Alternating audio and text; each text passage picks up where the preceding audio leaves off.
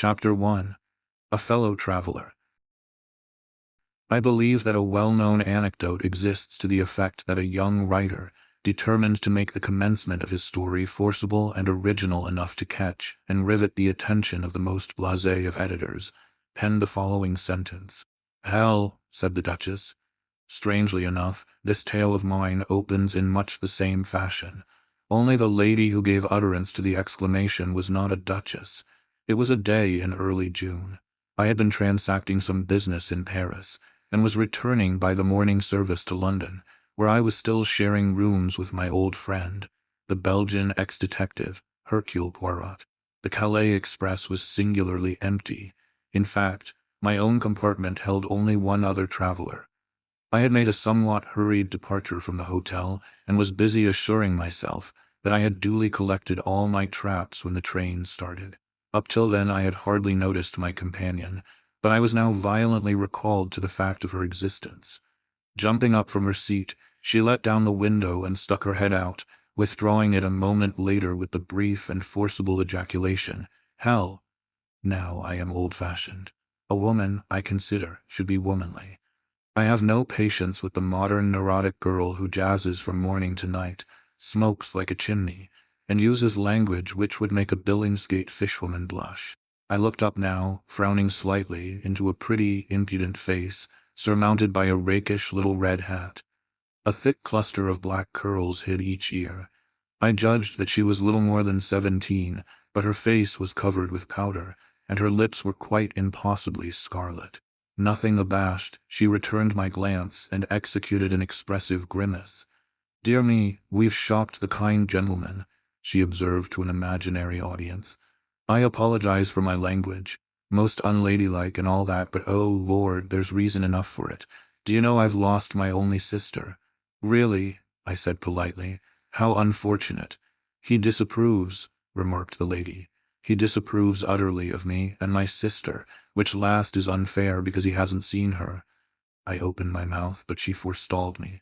"Say no more, nobody loves me. I shall go into the garden and eat worms. Boo-hoo. I am crushed." She buried herself behind a large comic French paper.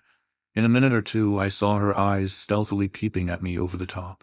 In spite of myself I could not help smiling, and in a minute she had tossed the paper aside, and had burst into a merry peal of laughter. "I knew you weren't such a mud as you looked," she cried. Her laughter was so infectious that I could not help joining in, though I hardly cared for the word, mutt.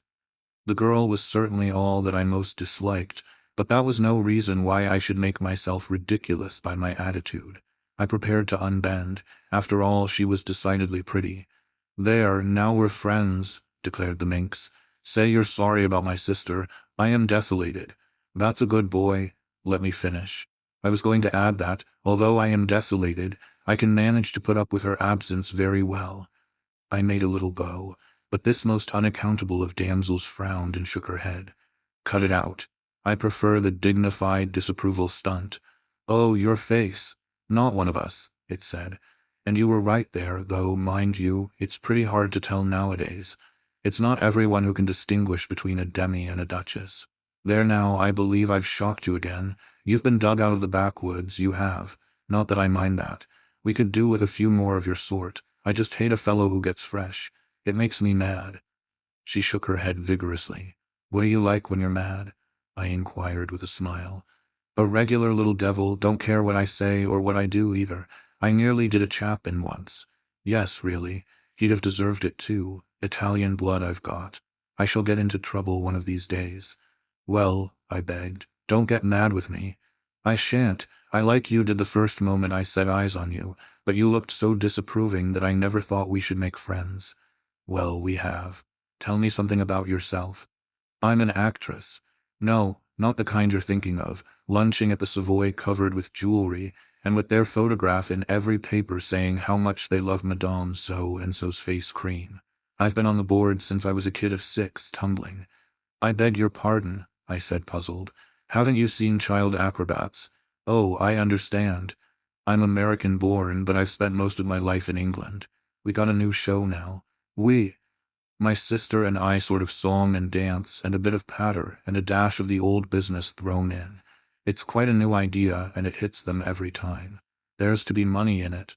My new acquaintance leaned forward and discoursed volubly, a great many of her terms being quite unintelligible to me. Yet I found myself evincing an increasing interest in her. She seemed such a curious mixture of child and woman. Though perfectly worldly wise, and able, as she expressed it, to take care of herself, there was yet something curiously ingenuous in her single-minded attitude towards life, and her wholehearted determination to make good.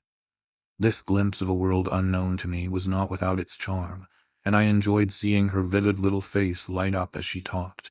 We passed through Amiens. The name awakened many memories. My companion seemed to have an intuitive knowledge of what was in my mind. "Thinking of the war," I nodded. "You were through it, I suppose?" "Pretty well. I was wounded once, and after the Somme they invalided me out altogether. I had a half-fledged army job for a bit. I'm a sort of private secretary now to an MP. My, that's brainy." "No, it isn't. There's really awfully little to do. Usually a couple of hours every day sees me through. It's dull work, too.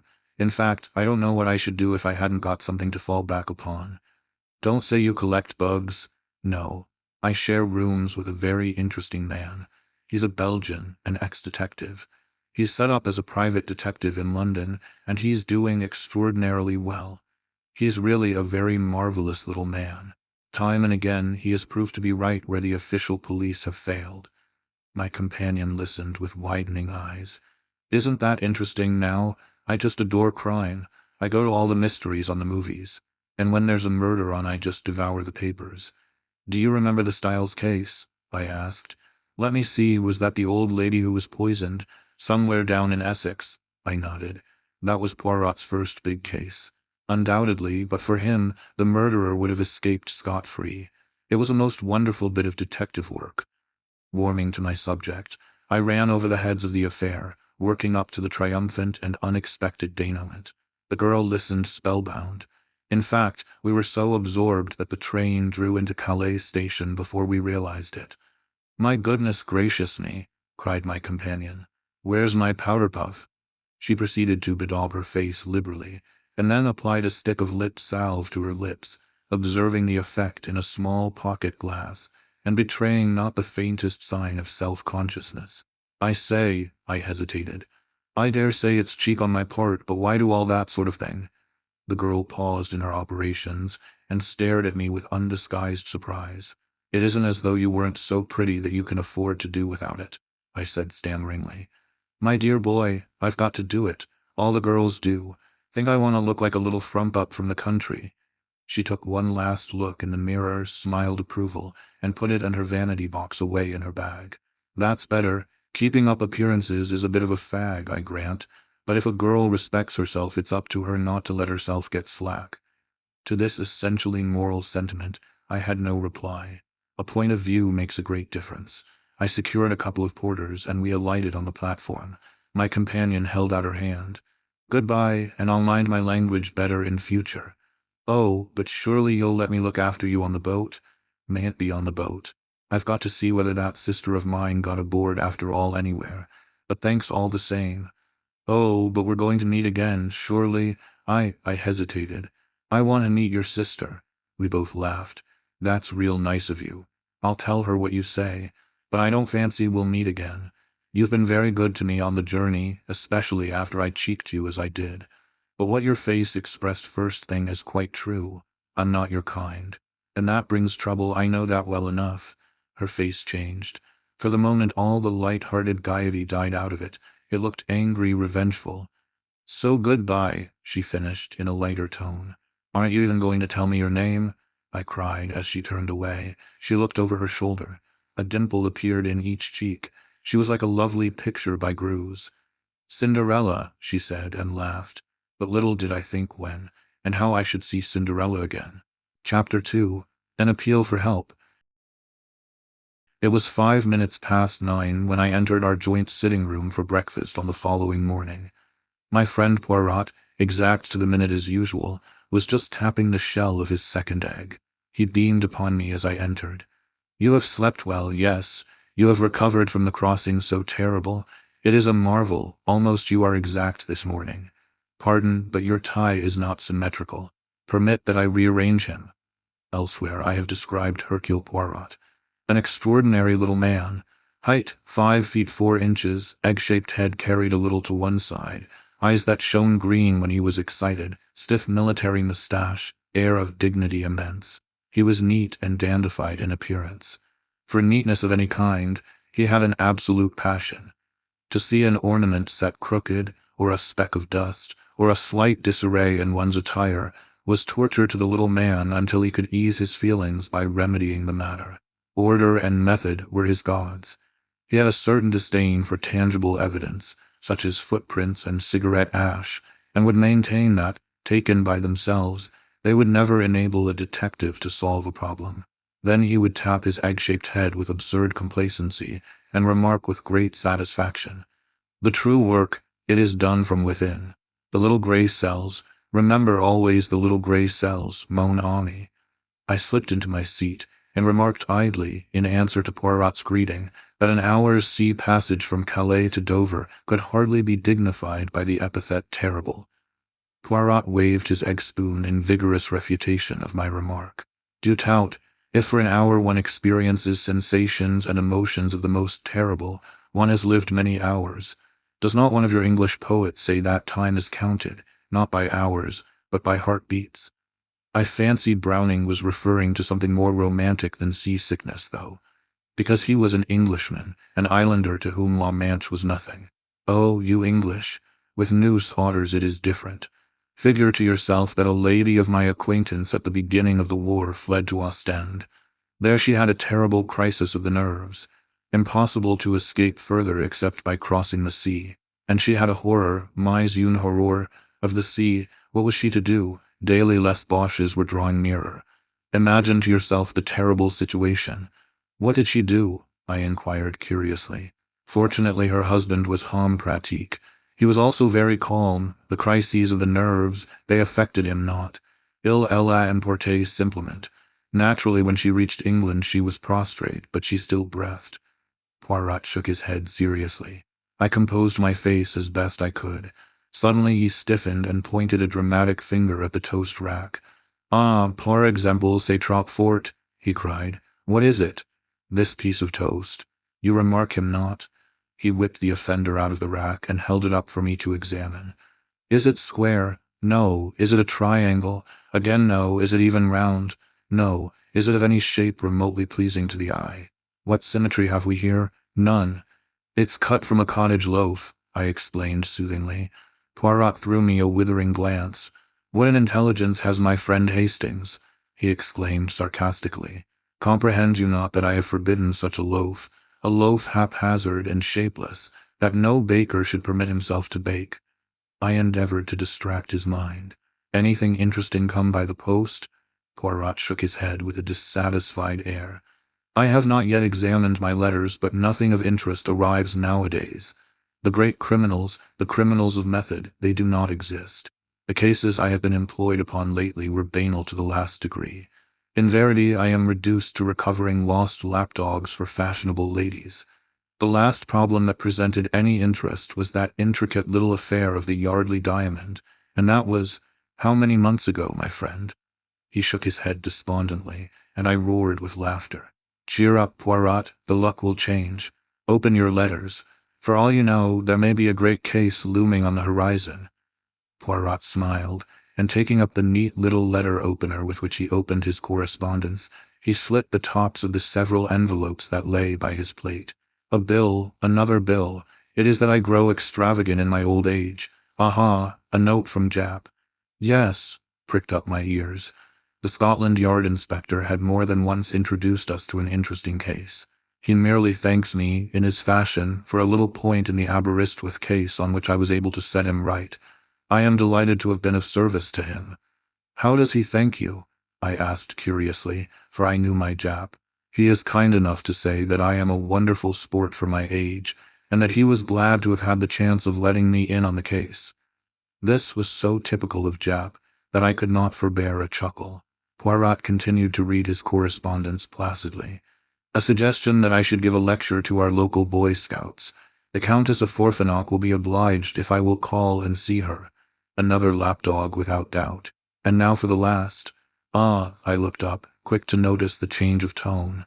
Poirot was reading attentively. In a minute he tossed the sheet over to me. This is out of the ordinary, mon ami. Read for yourself.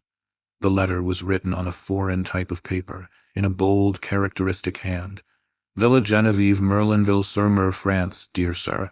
I am in need of the services of a detective, and for reasons which I will give you later, do not wish to call in the official police. I have heard of you from several quarters, and all reports go to show that you are not only a man of decided ability, but one who also knows how to be discreet. I do not wish to trust details to the post, but on account of a secret I possess, I go in daily fear of my life. I am convinced that the danger is imminent, and therefore I beg that you will lose no time in crossing to France. I will send a car to meet you at Calais, if you will wire me when you are arriving. I shall be obliged if you will drop all cases you have on hand and devote yourself solely to my interests. I am prepared to pay any compensation necessary. I shall probably need your services for a considerable period of time, as it may be necessary for you to go out to Santiago, where I spent several years of my life. I shall be content for you to name your own fee. Assuring you once more that the matter is urgent, yours faithfully, P.T. Renauld. Below the signature was a hastily scrawled line, almost illegible. For God's sake, come. I handed the letter back with quickened pulses. At last, I said, here is something distinctly out of the ordinary. Yes, indeed, said Poirot meditatively. You will go, of course, I continued. Poirot nodded. He was thinking deeply. Finally he seemed to make up his mind and glanced up at the clock. His face was very grave. See you, my friend, there is no time to lose. The Continental Express leaves Victoria at 11 o'clock. Do not agitate yourself. There is plenty of time. We can allow 10 minutes for discussion. You accompany me, n'est-ce pas? Well, you told me yourself that your employer needed you not for the next few weeks. Oh, that's all right. But this Mr. Renauld hints strongly that his business is private. Ta. I will manage M. Renauld. By the way, I seem to know the name. There's a well-known South American millionaire fellow. His name's Renauld. I don't know whether it could be the same. But without doubt, that explains the mention of Santiago. Santiago is in Chile, and Chile it is in South America. Ah, but we progress finely. Dear me, Poirot, I said, my excitement rising. I smell some goodly shekels in this. If we succeed, we shall make our fortunes. Do not be too sure of that, my friend. A rich man and his money are not so easily parted. Me, I have seen a well-known millionaire turn out a tramful of people to seek for a dropped halfpenny. I acknowledged the wisdom of this. In any case, continued Poirot, it is not the money which attracts me here. Certainly it will be pleasant to have carte blanche in our investigations. One can be sure that way of wasting no time, but it is something a little bizarre in this problem which arouses my interest. You remark the postscript. How did it strike you? I considered. Clearly he wrote the letter keeping himself well in hand, but at the end his self-control snapped, and on the impulse of the moment he scrawled those 4 desperate words. But my friend shook his head energetically. You are in error. See you not that while the ink of the signature is nearly black, that of the postscript is quite pale? Well, I said, puzzled. Mon Dieu, mon ami, but use your little gray cells. Is it not obvious? M. Renauld wrote his letter. Without blotting it, he reread it carefully. Then, not on impulse, but deliberately, he added those last words and blotted the sheet. But why? Parbleu. So that it should produce the effect upon me that it has upon you. What? Mais oui, to make sure of my coming. He reread the letter and was dissatisfied. It was not strong enough. He paused, and then added softly, his eyes shining with that green light that always betokened inward excitement. And so, mon ami, since that postscript was added, not on impulse, but soberly in cold blood, the urgency is very great, and we must reach him as soon as possible. Merlinville, I murmured thoughtfully. I've heard of it, I think. Poirot nodded. It is a quiet little place, but chic. It lies about midway between Bologna and Calais. It is rapidly becoming the fashion. Rich English people who wish to be quiet are taking it up. M. Renauld has a house in England, I suppose? Yes, in Rutland Gate, as far as I remember. Also a big place in the country, somewhere in Hertfordshire. but I really know very little about him. He doesn't do much in a social way. I believe he has large South American interests in the city, and has spent most of his life out in Chile and the Argentina. Well, we shall hear all details from the man himself. Come, let us pack. A small suitcase each, and then a taxi to Victoria. And the Countess? I inquired with a smile. Ah, GMN fiche, her case was certainly not interesting. Why so sure of that? Because in that case she would have come, not written. A woman cannot wait. Always remember that, Hastings. 11 o'clock saw our departure from Victoria on our way to Dover. Before starting, Poirot had dispatched a telegram to Mr. Renauld giving the time of our arrival at Calais. I'm surprised you haven't invested in a few bottles of some sea-sick remedy, Poirot, I observed maliciously, as I recalled our conversation at breakfast. My friend, who was anxiously scanning the weather, turned a reproachful face upon me. Is it that you have forgotten the method most excellent of Laverdiere? His system, I practice it always. One balances oneself, if you remember, turning the head from left to right, breathing in and out, counting 6 between each breath. I demurred. You'll be rather tired of balancing yourself and counting 6 by the time you get to Santiago, or Buenos Aires, or wherever it is you land. Quelle idée! You do not figure to yourself that I shall go to Santiago, Mr. Renauld suggested in his letter. He did not know the methods of Hercule Poirot. I do not run to and fro, making journeys and agitating myself. My work is done from within here. He tapped his forehead significantly. As usual, this remark roused my argumentative faculty. It's all very well, Poirot, but I think you are falling into the habit of despising certain things too much. A fingerprint has led sometimes to the arrest and conviction of a murderer, and has, without doubt, hanged more than one innocent man, remarked Poirot dryly. But surely the study of fingerprints and footprints, cigarette ash, different kinds of mud, and other clues that comprise the minute observation of details, all these are of vital importance. But certainly, I have never said otherwise. The trained observer, the expert, without doubt he is useful. But the others, the Hercules Poirots, they are above the experts. To them the experts bring the facts. Their business is the method of the crime, its logical deduction, the proper sequence and order of the facts. Above all, the true psychology of the case. You have hunted the fox, yes.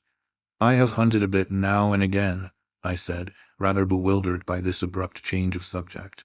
Why, bien, this hunting of the fox, you need the dogs now. Hounds, I corrected gently. Yes, of course. But yet, Poirot wagged his finger at me.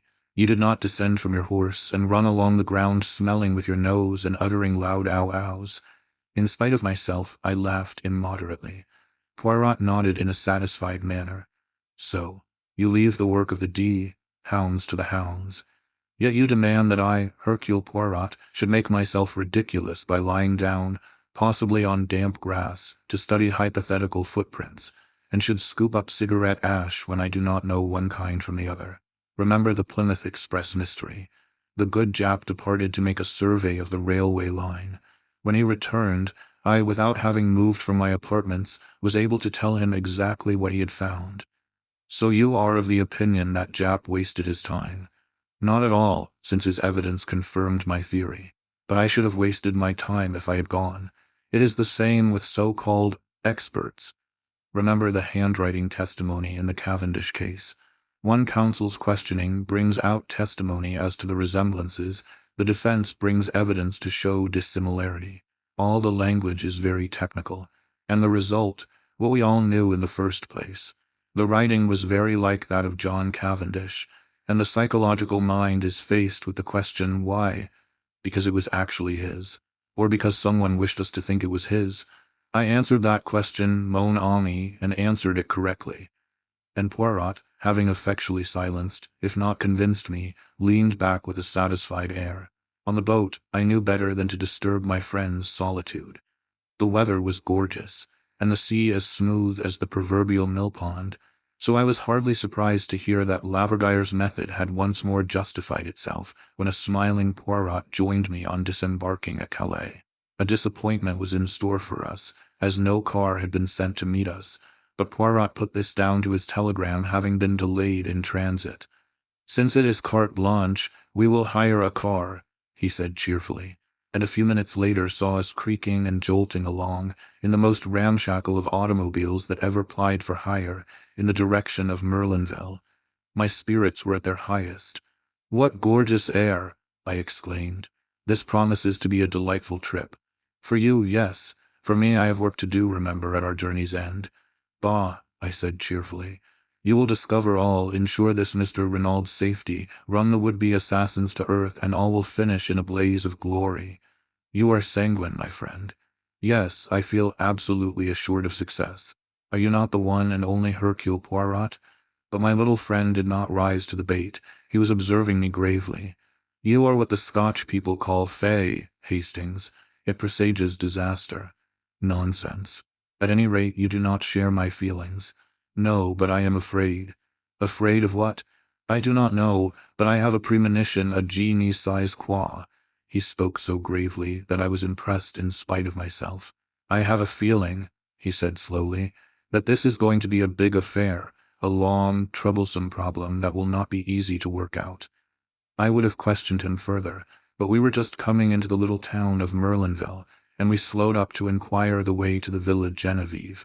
"Straight on, monsieur, through the town. The Villa Geneviève is about half a mile the other side. You cannot miss it. A big villa overlooking the sea." We thanked our informant and drove on, leaving the town behind. A fork in the road brought us to a second halt. A peasant was trudging towards us, and we waited for him to come up to us in order to ask the way again.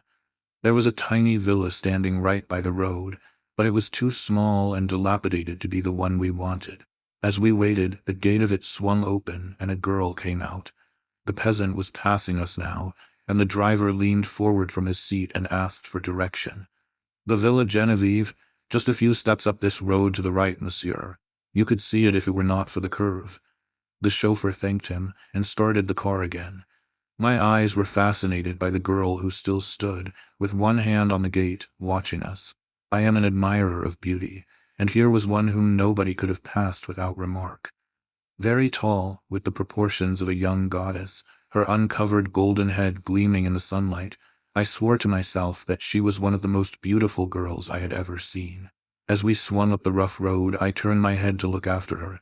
"By Jove, Poirot," I exclaimed, "did you see that young goddess?" Poirot raised his eyebrows. "Saw commence," he murmured. "Already you have seen a goddess. But hang it all, wasn't she?" "Possibly, I did not remark the fact." "Surely you noticed her." "Mon ami, two people rarely see the same thing. You, for instance, saw a goddess." He hesitated. "Yes. I saw only a girl with anxious eyes," said Poirot gravely. But at that moment we drew up at a big green gate, and simultaneously we both uttered an exclamation. Before it stood an imposing Sergeant de Ville. He held up his hand to bar our way. "You cannot pass, messieurs." "But we wish to see Mr. Renauld," I cried. "We have an appointment." "This is his villa, isn't it?" "Yes, monsieur, but—" Poirot leaned forward. "But what?" "Renauld was murdered this morning." Chapter 3, at the Villa Geneviève.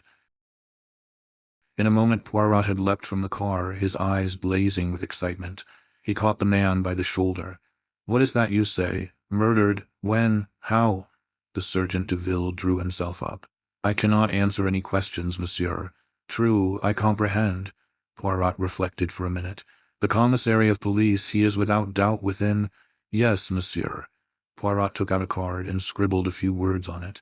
"Voila, will you have the goodness to see that this card is sent into the commissary at once?" The man took it, and, turning his head over his shoulder, whistled. In a few seconds a comrade joined him and was handed Poirot's message. There was a wait of some minutes, and then a short, stout man with a huge moustache came bustling down to the gate. The Sergeant de Ville saluted and stood aside. "My dear M. Poirot," cried the newcomer, "I am delighted to see you. Your arrival is most opportune." Poirot's face had lighted up. "M. Bex, this is indeed a pleasure." He turned to me. "This is an English friend of mine, Captain Hastings, M. Lucien Bex." The commissary and I bowed to each other ceremoniously. Then M. Bex turned once more to Poirot.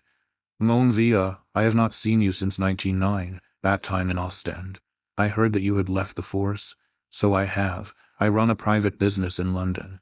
And you say you have information to give which may assist us. Possibly you know it already. You were aware that I had been sent for. No. By whom? The dead man. It seems he knew an attempt was going to be made on his life. Unfortunately, he sent for me too late. Sacré tonnerre, ejaculated the Frenchman. So he foresaw his own murder. That upsets our theories considerably, but come inside. He held the gate open, and we commenced walking towards the house. M. Bex continued to talk.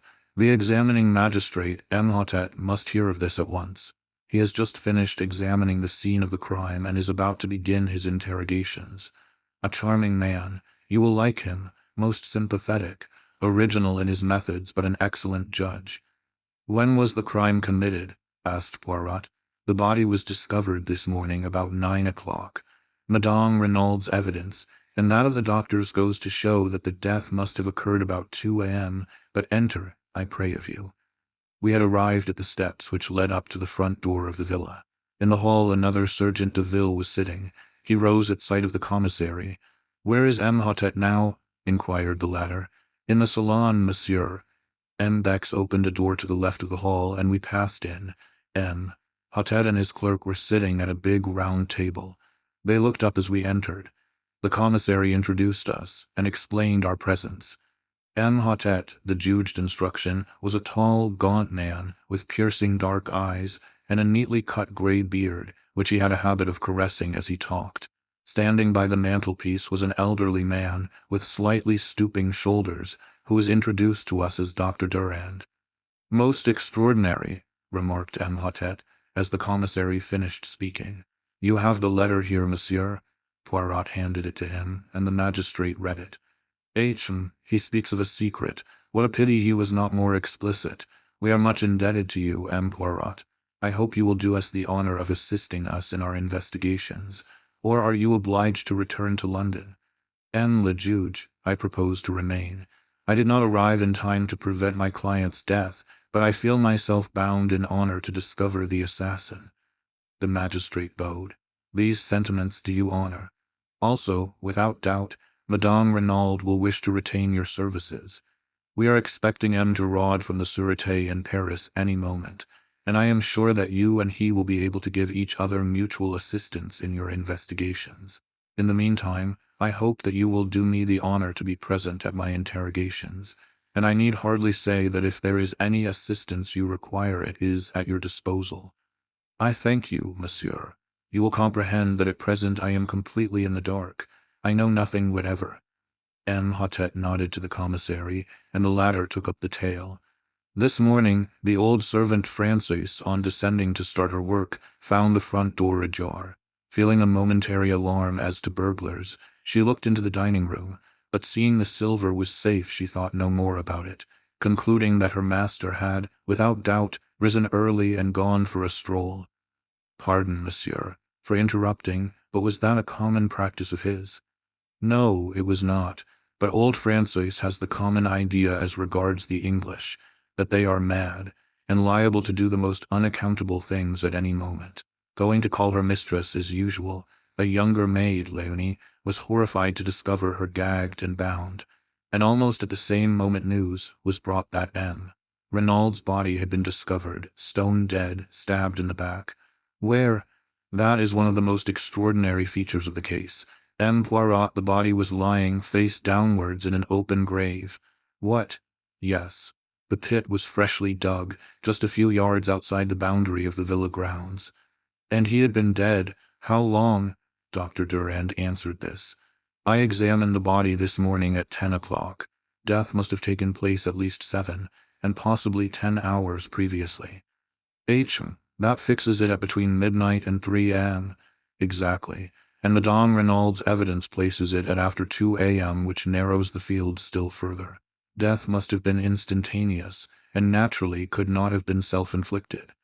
Poirot nodded, and the commissary resumed.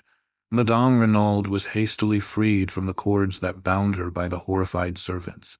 She was in a terrible condition of weakness, almost unconscious from the pain of her bonds. It appears that 2 masked men entered the bedroom, gagged and bound her, whilst forcibly abducting her husband. This we know at second hand from the servants. On hearing the tragic news, She fell at once into an alarming state of agitation. On arrival, Dr. Durand immediately prescribed a sedative, and we have not yet been able to question her. But without doubt she will awake more calm, and be equal to bearing the strain of the interrogation. The commissary paused. And the inmates of the house, monsieur? There is old Frances, the housekeeper. She lived for many years with the former owners of the Villa Geneviève. Then there are 2 young girls, sisters Denise and Léonie Oulard. Their home is in Merlinville, and they come of the most respectable parents. Then there is the chauffeur whom M. Renauld brought over from England with him, but he is away on a holiday. Finally there are Madame Renauld and her son, M. Jacques Renauld. He, too, is away from home at present. Poirot bowed his head. M. Hotet spoke. Marchot, the sergeant de ville, appeared. Bring in the woman Frances. The man saluted and disappeared. In a moment or two he returned, escorting the frightened Frances. Your name is Frances Richet? Yes, monsieur. You have been a long time in service at the Villa Geneviève. 11 years with Madame la Vicomtesse. Then when she sold the villa this spring, I consented to remain on with the English miler. Never did I imagine. The magistrate cut her short. Without doubt, without doubt.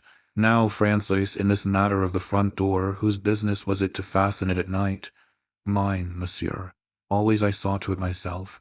And last night, I fastened it as usual. You are sure of that? I swear it by the blessed saints, monsieur. What time would that be? The same time as usual, 10:30, monsieur. What about the rest of the household? Had they gone up to bed? Madame had retired some time before. Denise and Léonie went up with me. Monsieur was still in his study. Then, if anyone unfastened the door afterwards, it must have been M. Renauld himself. Frances shrugged her broad shoulders. What should he do that for? With robbers and assassins passing every minute. A nice idea. Monsieur was not an imbecile. It is not as though he had had to let cette dame out. The magistrate interrupted sharply. Cette dame? What lady do you mean? Why, the lady who came to see him. Had a lady been to see him that evening? But yes, monsieur, and many other evenings as well. Who was she? Did you know her? A rather cunning look spread over the woman's face. How should I know who it was? She grumbled. I did not let her in last night. Aha! Roared the examining magistrate, bringing his hand down with a bang on the table. You would trifle with the police, would you? I demand that you tell me at once the name of this woman who came to visit M. Renauld in the evenings. The police, grumbled Frances. Never did I think that I should be mixed up with the police, but I know well enough who she was. It was Madame Daubreuil. The commissary uttered an exclamation, and leaned forward as though in utter astonishment. Madame Daubreuil from the Villa Marguerite just down the road. That is what I said, monsieur. Oh, she is a pretty one, Cellella. The old woman tossed her head scornfully. Madame Daubreuil, murmured the commissary. Impossible. Voila, grumbled Frances. That is all you get for telling the truth. Not at all, said the examining magistrate soothingly. We were surprised, that is all. Madame Daubreuil then, and Monsieur Renauld, they were. He paused delicately. Eh, it was that without doubt. How should I know? But what will you? Monsieur, he was Myler Anglais, très rich, and Madame Daubreuil, she was poor, that one, and très chic for all that she lives so quietly with her daughter. Not a doubt of it, she has had her history. She is no longer young, but ma foi, I who speak to you have seen the men's heads turn after her as she goes down the street. Besides, lately, she has had more money to spend, all the town knows it. The little economies, they are at an end. And Frances shook her head with an air of unalterable certainty. M. Hotet stroked his beard reflectively.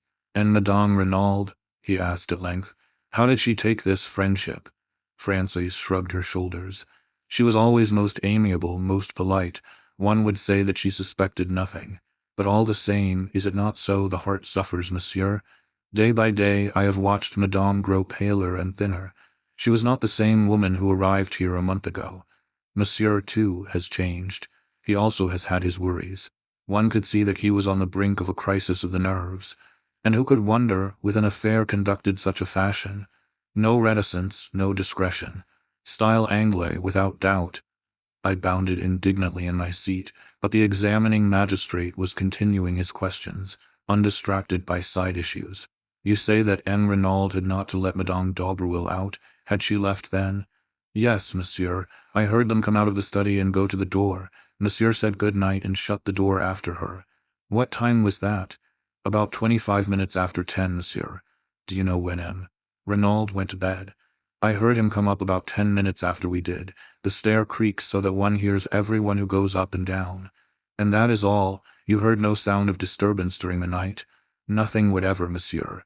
Which of the servants came down the first in the morning? I did, monsieur. At once I saw the door swinging open. What about the other downstairs windows? Were they all fastened? Every one of them. There was nothing suspicious or out of place anywhere. Good, Francis, you can go. The old woman shuffled towards the door. On the threshold she looked back. I will tell you one thing, monsieur, that Madame Daubreuil, she is a bad one. Oh yes, one woman knows about another. She is a bad one, remember that. And shaking her head sagely, Francis left the room. Léonie Oulard, called the magistrate. Léonie appeared dissolved in tears and inclined to be hysterical. Hotet dealt with her adroitly. Her evidence was mainly concerned with the discovery of her mistress gagged and bound, of which she gave rather an exaggerated account. She, like Francis, had heard nothing during the night. Her sister Denise succeeded her. She agreed that her master had changed greatly of late. Every day he became more and more morose. He ate less. He was always depressed. But Denise had her own theory. Without doubt it was the mafia he had on his track. 2 masked men, who else could it be? A terrible society, that. It is, of course, possible, said the magistrate smoothly. Now, my girl, was it you who admitted Madame Daubreuil to the house last night? Not last night, monsieur, the night before. But Francis has just told us that Madame Daubreuil was here last night. No, monsieur. A lady did come to see Renauld last night, but it was not Madame Daubreuil. Surprised, the magistrate insisted, but the girl held firm. She knew Madame Daubreuil perfectly by sight. This lady was dark also, but shorter and much younger. Nothing could shake her statement. Had you ever seen this lady before? Never, monsieur. And then the girl added diffidently, but I think she was English. English? Yes, monsieur. She asked for Renauld in quite good French, but the accent, one can always tell it n'est-ce pas. Besides, when they came out of the study they were speaking in English. Did you hear what they said? Could you understand it, I mean? Me, I speak the English very well, said Denise with pride. The lady was speaking too fast for me to catch what she said, but I heard monsieur's last words as he opened the door for her. She paused, and then repeated carefully and laboriously, Yes, yes, but for God's sake go now. Yes, yes, but for God's sake go now, repeated the magistrate. He dismissed Denise, and after a moment or two for consideration, recalled Francis. To her he propounded the question as to whether she had not made a mistake in fixing the night of Madame Daubreuil's visit. Francis, however, proved unexpectedly obstinate. It was last night that Madame Daubreuil had come. Without a doubt it was she. Denise wished to make herself interesting, voilà tout, so she had cooked up this fine tale about a strange lady, airing her knowledge of English too.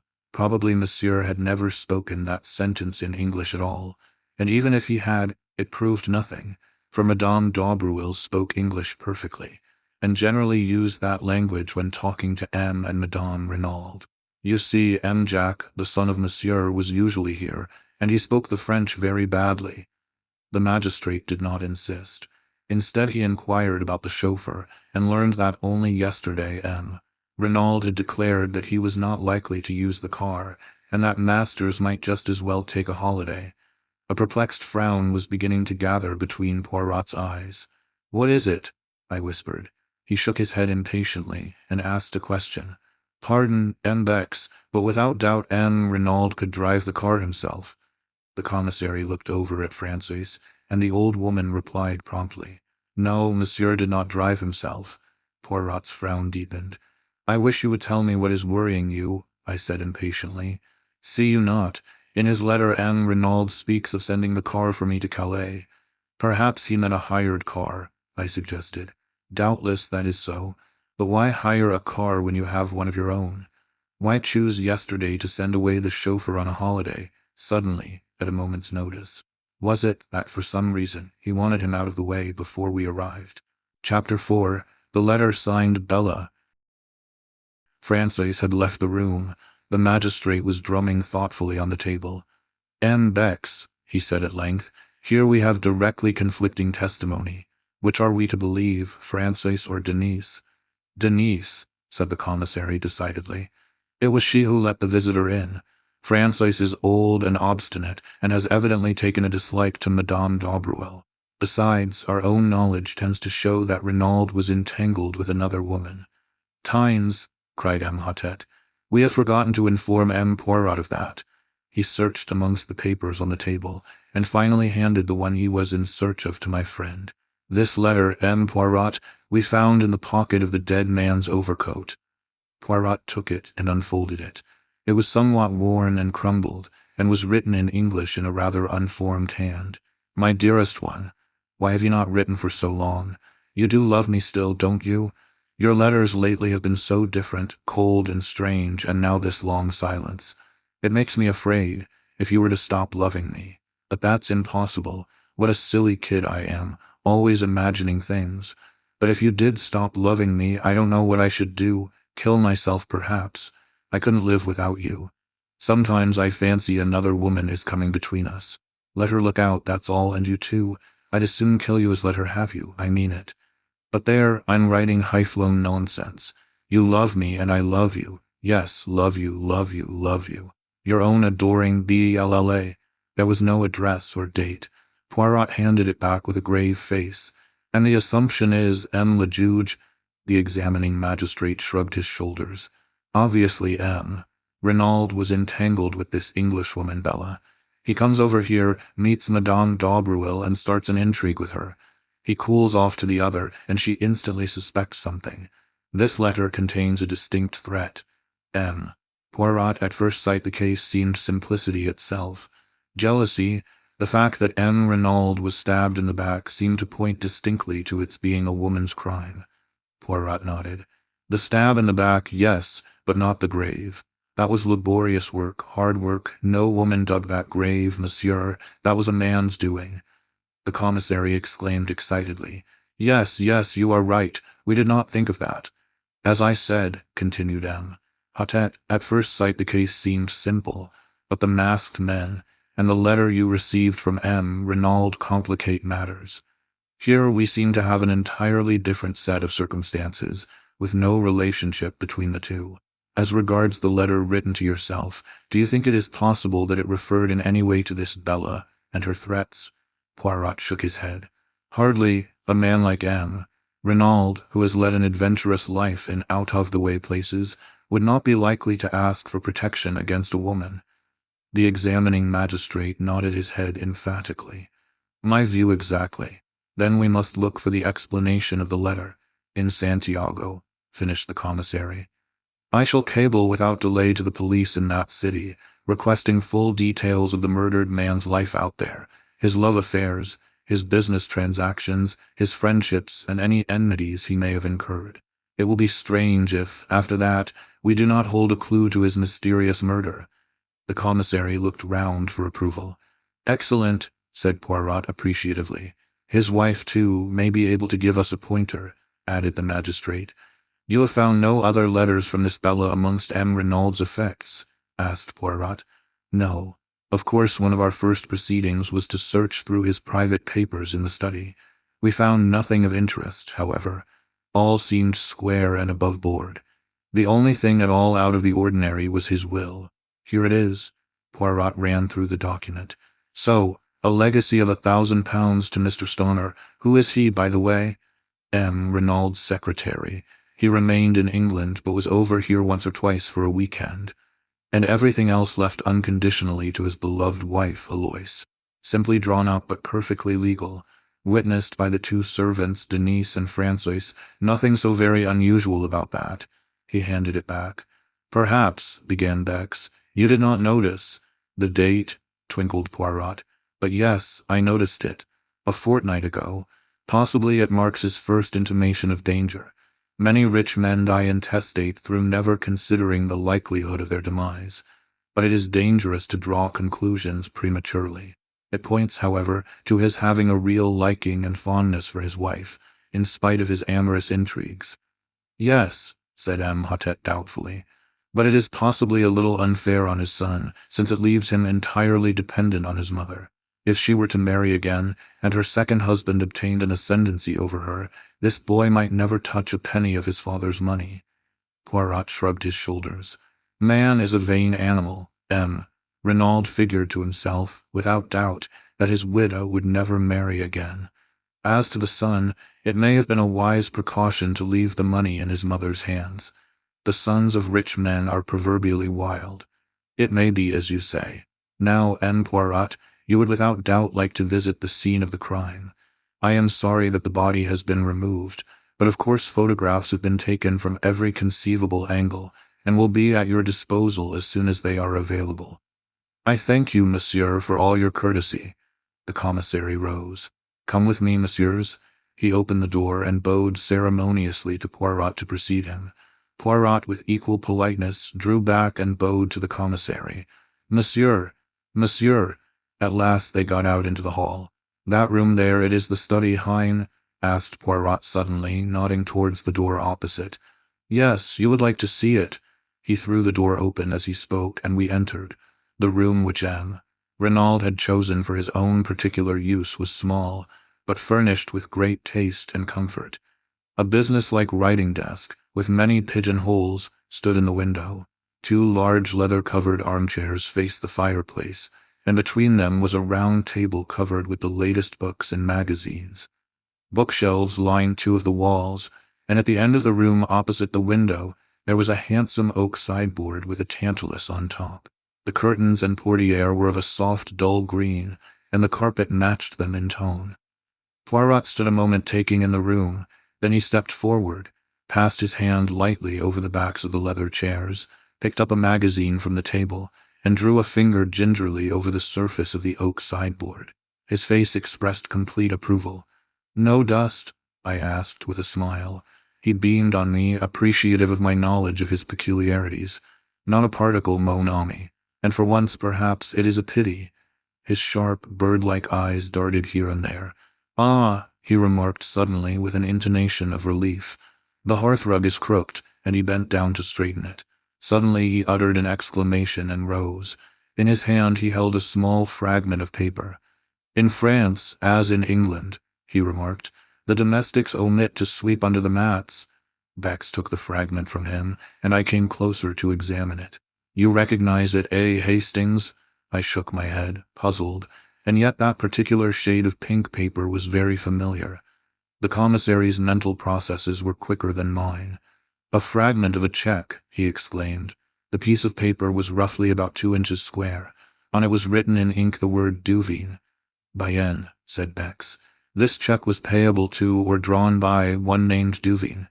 "The former, I fancy," said Poirot, "for if I am not mistaken the handwriting is that of M. Renauld."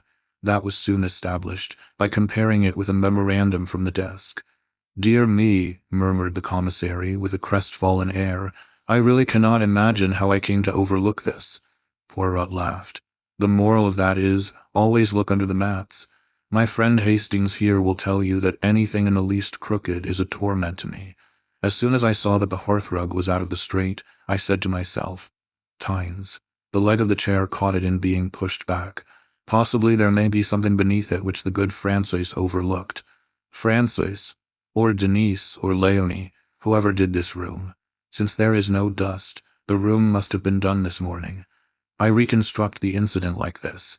Yesterday, possibly last night, M. Renauld drew a cheque to the order of someone named Duveen. Afterwards it was torn up and scattered on the floor. This morning, but M. Bex was already pulling impatiently at the bell. Francois answered it. Yes, there had been a lot of pieces of paper on the floor. What had she done with them? Put them in the kitchen stove, of course. What else? With a gesture of despair, Bex dismissed her. Then, his face lightening, he ran to the desk. In a minute he was hunting through the dead man's checkbook. Then he repeated his former gesture. The last counterfoil was blank. "Courage!" cried Poirot, clapping him on the back. "Without doubt, Madame Renauld will be able to tell us all about this mysterious person named Duveen." The commissary's face cleared. "That is true. Let us proceed." As we turned to leave the room, Poirot remarked casually, It was here that M. Renauld received his guest last night, eh? It was, but how did you know? By this. I found it on the back of the leather chair. And he held up between his finger and thumb a long black hair, a woman's hair. M. Bex took us out by the back of the house to where there was a small shed leaning against the house. He produced a key from his pocket and unlocked it. The body is here. We moved it from the scene of the crime just before you arrived, as the photographers had done with it. He opened the door and we passed in. The murdered man lay on the ground, with a sheet over him. M. Bex dexterously whipped off the covering. Renauld was a man of medium height, slender and lithe in figure. He looked about 50 years of age, and his dark hair was plentifully streaked with gray. He was clean-shaven with a long, thin nose, and eyes set rather close together, and his skin was deeply bronzed, as that of a man who had spent most of his life beneath tropical skies. His lips were drawn back from his teeth, and an expression of absolute amazement and terror was stamped on the livid features. "One can see by his face that he was stabbed in the back," remarked Poirot. Very gently, he turned the dead man over. There, between the shoulder blades, staining the light fawn overcoat, was a round, dark patch. In the middle of it there was a slit in the cloth. Poirot examined it narrowly. "Have you any idea with what weapon the crime was committed?" "It was left in the wound." The commissary reached down a large glass jar. In it was a small object that looked to me more like a paper knife than anything else. It had a black handle and a narrow, shining blade. The whole thing was not more than 10 inches long. Poirot tested the discolored point gingerly with his fingertip. "Ma foi, but it is sharp.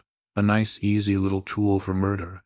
"Unfortunately, we could find no trace of fingerprints on it," remarked Bex regretfully. "The murderer must have worn gloves." "Of course he did," said Poirot contemptuously. "Even in Santiago they know enough for that. The veriest amateur of an English mise knows it. Thanks to the publicity the Bertolin system has been given in the press. All the same, it interests me very much that there were no fingerprints. It is so amazingly simple to leave the fingerprints of someone else, and then the police are happy." He shook his head. "I very much fear our criminal is not a man of method, either that or he was pressed for time. But we shall see." He let the body fall back into its original position. "He wore only underclothes under his overcoat, I see," he remarked. "Yes, the examining magistrate thinks that is rather a curious point." At this minute there was a tap on the door which Bex had closed after him. He strode forward and opened it. Frances was there. She endeavored to peep in with ghoulish curiosity. "Well, what is it?" demanded Bex impatiently. "Madame, she sends a message that she is much recovered and is quite ready to receive the examining magistrate." "Good," said M. Bex briskly. "Tell M. Hotet and say that we will come at once." Poirot lingered a moment, looking back towards the body. I thought for a moment that he was going to apostrophize it, to declare aloud his determination never to rest till he had discovered the murderer. But when he spoke, it was tamely and awkwardly, and his comment was ludicrously inappropriate to the solemnity of the moment. "He wore his overcoat very long," he said constrainedly. Chapter 5. Mrs. Renaud's Story. We found Imhotep awaiting us in the hall, and we all proceeded upstairs together, Frances marching ahead to show us the way. Poirot went up in a zigzag fashion which puzzled me, until he whispered with a grimace. No wonder the servants heard M. Renauld mounting the stairs, not a board of them but creaks fit to wake the dead. At the head of the staircase, a small passage branched off. "The servants' quarters," explained Bex. We continued along the corridor, and Frances tapped on the last door to the right of it. A faint voice bade us enter, and we passed into a large sunny apartment looking out towards the sea, which showed blue and sparkling about a quarter of a mile distant. On a couch, propped up with cushions, and attended by Dr. Durand, lay a tall, striking-looking woman. She was middle-aged, and her once dark hair was now almost entirely silvered, but the intense vitality and strength of her personality would have made itself felt anywhere. You knew at once that you were in the presence of what the French call une maîtresse femme. She greeted us with a dignified inclination of the head. "Pray be seated, messieurs." We took chairs, and the magistrate's clerk established himself at a round table. "I hope, madame," began Imhotep, "that it will not distress you unduly to relate to us what occurred last night." Not at all, monsieur. I know the value of time if these scoundrelly assassins are to be caught and punished. Very well, madame. It will fatigue you less, I think, if I ask you questions and you confine yourself to answering them. At what time did you go to bed last night? At 9:30, monsieur. I was tired. And your husband? About an hour later, I fancy. Did he seem disturbed, upset in any way? No, not more than usual. What happened then? We slept. I was awakened by a hand being pressed over my mouth. I tried to scream out, but the hand prevented me. There were 2 men in the room. They were both masked. Can you describe them at all, madame? One was very tall, and had a long black beard. The other was short and stout. His beard was reddish. They both wore hats pulled down over their eyes. Ahem, said the magistrate thoughtfully. Too much beard, I fear. You mean they were false? Yes, madame. But continue your story. It was the short man who was holding me. He forced a gag into my mouth, and then bound me with rope hand and foot. The other man was standing over my husband. He had caught up my little dagger paper knife from the dressing table, and was holding it with the point just over his heart. When the short man had finished with me, he joined the other, and they forced my husband to get up and accompany them into the dressing room next door. I was nearly fainting with terror. Nevertheless, I listened desperately. They were speaking in too low a tone for me to hear what they said, but I recognized the language, a bastard Spanish such as is spoken in some parts of South America. They seemed to be demanding something from my husband, and presently they grew angry and their voices rose a little. I think the tall man was speaking. You know what we want, he said. The secret. Where is it? I do not know what my husband answered, but the other replied fiercely. You lie, we know you have it. Where are your keys? Then I heard sounds of drawers being pulled out. There is a safe on the wall of my husband's dressing room in which he always keeps a fairly large amount of ready money. Léonie tells me this has been rifled and the money taken, but evidently what they were looking for was not there, for presently I heard the tall man, with an oath, command my husband to dress himself. Soon after that, I think some noise in the house must have disturbed them, for they hustled my husband out into my room only half-dressed. Pardon, interrupted Poirot, but is there then no other egress from the dressing room?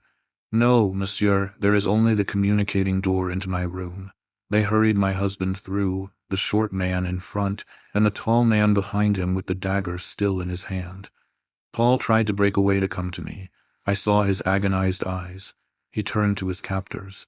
I must speak to her, he said. Then, coming to the side of the bed, It is all right, Alois, he said. Do not be afraid. I shall return before morning.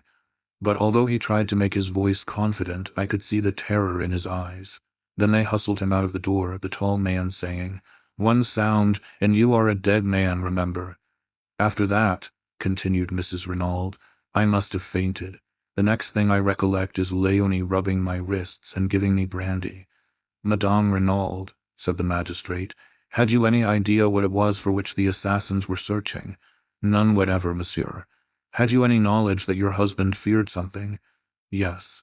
I had seen the change in him. How long ago was that? Mrs. Renauld reflected. 10 days, perhaps. Not longer. Possibly. I only noticed it then. Did you question your husband at all as to the cause? Once. He put me off evasively. Nevertheless, I was convinced that he was suffering some terrible anxiety.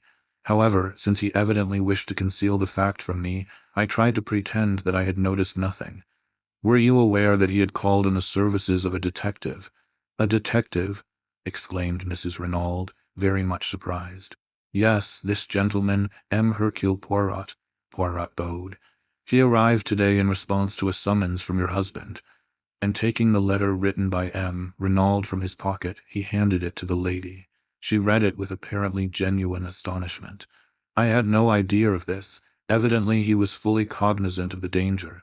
Now, madame, I will beg of you to be frank with me. Is there any incident in your husband's past life in South America which might throw light on his murder?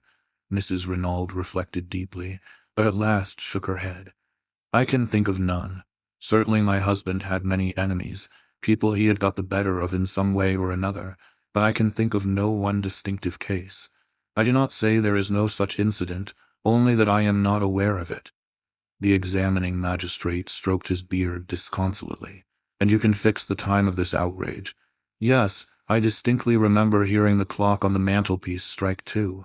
She nodded towards an 8-day traveling clock in a leather case which stood in the center of the chimney-piece. Poirot rose from his seat, scrutinized the clock carefully, and nodded, satisfied. "And here, too," exclaimed M. Bex, "is a wristwatch, knocked off the dressing table by the assassins without doubt and smashed to atoms. Little did they know it would testify against them." Gently he picked away the fragments of broken glass. Suddenly his face changed to one of utter stupefaction. "Mon Dieu!" he ejaculated. "What is it? The hands of the watch point to 7 o'clock. What?" cried the examining magistrate, astonished. But Poirot, deft as ever, took the broken trinket from the startled commissary and held it to his ear. Then he smiled. "The glass is broken, yes, but the watch itself is still going." The explanation of the mystery was greeted with a relieved smile, but the magistrate bethought him of another point. "But surely it is not 7 o'clock now." "No," said Poirot gently, "it is a few minutes after 5. Possibly the watch gains. Is that so, madame?" Mrs. Renauld was frowning perplexedly. "It does gain," she admitted, "but I've never known it to gain quite so much as that." With a gesture of impatience, the magistrate left the matter of the watch and proceeded with his interrogatory. "Madame, the front door was found ajar. It seems almost certain that the murderers entered that way, yet it has not been forced at all. Can you suggest any explanation? Possibly my husband went out for a stroll the last thing, and forgot to latch it when he came in." "Is that a likely thing to happen?" "Very. My husband was the most absent-minded of men." There was a slight frown on her brow as she spoke, as though this trait in the dead man's character had at times vexed her. "There is one inference I think we might draw," remarked the commissary suddenly. "Since the men insisted on M. Renauld dressing himself, it looks as though the place they were taking him to, the place where the secret was concealed, lay some distance away." The magistrate nodded. "Yes, far, and yet not too far, since he spoke of being back by morning." "What times does the last train leave the station of Merlinville?" asked Poirot. 11:50 one way and 12:17 the other, but it is more probable that they had a motor waiting." "Of course," agreed Poirot, looking somewhat crestfallen. "Indeed, that might be one way of tracing them," continued the magistrate, brightening. "A motor containing 2 foreigners is quite likely to have been noticed. That is an excellent point, M. Bex." He smiled to himself, and then, becoming grave once more, he said to Mrs. Renauld, "There is another question. Do you know anyone of the name of Duveen?" "Duveen?" Mrs. Renauld repeated thoughtfully. "No, for the moment, I cannot say I do." "You have never heard your husband mention anyone of that name?" "Never." "Do you know anyone whose Christian name is Bella?" He watched Mrs. Renauld narrowly as he spoke, seeking to surprise any signs of anger or consciousness, but she merely shook her head in quite a natural manner. He continued his questions. "Are you aware that your husband had a visitor last night?" Now he saw the red mount slightly in her cheeks, but she replied composedly, "No, who was that?" "A lady." "Indeed." But for the moment the magistrate was content to say no more. It seemed unlikely that Madame Daubreuil had any connection with the crime, and he was anxious not to upset Mrs. Renauld more than necessary. He made a sign to the commissary, and the latter replied with a nod. Then, rising, he went across the room, and returned with the glass jar we had seen in the outhouse in his hand. From this he took the dagger. "Madame," he said gently, "do you recognize this?" She gave a little cry. "Yes, that is my little dagger." Then she saw the stained point, and she drew back, her eyes widening with horror. "Is that blood?" "Yes, madame. Your husband was killed with this weapon." He removed it hastily from sight. "You are quite sure about its being the one that was on your dressing table last night?" "Oh, yes. It was a present from my son. He was in the Air Force during the war. He gave his age as older than it was." There was a touch of the proud mother in her voice. "This was made from a streamline aeroplane wire, and was given to me by my son as a souvenir of the war." "I see, madame. That brings us to another matter. Your son, where is he now? It is necessary that he should be telegraphed to without delay." "Jack, he is on his way to Buenos Aires." "What?" "Yes, my husband telegraphed to him yesterday. He had sent him on business to Paris. but yesterday he discovered that it would be necessary for him to proceed without delay to South America. There was a boat leaving Cherbourg for Buenos Aires last night, and he wired him to catch it. Have you any knowledge of what the business in Buenos Aires was? No, monsieur, I know nothing of its nature, but Buenos Aires is not my son's final destination. He was going overland from there to Santiago. And, in unison, the magistrate and the commissary exclaimed, Santiago, again Santiago. It was at this moment, when we were all stunned by the mention of that word, that Poirot approached Mrs. Renauld. He had been standing by the window like a man lost in a dream, and I doubt if he had fully taken in what had passed. He paused by the lady's side with a bow. Pardon, madame, but may I examine your wrists? Though slightly surprised at the request, Mrs. Renauld held them out to him. Round each of them was a cruel red mark where the cords had bitten into the flesh. As he examined them, I fancied that a momentary flicker of excitement I had seen in his eyes disappeared. They must cause you great pain, he said, and once more he looked puzzled. But the magistrate was speaking excitedly. Young Anne Renauld must be communicated with at once by wireless. It is vital that we should know anything he can tell us about this trip to Santiago. He hesitated. I hoped he might have been near at hand, so that we could have saved you pain, madame. He paused. You mean, she said in a low voice, the identification of my husband's body. The magistrate bowed his head. I am a strong woman, monsieur. I can bear all that is required of me. I am ready now. Oh, tomorrow will be quite soon enough, I assure you. I prefer to get it over, she said in a low tone, a spasm of pain crossing her face. If you will be so good as to give me your arm, doctor. The doctor hastened forward. A cloak was thrown over Mrs. Renauld's shoulders, and a slow procession went down the stairs. Bax hurried on ahead to open the door of the shed. In a minute or two, Mrs. Renauld appeared in the doorway. She was very pale, but resolute. Behind her, Imhotep was clacking commiserations and apologies like an animated hen. She raised her hand to her face. A moment, messieurs, while I steel myself. She took her hand away and looked down at the dead man. Then the marvelous self-control which had upheld her so far deserted her. Paul, she cried. Husband, oh God! And pitching forward she fell unconscious to the ground. Instantly Poirot was beside her. He raised the lid of her eye, felt her pulse. When he had satisfied himself that she had really fainted, he drew aside. He caught me by the arm. I am an imbecile, my friend. If ever there was love and grief in a woman's voice, I heard it then. My little idea was all wrong. Bien, I must start again. Chapter 6. The Scene of the Crime. Between them, the doctor and Imhotep carried the unconscious woman into the house. The commissary looked after them, shaking his head. Pauvre femme, he murmured to himself. The shock was too much for her. Well, we can do nothing. Now, M. Poirot, shall we visit the place where the crime was committed? If you please, M. Bex. We passed through the house and out by the front door. Poirot had looked up at the staircase in passing, and shook his head in a dissatisfied manner. It is to me incredible that the servants heard nothing. The creaking of that staircase, with 3 people descending it, would awaken the dead. It was the middle of the night, remember. They were sound asleep by then. But Poirot continued to shake his head as though not fully accepting the explanation. On the sweep of the drive, he paused, looking up at the house. What moved them in the first place to try if the front door were open? It was a most unlikely thing that it should be. It was far more probable that they should at once try to force a window. But all the windows on the ground floor are barred with iron shutters, objected the commissary. Poirot pointed to a window on the first floor. That is the window of the bedroom we have just come from, is it not? And see, there is a tree by which it would be the easiest thing in the world to mount. Possibly, admitted the other, but they could not have done so without leaving footprints in the flower bed. I saw the justice of his words. There were 2 large oval flower beds planted with scarlet geraniums, one each side of the steps leading up to the front door.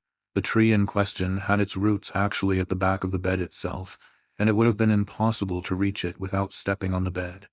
You see, continued the commissary, owing to the dry weather no prints would show on the drive or paths, but on the soft mold of the flower bed it would have been a very different affair. Poirot went close to the bed and studied it attentively. As Bex had said, the mold was perfectly smooth. There was not an indentation on it anywhere.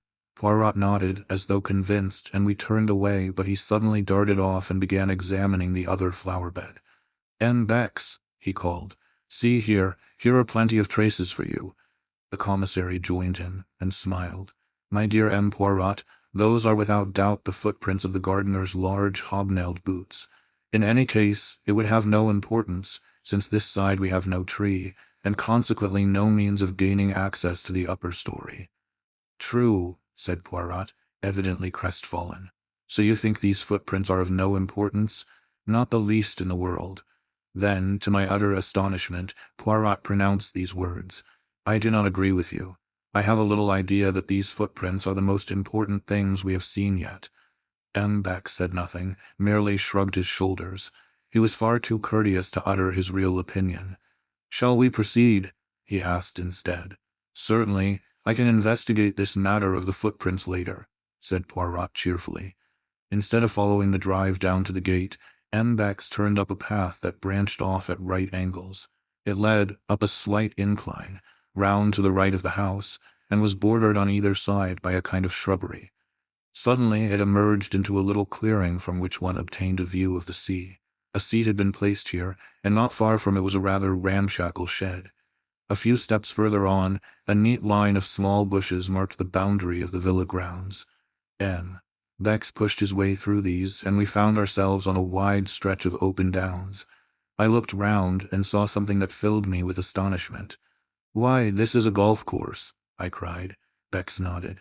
The limits are not completed yet, he explained. It is hoped to be able to open them sometime next month. It was some of the men working on them who discovered the body early this morning. I gave a gasp. A little to my left, where for the moment I had overlooked it, was a long, narrow pit, and by it, face downwards, was the body of a man. For a moment, my heart gave a terrible leap, and I had a wild fancy that the tragedy had been duplicated. But the commissary dispelled my illusion by moving forward with a sharp exclamation of annoyance. What have my police been about? They had strict orders to allow no one near the place without proper credentials. The man on the ground turned his head over his shoulder. But I have proper credentials, he remarked, and rose slowly to his feet. My dear M. Giraud, cried the commissary, I had no idea that you had arrived even.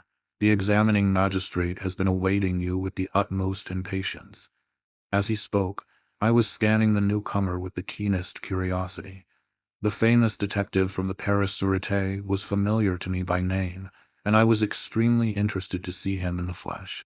He was very tall, perhaps about 30 years of age, with auburn hair and moustache, and a military carriage. There was a trace of arrogance in his manner, which showed that he was fully alive to his own importance. Bex introduced us, presenting Poirot as a colleague. A flicker of interest came into the detective's eye. I know you by name, M. Poirot, he said. You cut quite a figure in the old days, didn't you? But methods are very different now. Crimes, though, are very much the same, remarked Poirot gently. I saw at once that Giraud was prepared to be hostile. He resented the other being associated with him, and I felt that if he came across any clue of importance, he would be more than likely to keep it to himself. The examining magistrate, began Bex again, but Giraud interrupted him rudely. A fig for the examining magistrate. The light is the important thing. For all practical purposes it will be gone in another half-hour or so. I know all about the case, and the people at the house will do very well until tomorrow, but if we're going to find a clue to the murderers, here is the spot we shall find it. Is it your police who have been trampling all over the place? I thought they knew better nowadays. Assuredly they do. The marks you complain of were made by the workmen who discovered the body. The other grunted disgustedly. I can see the tracks where the three of them came through the hedge, but they were cunning. You can just recognize the center footmarks as those of M. Renauld, but those on either side have been carefully obliterated. Not that there would really be much to see anyway on this hard ground, but they weren't taking any chances. The external sign, said Poirot. That is what you seek, eh? The other detective stared. Of course. A very faint smile came to Poirot's lips. He seemed about to speak, but checked himself. He bent down to where a spade was lying. That's what the grave was dug with, right enough, said Giraud. But you'll get nothing from it. It was Renaud's own spade, and the man who used it wore gloves. Here they are. He gesticulated with his foot to where 2 soiled earth-stained gloves were lying. And they're Renaud's too, or at least his gardener's. I tell you, the men who planned out this crime were taking no chances. The man was stabbed with his own dagger, and would have been buried with his own spade. They counted on leaving no traces. But I'll beat them. There's always something, and I mean to find it. But Poirot was now apparently interested in something else, a short discolored piece of lead piping which lay beside the spade. He touched it delicately with his finger. "And does this, too, belong to the murdered man?" he asked, and I thought I detected a subtle flavor of irony in the question. Giraud shrugged his shoulders to indicate that he neither knew nor cared. "May have been lying around here for weeks. Anyway, it doesn't interest me." "I, on the contrary, find it very interesting," said Poirot sweetly. I guessed that he was merely bent on annoying the Paris detective, and if so, he succeeded. The other turned away rudely, remarking that he had no time to waste, and bending down he resumed his minute search of the ground. Meanwhile Poirot, as though struck by a sudden idea, stepped back over the boundary and tried the door of the little shed. "That's locked," said Giraud over his shoulder. "But it's only a place where the gardener keeps his rubbish. The spade didn't come from there, but from the tool shed up by the house." "Marvelous," murmured Index to me ecstatically. "He has been here but half an hour, and he already knows everything. What a man! Undoubtedly Giraud is the greatest detective alive today." Although I disliked the detective heartily, I nevertheless was secretly impressed. Efficiency seemed to radiate from the man. I could not help feeling that, so far, Poirot had not greatly distinguished himself, and it vexed me. He seemed to be directing his attention to all sorts of silly, puerile points that had nothing to do with the case. Indeed, at this juncture, he suddenly asked, "Bex, tell me, I pray you, the meaning of this whitewashed line that extends all round the grave. Is it a device of the police?" "No, Poirot, it is an affair of the golf course. It shows that there is here to be a bunker, as you call it." "A bunker?" Poirot turned to me. "That is the irregular hole filled with sand and a bank at one side, is it not?" I concurred. "You do not play the golf, Poirot?" inquired Bex. "I never. What a game!" He became excited. "Figure to yourself each hole it is of a different length. The obstacles, they are not arranged mathematically. Even the greens are frequently up one side. There is only one pleasing thing. How do you call them? Tee boxes. They at least are symmetrical." I could not refrain from a laugh at the way the game appeared to Poirot, and my little friend smiled at me affectionately, bearing no malice. Then he asked, "But Renauld, without doubt he played the golf?" "Yes, he was a keen golfer. It's mainly owing to him and to his large subscriptions that this work is being carried forward. He even had a say in the designing of it." Poirot nodded thoughtfully. Then he remarked, "It was not a very good choice they made, of a spot to bury the body. When the men began to dig up the ground, all would have been discovered." "Exactly," cried Giraud triumphantly. "And that proves that they were strangers to the place. It's an excellent piece of indirect evidence." "Yes," said Poirot doubtfully. "No one who knew would bury a body there, unless they wanted it to be discovered. And that is clearly absurd, is it not?" Giraud did not even trouble to reply. "Yes," said Poirot in a somewhat dissatisfied voice. "Yes, undoubtedly absurd." Chapter 7. The Mysterious Madame Daubreuil. As we retraced our steps to the house, Bex excused himself for leaving us, explaining that he must immediately acquaint the examining magistrate with the fact of Giraud's arrival. Giraud himself had been obviously delighted when Poirot declared that he had seen all he wanted. The last thing we observed, as we left the spot, was Giraud, crawling about on all fours, with a thoroughness in his search that I could not but admire. Poirot guessed my thoughts, for as soon as we were alone he remarked ironically, "At last you have seen the detective you admire, the human foxhound. Is it not so, my friend?"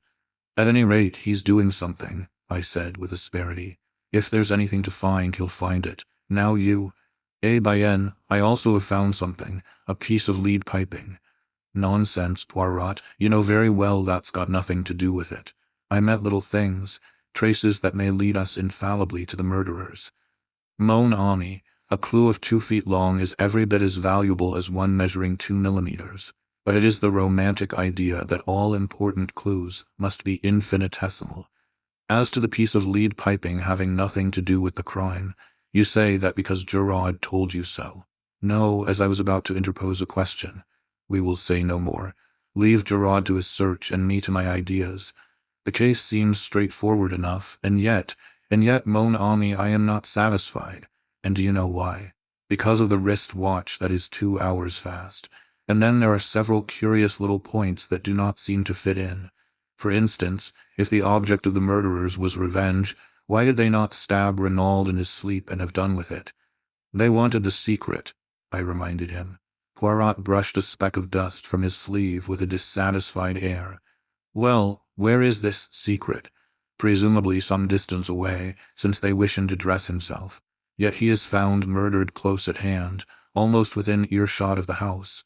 Then again, it is pure chance that a weapon such as the dagger should be lying about casually, ready to hand. He paused, frowning, and then went on. Why did the servants hear nothing? Were they drugged? Was there an accomplice, and did that accomplice see to it that the front door should remain open? I wonder if— He stopped abruptly. We had reached the drive in front of the house. Suddenly he turned to me. My friend, I am about to surprise you to please you. I have taken your reproaches to heart. We will examine some footprints. Where? In that right-hand bed yonder, M. Beck says that they are the footmarks of the gardener. Let us see if that is so. See, he approaches with his wheelbarrow. Indeed, an elderly man was just crossing the drive with a barrowful of seedlings.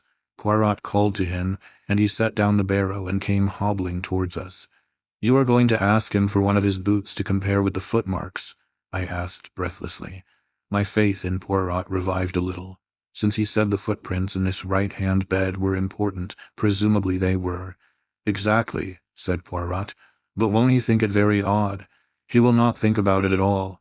We could say no more, for the old man had joined us. You want me for something, monsieur?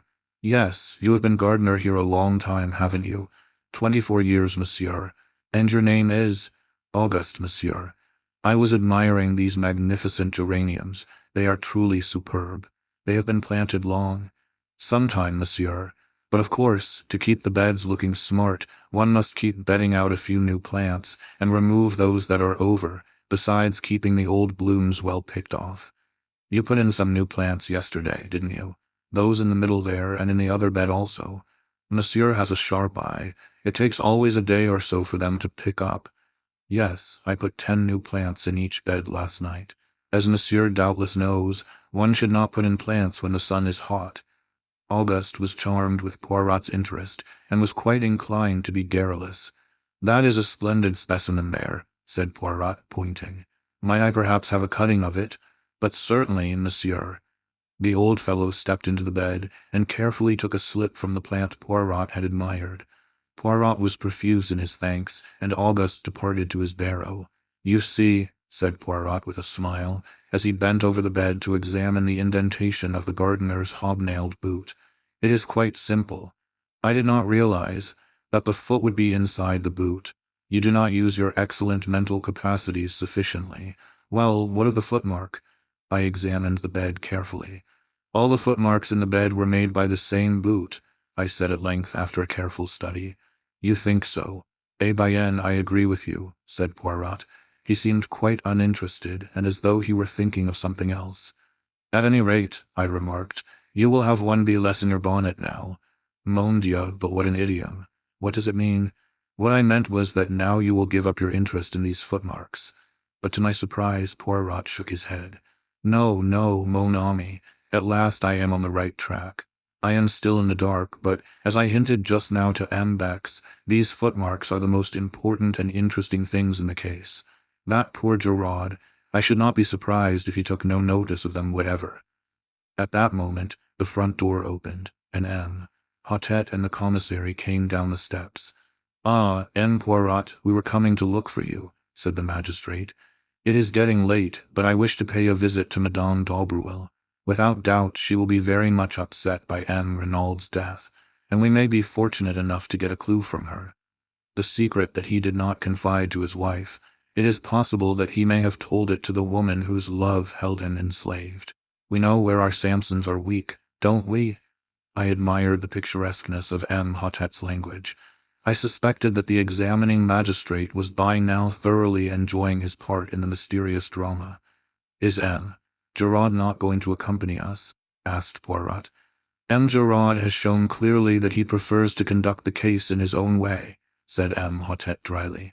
One could see easily enough that Giraud's cavalier treatment of the examining magistrate had not prejudiced the latter in his favor. We said no more, but fell into line. Poirot walked with the examining magistrate, and the commissary and I followed a few paces behind. "There is no doubt that France's story is substantially correct," he remarked to me in a confidential tone. "I have been telephoning headquarters. It seems that 3 times in the last 6 weeks, that is to say since the arrival of Renauld at Merlinville, Madame Daubreuil has paid a large sum in notes into her banking account. Altogether the sum totals 200,000 francs. Dear me," I said, considering, "that must be something like 4,000 pounds. "Precisely. Yes, there can be no doubt that he was absolutely infatuated, but it remains to be seen whether he confided his secret to her. The examining magistrate is hopeful, but I hardly share his views." During this conversation, we were walking down the lane towards the fork in the road where our car had halted earlier in the afternoon, and in another moment I realized that the Villa Marguerite, the home of the mysterious Madame Daubreuil, was the small house from which the beautiful girl had emerged. "She has lived here for many years," said the commissary, nodding his head towards the house. "Very quietly, very unobtrusively. She seems to have no friends or relations other than the acquaintances she has made in Merlinville. She never refers to the past, nor to her husband. One does not even know if he is alive or dead. There is a mystery about her, you comprehend." I nodded, my interest growing. "And the daughter," I ventured. "A truly beautiful young girl, modest, devout, all that she should be. One pities her, for though she may know nothing of the past, a man who wants to ask her hand in marriage must necessarily inform himself. And then—" The commissary shrugged his shoulders cynically. "But it would not be her fault," I cried with rising indignation. "No, but what will you? A man is particular about his wife's antecedents." I was prevented from further argument by our arrival at the door. Hotet rang the bell. A few minutes elapsed, and then we heard a footfall within, and the door was opened. On the threshold stood my young goddess of that afternoon. When she saw us, the color left her cheeks, leaving her deathly white, and her eyes widened with apprehension. There was no doubt about it, she was afraid. "Mademoiselle Daubreuil," said Hotet, sweeping off his hat, "we regret infinitely to disturb you, but the exigencies of the law you comprehend. My compliments to Madame your mother, and will she have the goodness to grant me a few moments' interview?" For a moment the girl stood motionless. Her left hand was pressed to her side, as though to still the sudden unconquerable agitation of her heart. But she mastered herself, and said in a low voice, "I will go and see. Please come inside." She entered a room on the left of the hall, and we heard the low murmur of her voice. And then another voice, much the same in timbre, but with a slightly harder inflection behind its mellow roundness, said, "But certainly, ask them to enter." In another minute we were face to face with the mysterious Madame Daubreuil. She was not nearly so tall as her daughter, and the rounded curves of her figure had all the grace of full maturity. Her hair, again unlike her daughter's, was dark, and parted in the middle in the Madonna style. Her eyes, half hidden by the drooping lids, were blue. There was a dimple in the round chin, and the half-parted lips seemed always to hover on the verge of a mysterious smile. There was something almost exaggeratedly feminine about her, at once yielding and seductive. Though very well preserved, she was certainly no longer young, but her charm was of the quality which is independent of age. Standing there in her black dress with the fresh white collar and cuffs, her hands clasped together, she looked subtly appealing and helpless. "You wish to see me, monsieur?" she asked. "Yes, madame." Hotet cleared his throat. "I am investigating the death of Renauld. You have heard of it, no doubt." She bowed her head without speaking. Her expression did not change. "We came to ask you whether you can, throw any light upon the circumstances surrounding it." The surprise of her tone was excellent. Yes, madame, it would perhaps be better if we could speak to you alone. He looked meaningly in the direction of the girl. Madame Daubreuil turned to her. Marthe, dear, but the girl shook her head. No, Mammon, I will not go. I am not a child. I am 22. I shall not go. Madame Daubreuil turned back to the examining magistrate. You see, monsieur, I should prefer not to speak before Mademoiselle Daubreuil. As my daughter says, she is not a child. For a moment the magistrate hesitated, baffled. Very well, madame, he said at last. Have it your own way. We have reason to believe that you were in the habit of visiting the dead man at his villa in the evenings. Is that so? The color rose in the lady's pale cheeks, but she replied quietly. I deny your right to ask me such a question. Madame, we are investigating a murder. Well, what of it? I had nothing to do with the murder. Madame, we do not say that for a moment, but you knew the dead man well. Did he ever confide in you as to any danger that threatened him? Never. Did he ever mention his life in Santiago and any enemies he may have made there? No. Then you can give us no help at all. I fear not. I really do not see why you should come to me. Cannot his wife tell you what you want to know? Her voice held a slender inflection of irony. Madame Renauld has told us all she can. Ah, said Madame Daubreuil. I wonder. You wonder what, madame? Nothing. The examining magistrate looked at her. He was aware that he was fighting a duel and that he had no mean antagonist. You persist in your statement that M. Renauld confided nothing in you. Why should you think it likely that he should confide in me? Because, madame, said M. Hottet with calculated brutality, a man tells to his mistress what he does not always tell to his wife. Ah, she sprang forward. Her eyes flashed fire. Monsieur, you insult me, and before my daughter, I can tell you nothing. Have the goodness to leave my house. The honors undoubtedly rested with the lady. We left the Villa Marguerite like a shamefaced pack of schoolboys. The magistrate muttered angry ejaculations to himself. Poirot seemed lost in thought. Suddenly he came out of his reverie with a start, and inquired of M. Hottet if there was a good hotel near at hand. There is a small place, the Hotel des Bains, on this side of town, a few 100 yards down the road. It will be handy for your investigations. We shall see you in the morning then, I presume? Yes, I thank you, M. Hottet. With mutual civilities, we parted company, Poirot and I going towards Merlinville, and the others returning to the Villa Geneviève. The French police system is very marvelous, said Poirot, looking after them. The information they possess about everyone's life, down to the most commonplace detail, is extraordinary. Though he has only been here a little over 6 weeks, they are perfectly well acquainted with M. Renaud's tastes and pursuits, and at a moment's notice they can produce information as to Madame Daubreuil's banking account and the sums that have lately been paid in. Undoubtedly, the dossier is a great institution. But what is that? He turned sharply. A figure was running hatless down the road after us. It was Marthe Daubreuil. I beg your pardon, she cried breathlessly as she reached us. I should not do this, I know. You must not tell my mother. But is it true, what the people say, that M. Renauld called in a detective before he died, and that you are he? Yes, mademoiselle, said Poirot gently. It is quite true. But how did you learn it? Frances told our Amelie, explained Marthe with a blush. Poirot made a grimace. The secrecy, it is impossible in an affair of this kind, not that it matters. Well, mademoiselle, what is it you want to know? The girl hesitated. She seemed longing, yet fearing, to speak. At last, almost in a whisper, she asked, Is anyone suspected? Poirot eyed her keenly.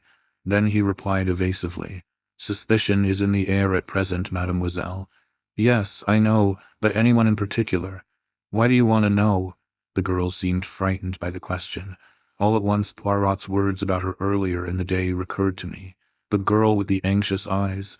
M. Renauld was always very kind to me, she replied at last. It is natural that I should be interested. I see, said Poirot. Well, mademoiselle, suspicion at present is hovering round 2 persons. 2. I could have sworn there was a note of surprise and relief in her voice. Their names are unknown, but they are presumed to be Chileans from Santiago. And now, mademoiselle, you see what comes of being young and beautiful. I have betrayed professional secrets for you. The girl laughed merrily, and then, rather shyly, she thanked him. I must run back now. Mammon will miss me. And she turned and ran back up the road, looking like a modern Atalanta. I stared after her. Mon ami, said Poirot, in his gentle, ironical voice, is it that we are to remain planted here all night, just because you have seen a beautiful young woman and your head is in a whirl? I laughed and apologized. But she is beautiful, Poirot. Anyone might be excused for being bowled over by her. Poirot groaned. Mon Dieu, but it is that you have the susceptible heart. Poirot, I said, do you remember after the Styles case when you were in love with two charming women at once, and neither of them were for you? Yes, I remember. You consoled me by saying that perhaps some day we should hunt together again, and that then, bien. Well, we are hunting together again, and I paused and laughed rather self-consciously. But to my surprise, Poirot shook his head very earnestly. Ah, mon ami, do not set your heart on Marthe Daubreuil. She is not for you, that one. Take it from Papa Poirot. Why, I cried, the commissary assured me that she was as good as she is beautiful. A perfect angel. Some of the greatest criminals I have known had the faces of angels, remarked Poirot cheerfully. A malformation of the grey cells may coincide quite easily with the face of a Madonna. Poirot, I cried, horrified, you cannot mean that you suspect an innocent child like this. Ta. Do not excite yourself. I have not said that I suspected her, but you must admit that her anxiety to know about the case is somewhat unusual. For once, I see further than you do, I said. Her anxiety is not for herself, but for her mother. My friend, said Poirot, as usual, you see nothing at all. Madame Daubreuil is very well able to look after herself without her daughter worrying about her. I admit I was teasing you just now, but all the same I repeat what I said before. Do not set your heart on that girl. She is not for you. I, Hercule Poirot, know it. Sacré, if only I could remember where I had seen that face. What face? I asked, surprised. The daughter's? No, the mother's. Noting my surprise, he nodded emphatically. But yes, it is as I tell you. It was a long time ago, when I was still with the police in Belgium. I have never actually seen the woman before, but I have seen her picture, and in connection with some case. I rather fancy. Yes, I may be mistaken, but I rather fancy that it was a murder case. Chapter 8. An Unexpected Meeting. We were up at the Villa betimes next morning. The man on guard at the gate did not bar our way this time. Instead, he respectfully saluted us, and we passed on to the house. The maid Léonie was just coming down the stairs, and seemed not averse to the prospect of a little conversation. Poirot inquired after the health of Mrs. Renauld. Léonie shook her head. She is terribly upset, la pauvre dame. She will eat nothing, but nothing, and she is as pale as a ghost. It is heartrending to see her. Ah, par example, it is not I who would grieve like that for a man who had deceived me with another woman. Poirot nodded sympathetically. What you say is very just, but what will you? The heart of a woman who loves will forgive many blows. Still, undoubtedly there must have been many scenes of recrimination between them in the last few months. Again, Léonie shook her head. Never, monsieur, never have I heard Madame utter a word of protest, of reproach, even. She had the temper and disposition of an angel, quite different to monsieur. Monsieur Renauld had not the temper of an angel, far from it. When he enraged himself, the whole house knew of it. The day that he quarrelled with M. Jacques, ma foi, they might have been heard in the marketplace, they shouted so loud. Indeed, said Poirot. And when did this quarrel take place? Oh, it was just before M. Jacques went to Paris. Almost he missed his train. He came out of the library and caught up his bag which he had left in the hall. The automobile, it was being repaired, and he had to run for the station. I was dusting the salon, and I saw him pass, and his face was white with 2 burning spots of red. Ah, but he was angry. Léonie was enjoying her narrative thoroughly. And the dispute, what was it about? Ah, that I do not know, confessed Léonie. It is true that they shouted, but their voices were so loud and high, and they spoke so fast that only one well acquainted with English could have comprehended. But monsieur, he was like a thundercloud all day. Impossible to please him. The sound of a door shutting upstairs cut short Léonie's loquacity. And Francois, who awaits me, she exclaimed, awakening to a tardy remembrance of her duties. That old one, she always scolds. One moment, mademoiselle. The examining magistrate, where is he? They have gone out to look at the automobile in the garage. Monsieur the commissary had some idea that it might have been used on the night of the murder. Quelle idée, murmured Poirot, as the girl disappeared. You will go out and join them? No, I shall await their return in the salon. It is cool there on this hot morning. This placid way of taking things did not quite commend itself to me. If you don't mind, I said, and hesitated. Not in the least. You wish to investigate on your own account, eh? Well, I'd rather like to have a look at Giraud if he's anywhere about, and see what he's up to. The human foxhound, murmured Poirot, as he leaned back in a comfortable chair and closed his eyes. By all means, my friend, au revoir. I strolled out of the front door. It was certainly hot. I turned up the path we had taken the day before. I had a mind to study the scene of the crime myself. I did not go directly to the spot, however, but turned aside into the bushes, so as to come out on the links some 100 yards or so further to the right. If Giraud were still on the spot, I wanted to observe his methods before he knew of my presence. But the shrubbery here was much denser, and I had quite a struggle to force my way through.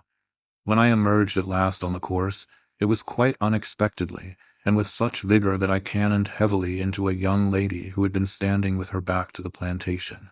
She not unnaturally gave a suppressed shriek, but I too uttered an exclamation of surprise. For it was my friend of the train, Cinderella. The surprise was mutual. You, we both exclaimed simultaneously. The young lady recovered herself first. My only aunt, she exclaimed. What are you doing here? For the matter of that, what are you? I retorted. When last I saw you, the day before yesterday, you were trotting home to England like a good little boy. Have they given you a season ticket to and fro on the strength of your MP? I ignored the end of the speech. When last I saw you, I said, you were trotting home with your sister like a good little girl. By the way, how is your sister? A flash of white teeth rewarded me. How kind of you to ask. My sister is well, I thank you. She is here with you? She remained in town, said the minx with dignity. I don't believe you've got a sister, I laughed. If you have, her name is Harris. Do you remember mine? She asked with a smile. Cinderella, but you're going to tell me the real one now, aren't you? She shook her head with a wicked look. Not even why you're here. Oh, that. I suppose you've heard of members of my profession resting at expensive French watering places. Dirt cheap if you know where to go. I eyed her keenly. Still, you'd no intention of coming here when I met you 2 days ago. We all have our disappointments, said Miss Cinderella sententiously. There now, I've told you quite as much as is good for you. Little boys should not be inquisitive. You've not yet told me what you're doing here. Got the MP in tow, I suppose, doing the gay boy on the beach. I shook my head. Guess again. You remember my telling you that my great friend was a detective? Yes. And perhaps you've heard about this crime at the Villa Geneviève. She stared at me. Her breast heaved, and her eyes grew wide and round. You don't mean that you're in on that? I nodded. There was no doubt that I had scored heavily. Her emotion as she regarded me was only too evident. For some few seconds she remained silent, staring at me. Then she nodded her head emphatically. Well, if that doesn't beat the band, tote me round. I want to see all the horrors. What do you mean? What I say. Bless the boy, didn't I tell you I doted on crimes? What do you think I'm imperiling my ankles for in high-heeled shoes over this stubble? I've been nosing round for hours. Tried the front way in, but that old stick-in-the-mud of a French gendarme wasn't taking any. I guess Helen of Troy and Cleopatra and Mary, Queen of Scots, rolled in one wouldn't cut ice with him. It's a real piece of luck happening on you this way. Come on, show me all the sights. But look here. Wait a minute, I can't. Nobody's allowed in. They're awfully strict. Aren't you and your friend the big bugs? I was loath to relinquish my position of importance. Why are you so keen? I asked weakly. And what is it you want to see? Oh, everything. The place where it happened, and the weapon, and the body, and any fingerprints or interesting things like that. I've never had a chance of being right in on a murder like this before. It'll last me all my life. I turned away, sickened. What were women coming to nowadays? The girl's ghoulish excitement nauseated me. I had read of the mobs of women who besieged the law courts when some wretched man was being tried for his life on the capital charge. I had sometimes wondered who these women were. Now I knew. They were of the likeness of Cinderella, young, yet obsessed with a yearning for morbid excitement, for sensation at any price, without regard to any decency or good feeling. The vividness of the girl's beauty had attracted me in spite of myself, yet at heart I retained my first impression of disapproval and dislike. I thought of my mother, long since dead. What would she have said of this strange modern product of girlhood? The pretty face with the paint and powder and the ghoulish mind behind. "Come off your high horse," said the lady suddenly, "and don't give yourself airs. When you got called to this job, did you put your nose in the air and say it was a nasty business, and you wouldn't be mixed up in it? No, but if you'd been here on a holiday, wouldn't you be nosing round just the same as I am? Of course you would. I'm a man, you're a woman. Your idea of a woman is someone who gets on a chair and shrieks if she sees a mouse. That's all prehistoric. But you will show me round, won't you? You see, it might make a big difference to me." "In what way?" "They're keeping all the reporters out. I might make a big scoop with one of the papers. You don't know how much they pay for a bit of inside stuff." I hesitated. She slipped a small, soft hand into mine. "Please, there's a dear." I capitulated. Secretly, I knew that I should rather enjoy the part of showman. After all, the moral attitude displayed by the girl was none of my business. I was a little nervous as to what the examining magistrate might say, but I reassured myself by the reflection that no harm could possibly be done. We repaired first to the spot where the body had been discovered. A man was on guard there, who saluted respectfully, knowing me by sight, and raised no question as to my companion. Presumably he regarded her as vouched for by me.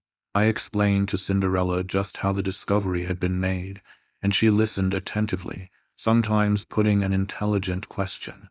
Then we turned our steps in the direction of the villa. I proceeded rather cautiously, for, truth to tell, I was not at all anxious to meet anyone. I took the girl through the shrubbery round to the back of the house where the small shed was. I recollected that yesterday evening, after relocking the door, M. Bex had left the key with the sergeant de Ville-Marchot, in case M. Giraud should require it while we are upstairs. I thought it quite likely that the Sûreté detective, after using it, had returned it to Marchot again. Leaving the girl out of sight in the shrubbery, I entered the house. Marchot was on duty outside the door of the salon. From within came the murmur of voices. "Monsieur desires Hotet. He is within." He is again interrogating Francis. "No," I said hastily, "I don't want him, but I should very much like the key of the shed outside if it is not against regulations." "But certainly, monsieur." He produced it. "Here it is, M. Le juge gave orders that all facilities were to be placed at your disposal. You will return it to me when you have finished out there. That is all." "Of course." I felt a thrill of satisfaction as I realized that in Marchot's eyes, at least, I ranked equally in importance with Poirot. The girl was waiting for me. She gave an exclamation of delight as she saw the key in my hand. "You've got it, then?" "Of course," I said coolly. "All the same, you know, what I'm doing is highly irregular. You've been a perfect duck, and I shan't forget it. Come along, they can't see us from the house, can they?" "Wait a minute." I arrested her eager advance. "I won't stop you if you really wish to go in. But do you? You've seen the grave and the grounds, and you've heard all the details of the affair. Isn't that enough for you? This is going to be gruesome, you know, and unpleasant." She looked at me for a moment with an expression that I could not quite fathom. Then she laughed. "Me for the horrors," she said. "Come along." In silence we arrived at the door of the shed. I opened it and we passed in. I walked over to the body and gently pulled down the sheet as M. Bex had done the preceding afternoon.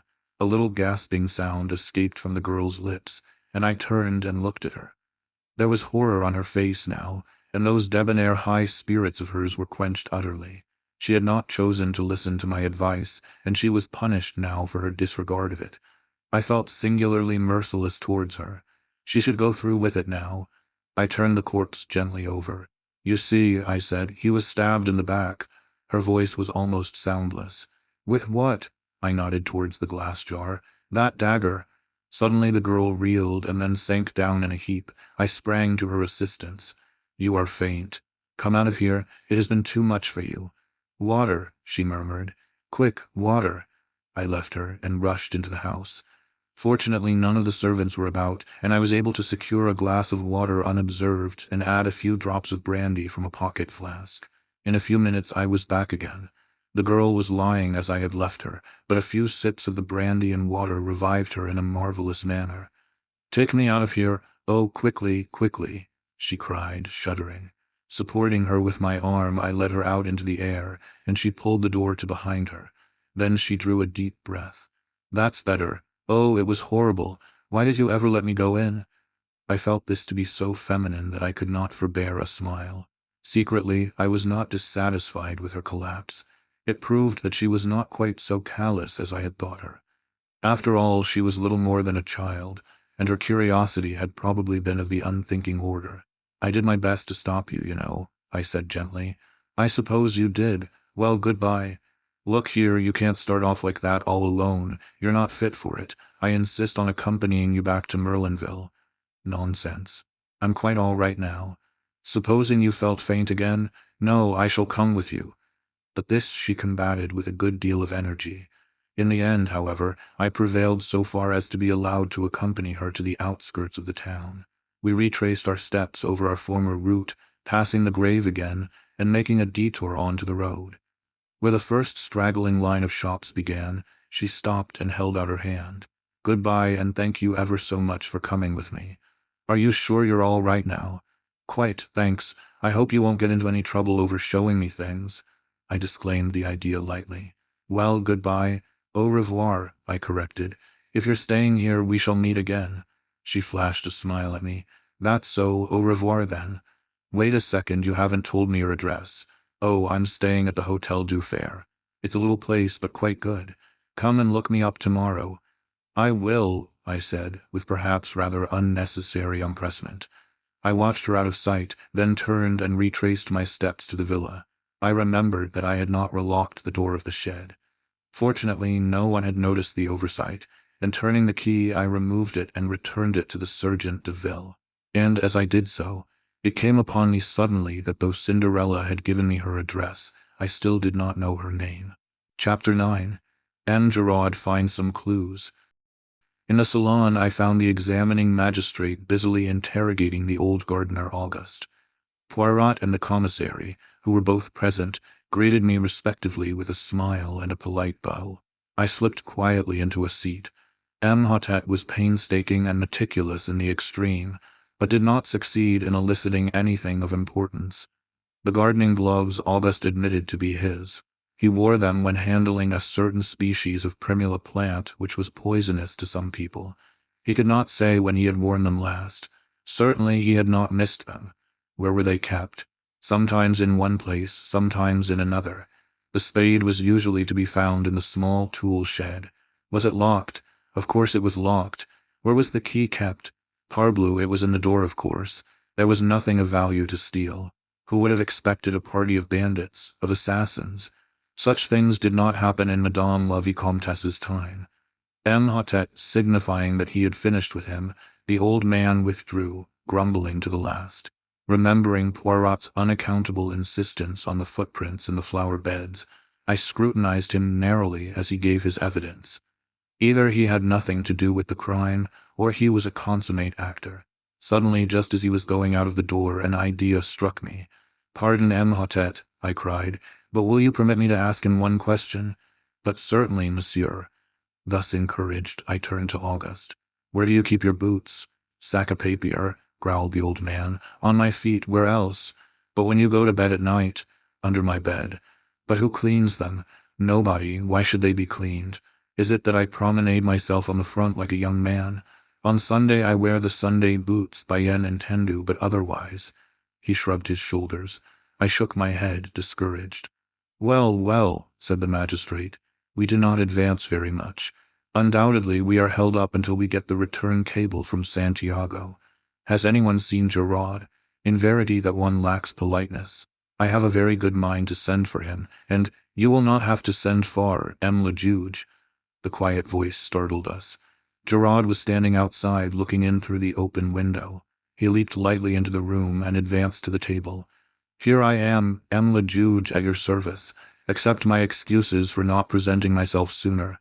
"Not at all, not at all," said the magistrate, rather confused. Of course I am only a detective, continued the other. I know nothing of interrogatories. Were I conducting one, I should be inclined to do so without an open window. Anyone standing outside can so easily hear all that passes. But no matter.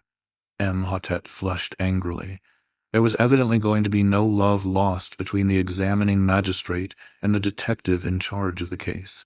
They had fallen foul of each other at the start. Perhaps in any event it would have been much the same. To Giraud, all examining magistrates were fools, and to Imhotep, who took himself seriously, the casual manner of the Paris detective could not fail to give offense. "Eh bien, M. Giraud," said the magistrate rather sharply. "Without doubt you have been employing your time to a marvel. You have the names of the assassins for us, have you not? And also the precise spot where they find themselves now." Unmoved by this irony, Giraud replied, "I know at least where they have come from." Comment. Giraud took two small objects from his pocket and laid them down on the table. We crowded round. The objects were very simple ones, the stub of a cigarette and an unlighted match. The detective wheeled round on Poirot. "What do you see there?" he asked. There was something almost brutal in his tone. It made my cheeks flush, but Poirot remained unmoved. He shrugged his shoulders. "A cigarette end and a match. And what does that tell you?" Poirot spread out his hands. "It tells me nothing." "Ah," said Giraud in a satisfied voice. "You haven't made a study of these things. That's not an ordinary match, not in this country at least. It's common enough in South America. Luckily it's unlighted. I mightn't have recognized it otherwise." Evidently one of the men threw away his cigarette end and lit another, spilling one match out of the box as he did so. "And the other match?" asked Poirot. "Which match?" "The one he did light his cigarette with. You have found that also?" "No. Perhaps you didn't search very thoroughly." "Not search thoroughly." For a moment it seemed as though the detective were going to break out angrily, but with an effort he controlled himself.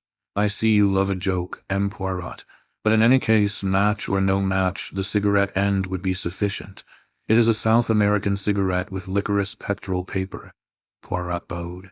The commissary spoke. "The cigarette end and match might have belonged to M. Renauld. Remember, it is only 2 years since he returned from South America." "No," replied the other confidently. "I have already searched among the effects of M. Renauld. The cigarettes he smoked and the matches he used are quite different." "You do not think it odd," asked Poirot, "that these strangers should come unprovided with a weapon, with gloves, with a spade, and that they should so conveniently find all these things?" Giraud smiled in a rather superior manner. "Undoubtedly it is strange. Indeed, without the theory that I hold, it would be inexplicable." "Aha," said Imhotep. An accomplice within the house." "Or outside it," said Giraud with a peculiar smile. "But someone must have admitted them. We cannot allow that, by an unparalleled piece of good fortune, they found the door ajar for them to walk in." "D'accord, M. le Juge. The door was opened for them, but it could just as easily be opened from outside, by someone who possessed a key." "But who did possess a key?" Giraud shrugged his shoulders. "As for that, no one who possesses one is going to admit the fact if they can help it. But several people might have had one. M. Jacques Renauld, the son, for instance.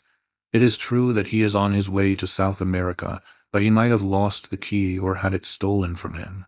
Then there is the gardener. He has been here many years. One of the younger servants may have a lover. It is easy to take an impression of a key and have one cut. There are many possibilities. Then there is another person who, I should judge, is exceedingly likely to have such a thing in her keeping." "Who is that?" "Madame Daubreuil," said the detective dryly. Eh," said the magistrate, his face falling a little. "So you have heard about that, have you?" "I hear everything," said Giraud imperturbably. "There is one thing I could swear you have not heard," said Imhotep, delighted to be able to show superior knowledge. And without more ado, he retailed the story of the mysterious visitor the night before. He also touched on the check made out to Duveen, and finally handed Giraud the letter signed Bella. Giraud listened in silence, studied the letter attentively, and then handed it back. "All very interesting, M. le Juge, but my theory remains unaffected." "And your theory is?" "For the moment I prefer not to say. Remember, I am only just beginning my investigations." "Tell me one thing, M. Giraud," said Poirot suddenly. "Your theory allows for the door being opened. It does not explain why it was left open. When they departed, would it not have been natural for them to close it behind them? If a Sergeant de Ville had chanced to come up to the house, as is sometimes done to see that all is well, they might have been discovered and overtaken almost at once. Bah, they forgot it. A mistake, I grant you." Then, to my surprise, Poirot uttered almost the same words as he had uttered to Bex the previous evening. "I do not agree with you. The door being left open was the result of either design or necessity, and any theory that does not admit that fact is bound to prove vain." We all regarded the little man with a good deal of astonishment. The confession of ignorance drawn from him over the match end had, I thought, been bound to humiliate him. But here he was self-satisfied as ever, laying down the law to the great Giraud without a tremor. The detective twisted his mustache, eyeing my friend in a somewhat bantering fashion. "You don't agree with me, eh? Well, what strikes you particularly about the case? Let's hear your views." "One thing presents itself to me as being significant. Tell me, M. Giraud, does nothing strike you as familiar about this case? Is there nothing it reminds you of?" "Familiar, reminds me of? I can't say offhand. I don't think so, though." "You are wrong," said Poirot quietly. "A crime almost precisely similar has been committed before." "When, and where?" "Ah, that, unfortunately, I cannot for the moment remember, but I shall do so. I had hoped you might be able to assist me." Giraud snorted incredulously. "There have been many affairs of masked men. I cannot remember the details of them all. These crimes all resemble each other more or less. There is such a thing as the individual touch." Poirot suddenly assumed his lecturing manner and addressed us collectively. "I am speaking to you now of the psychology of crime. M. Giraud knows quite well that each criminal has his particular method, and that the police, when called in to investigate, say a case of burglary, can often make a shrewd guess at the offender, simply by the peculiar method he has employed. Jap would tell you the same, Hastings. Man is an unoriginal animal, unoriginal within the law in his daily respectable life, equally unoriginal outside the law. If a man commits a crime, any other crime he commits will resemble it closely. The English murderer who disposed of his wives in succession by drowning them in their baths was a case in point. Had he varied his methods, he might have escaped detection to this day, but he obeyed the common dictates of human nature, arguing that what had once succeeded would succeed again, and he paid the penalty of his lack of originality. "And the point of all this," sneered Giraud, "that when you have two crimes precisely similar in design and execution, you find the same brain behind them both. I am looking for that brain, M. Giraud, and I shall find it. Here we have a true clue, a psychological clue. You may know all about cigarettes and match ends, M. Giraud, but I, Hercule Poirot, know the mind of man." And the ridiculous little fellow tapped his forehead with emphasis. Giraud remained singularly unimpressed. "For your guidance," continued Poirot, "I will also advise you of one fact which might fail to be brought to your notice. The wrist watch of Madame Renauld, on the day following the tragedy, had gained 2 hours. It might interest you to examine it." Giraud stared. "Perhaps it was in the habit of gaining. As a matter of fact, I am told it did." "Eh bien, then. All the same, 2 hours is a good deal," said Poirot softly. "Then there is the matter of the footprints in the flower-bed." He nodded his head towards the open window. Giraud took 2 eager strides and looked out. "This bed here?" "Yes. But I see no footprints."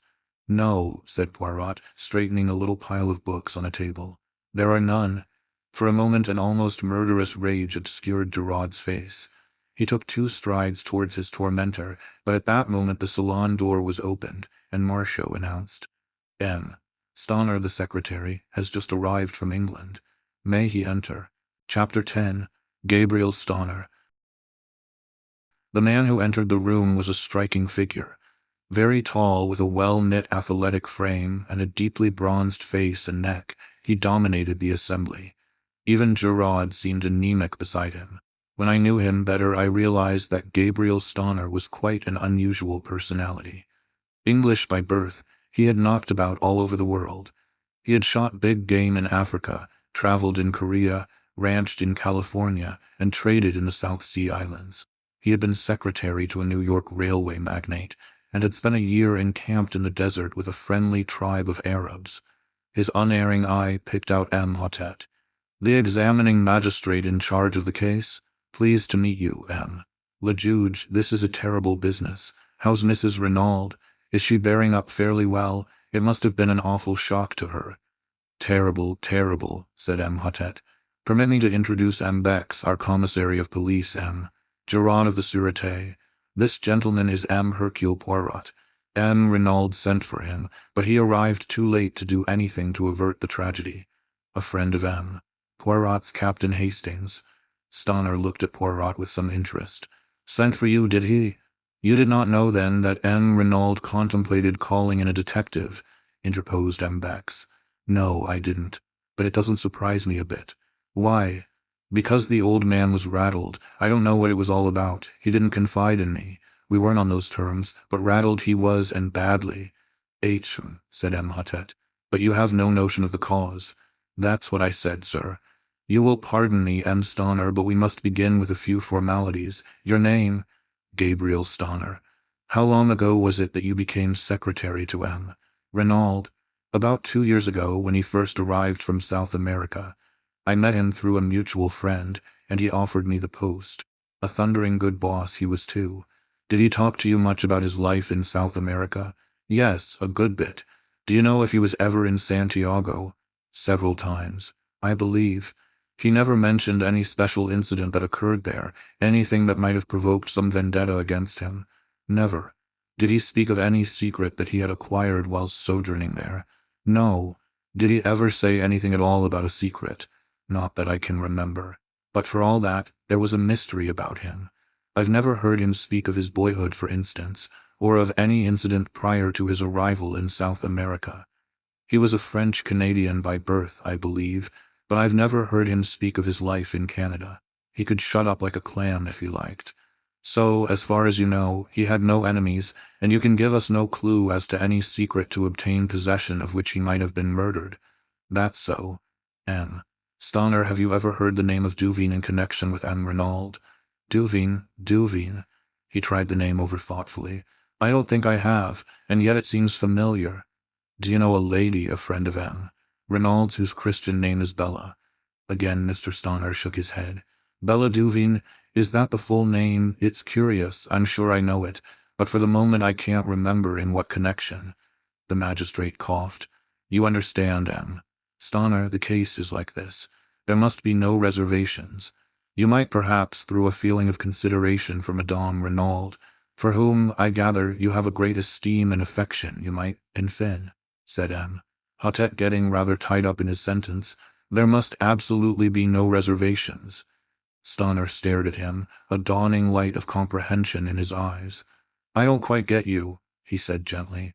"Where does Mrs. Renauld come in? I've an immense respect and affection for that lady. She's a very wonderful and unusual type, but I don't quite see how my reservations, or otherwise, could affect her. Not if this Bella Duveen should prove to have been something more than a friend to her husband." "Ah," said Stonor, "I get you now, but I'll bet my bottom dollar that you're wrong. The old man never so much as looked at a petticoat. He just adored his own wife. They were the most devoted couple I know." Imhotep shook his head gently. "M. Stonor, we hold absolute proof. A love letter written by this Bella to M. Renauld, accusing him of having tired of her. Moreover, we have further proof that, at the time of his death, he was carrying on an intrigue with a Frenchwoman, a Madame Daubreuil, who rents the adjoining villa. And this is the man who, according to you, never looked at a petticoat." The secretary's eyes narrowed. "Hold on, M. le Juge, you're barking up the wrong tree. I knew Paul Renauld. What you've just been saying is utterly impossible. There's some other explanation." The magistrate shrugged his shoulders. "What other explanation could there be? What leads you to think it was a love affair? Madame Daubreuil was in the habit of visiting him here in the evenings. Also, since M. Renauld came to the Villa Geneviève, Madame Daubreuil has paid large sums of money into the bank in notes. In all, the amount totals £4,000 of your English money." "I guess that's right," said Stonor quietly. "I transmitted him those sums at his request, but it wasn't an intrigue. Eh, mon Dieu, what else could it be? Blackmail, said Stonor sharply, bringing down his hand with a slam on the table. That's what it was. Ah, voilà une idée, cried the magistrate, shaken in spite of himself. Blackmail, repeated Stonor. The old man was being bled, and at a good rate too. 4,000 in a couple of months. Hugh, I told you just now there was a mystery about Renauld. Evidently this Madame Daubreuil knew enough of it to put the screws on. It is possible, the commissary cried excitedly. Decidedly, it is possible. Possible? Roared Stonor. It's certain. Tell me, have you asked Mrs. Renauld about this love affair stunt of yours? No, monsieur. We did not wish to occasion her any distress if it could reasonably be avoided. Distress? Why, she'd laugh in your face. I tell you, she and Renauld were a couple in 100. Ah, that reminds me of another point, said Imhotep. Did M. Renauld take you into his confidence at all as to the dispositions of his will? I know all about it, took it to the lawyer for him after he'd drawn it out. I can give you the name of his solicitors if you want to see it. They've got it there. Quite simple. Half in trust to his wife for her lifetime, the other half to his son. A few legacies. I rather think he left me 1,000. When was this will drawn up? Oh, about 1.5 years ago. Would it surprise you very much, M. Stonor, to hear that M. Renauld had made another will, less than a fortnight ago? Stonor was obviously very much surprised. I'd no idea of it. What's it like? The whole of his vast fortune is left unreservedly to his wife. There is no mention of his son. Mr. Stonor gave vent to a prolonged whistle. I call that rather rough on the lad. His mother adores him, of course, but to the world at large it looks rather like a want of confidence on his father's part. It will be rather galling to his pride. Still, it all goes to prove what I told you, that Renauld and his wife were on first-rate terms. Quite so, said Imhotep. It is possible we shall have to revise our ideas on several points. We have, of course, cabled to Santiago, and are expecting a reply from there any minute. In all possibility, everything will then be perfectly clear and straightforward. On the other hand, if your suggestion of blackmail is true, Madame Daubreuil ought to be able to give us valuable information. Poirot interjected a remark. M. Stonor, the English chauffeur, masters, had he been long with M. Renauld, over 1 year. Have you any idea whether he has ever been in South America? I'm quite sure he hasn't. Before coming to Mr. Renauld, he had been for many years with some people in Gloucestershire whom I know well. In fact, you can answer for him as being above suspicion. Absolutely. Poirot seemed somewhat crestfallen. Meanwhile, the magistrate had summoned Marchot. My compliments to Madame Renauld, and I should be glad to speak to her for a few minutes. Beg her not to disturb herself. I will wait upon her upstairs. Marchot saluted and disappeared. We waited some minutes, and then, to our surprise, the door opened, and Mrs. Renauld, deathly pale in her heavy mourning, entered the room. Hotep brought forward a chair, uttering vigorous protestations, and she thanked him with a smile. Stonor was holding one hand of hers in his with an eloquent sympathy. Words evidently failed him. Mrs. Renauld turned to Imhotep. You wish to ask me something, M. le Juge? With your permission, madame. I understand your husband was a French-Canadian by birth. Can you tell me anything of his youth or upbringing? She shook her head. My husband was always very reticent about himself, monsieur. He came from the northwest, I know, but I fancy that he had an unhappy childhood, for he never cared to speak of that time. Our life was lived entirely in the present and the future. Was there any mystery in his past life? Mrs. Renauld smiled a little and shook her head. Nothing so romantic, I am sure, M. le Juge. Imhotep also smiled. True, we must not permit ourselves to get melodramatic. There is one thing more. He hesitated. Stonor broke in impetuously. They've got an extraordinary idea into their heads, Mrs. Renauld. They actually fancy that Mr. Renauld was carrying on an intrigue with a Madame Daubreuil, who, it seems, lives next door. The scarlet color flamed into Mrs. Renaud's cheeks. She flung her head up, then bit her lip, her face quivering. Stonor stood looking at her in astonishment, but M. Bex leaned forward and said gently, We regret to cause you pain, madame, but have you any reason to believe that Madame Daubreuil was your husband's mistress? With a sob of anguish, Mrs. Renauld buried her face in her hands. Her shoulders heaved convulsively. At last she lifted her head and said brokenly, She may have been. Never in all my life have I seen anything to equal the blank amazement on Stonor's face. He was thoroughly taken aback. Chapter 11. Jack Renauld. What the next development of the conversation would have been, I cannot say, for at that moment the door was thrown violently open, and a tall young man strode into the room. Just for a moment, I had the uncanny sensation that the dead man had come to life again. Then I realized that this dark head was untouched with gray, and that, in point of fact, it was a mere boy who now burst in among us with so little ceremony. He went straight to Mrs. Renauld with an impetuosity that took no heed of the presence of others. "Mother!" "Jack!" With a cry she folded him in her arms. "My dearest, but what brings you here? You were to sail on the Anzora from Cherbourg 2 days ago." Then, suddenly recalling to herself the presence of others, she turned with a certain dignity. "My son, messieurs." "Aha!" said Imhotep, acknowledging the young man's bow. "So you did not sail on the Anzora?" "No, monsieur. As I was about to explain, the Anzora was detained 24 hours through engine trouble. I should have sailed last night instead of the night before, but, happening to buy an evening paper, I saw in it an account of the awful tragedy that had befallen us."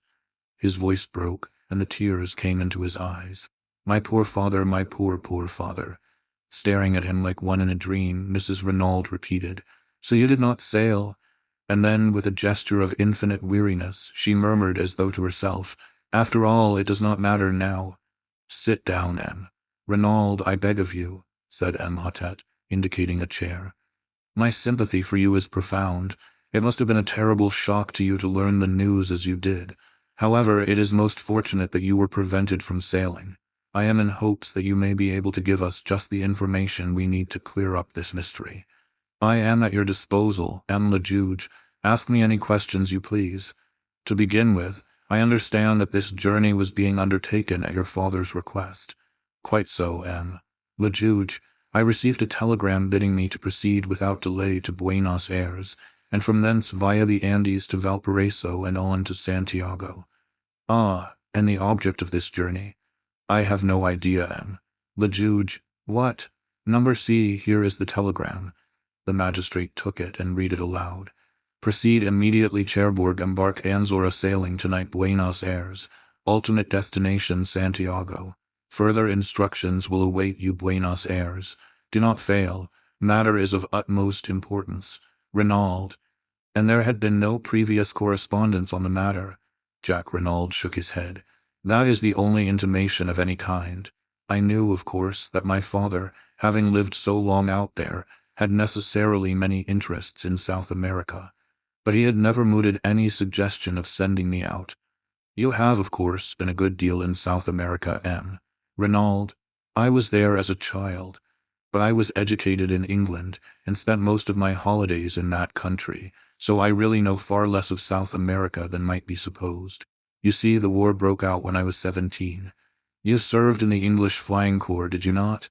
"Yes, M. le Juge." Imhotep nodded his head, and proceeded with his inquiries along the, by now, well-known lines. In response, Jack Renauld declared definitely that he knew nothing of any enmity his father might have incurred in the city of Santiago, or elsewhere in the South American continent, that he had noticed no change in his father's manner of late, and that he had never heard him refer to a secret. He had regarded the mission to South America as connected with business interests. As Imhotep paused for a minute, the quiet voice of Giraud broke in. "I should like to put a few questions on my own account, M. le Juge." "By all means, M. Giraud, if you wish," said the magistrate coldly. Giraud edged his chair a little nearer to the table. "Were you on good terms with your father, M. Renauld?" "Certainly I was," returned the lad haughtily. "You assert that positively?" "Yes. No little disputes, eh?" Jack shrugged his shoulders. "Everyone may have a difference of opinion now and then." "Quite so, quite so. But if anyone were to assert that you had a violent quarrel with your father on the eve of your departure for Paris, that person, without doubt, would be lying." I could not but admire the ingenuity of Giraud. His boast, "I know everything," had been no idle one. Jack Renauld was clearly disconcerted by the question. We did have an argument," he admitted. "Ah, an argument. In the course of that argument did you use this phrase?" When you are dead, I can do as I please." "I may have done," muttered the other. "I don't know." In response to that, did your father say, "But I am not dead yet"? To which you responded, "I wish you were." The boy made no answer. His hands fiddled nervously with the things on the table in front of him. "I must request an answer, please, M. Renauld," said Giraud sharply. With an angry exclamation, the boy swept a heavy paper knife onto the floor. "What does it matter? You might as well know. Yes, I did quarrel with my father.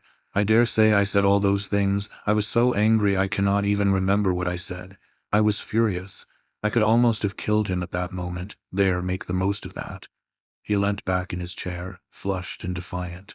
Giraud smiled, then, moving his chair back a little, said, "That is all. You would, without doubt, prefer to continue the interrogatory, M. le Juge." "Ah, yes, exactly," said Imhotep. "And what was the subject of your quarrel?" "I decline to state." Imhotep sat up in his chair. "M. Renauld, it is not permitted to trifle with the law," he thundered. "What was the subject of the quarrel?" Young Renauld remained silent, his boyish face sullen and overcast. But another voice spoke, imperturbable and calm, the voice of Hercule Poirot. "I will inform you if you like, M.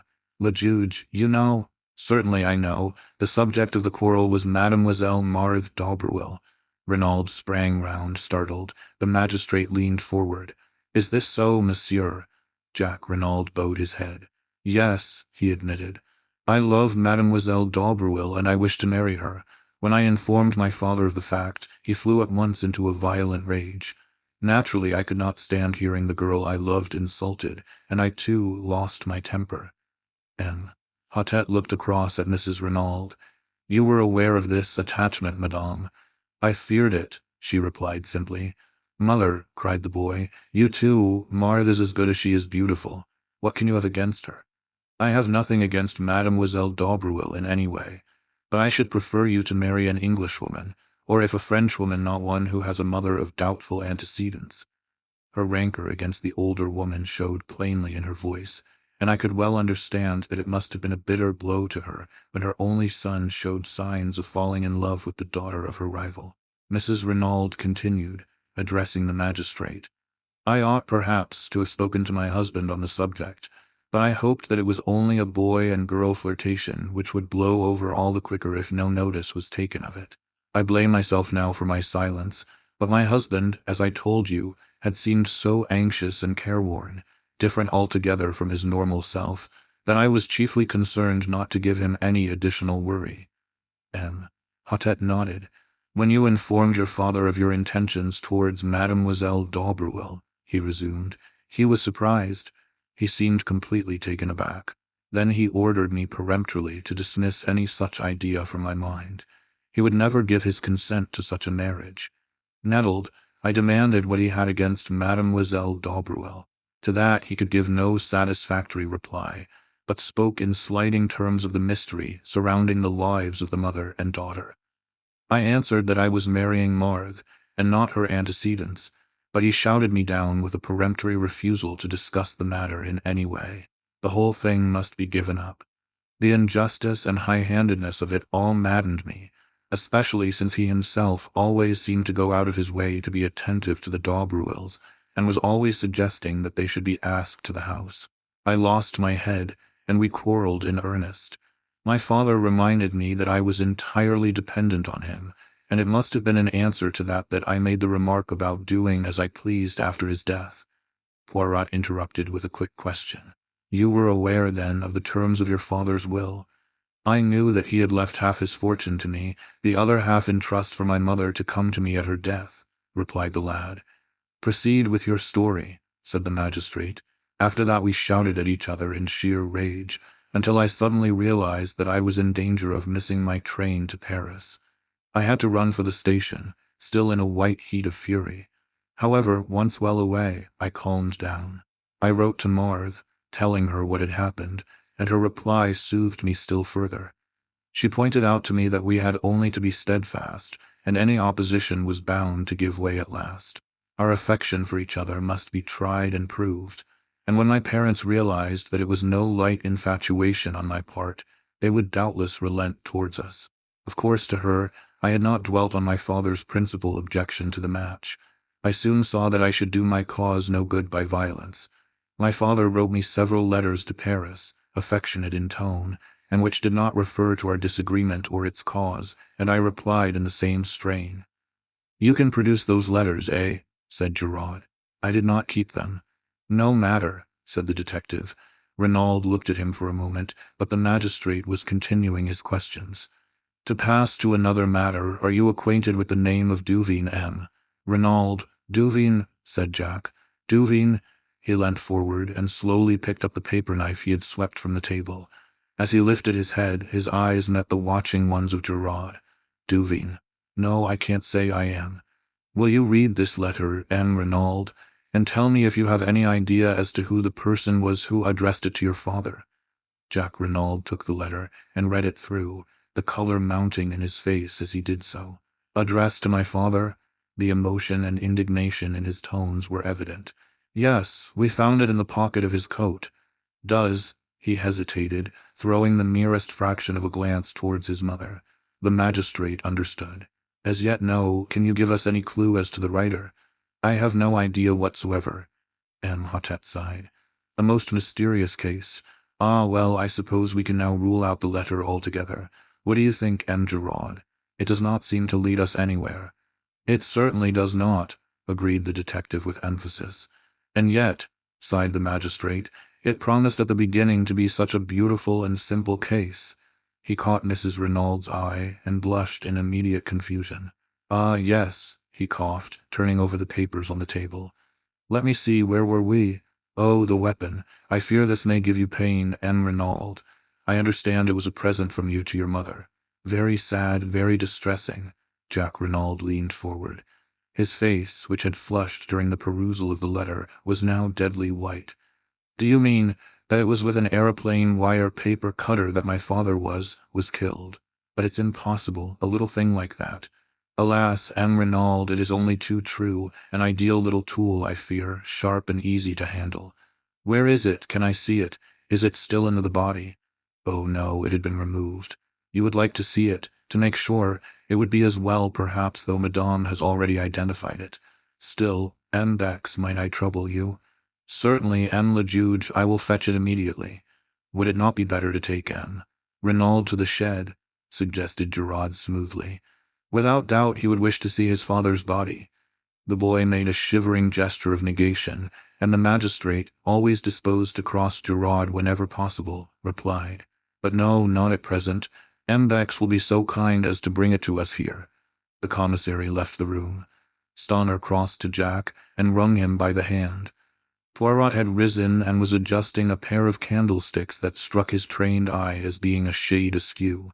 The magistrate was reading the mysterious love letter through a last time, clinging desperately to his first theory of jealousy and a stab in the back. Suddenly the door burst open and the commissary rushed in. "M. le Juge, M. le Juge, but yes, what is it?" "The dagger, it is gone. Comment gone. Vanished, disappeared. The glass jar that contained it is empty." "What?" I cried. "Impossible. Why, only this morning I saw—" the words died on my tongue. But the attention of the entire room was diverted to me. "What is that you say?" cried the commissary. "This morning? I saw it there this morning," I said slowly. "About an hour and a half ago, to be accurate." "You went to the shed then? How did you get the key?" "I asked the Sergeant de Ville for it." "And you went there? Why?" I hesitated, but in the end I decided that the only thing to do was to make a clean breast of it. "M. le Juge," I said, "I have committed a grave fault for which I must crave your indulgence." "Eh bien, proceed, monsieur." "The fact of the matter is," I said, wishing myself anywhere else than where I was, "that I met a young lady, an acquaintance of mine. She displayed a great desire to see everything that was to be seen, and well, in short, I took the key to show her the body." "Ah, par example," cried the magistrate indignantly. "But it is a grave fault you have committed there, Captain Hastings. It is altogether most irregular. You should not have permitted yourself this folly." "I know," I said meekly. "Nothing that you can say could be too severe, M. le Juge. You did not invite this lady to come here?" "Certainly not. I met her quite by accident. She is an English lady who happens to be staying in Merlinville, though I was not aware of that until my unexpected meeting with her." "Well, well," said the magistrate, softening. "It was most irregular, but the lady is without doubt young and beautiful, n'est-ce pas? What it is to be young! Oh, Junus, Junus!" And he sighed sentimentally. But the commissary, less romantic and more practical, took up the tale.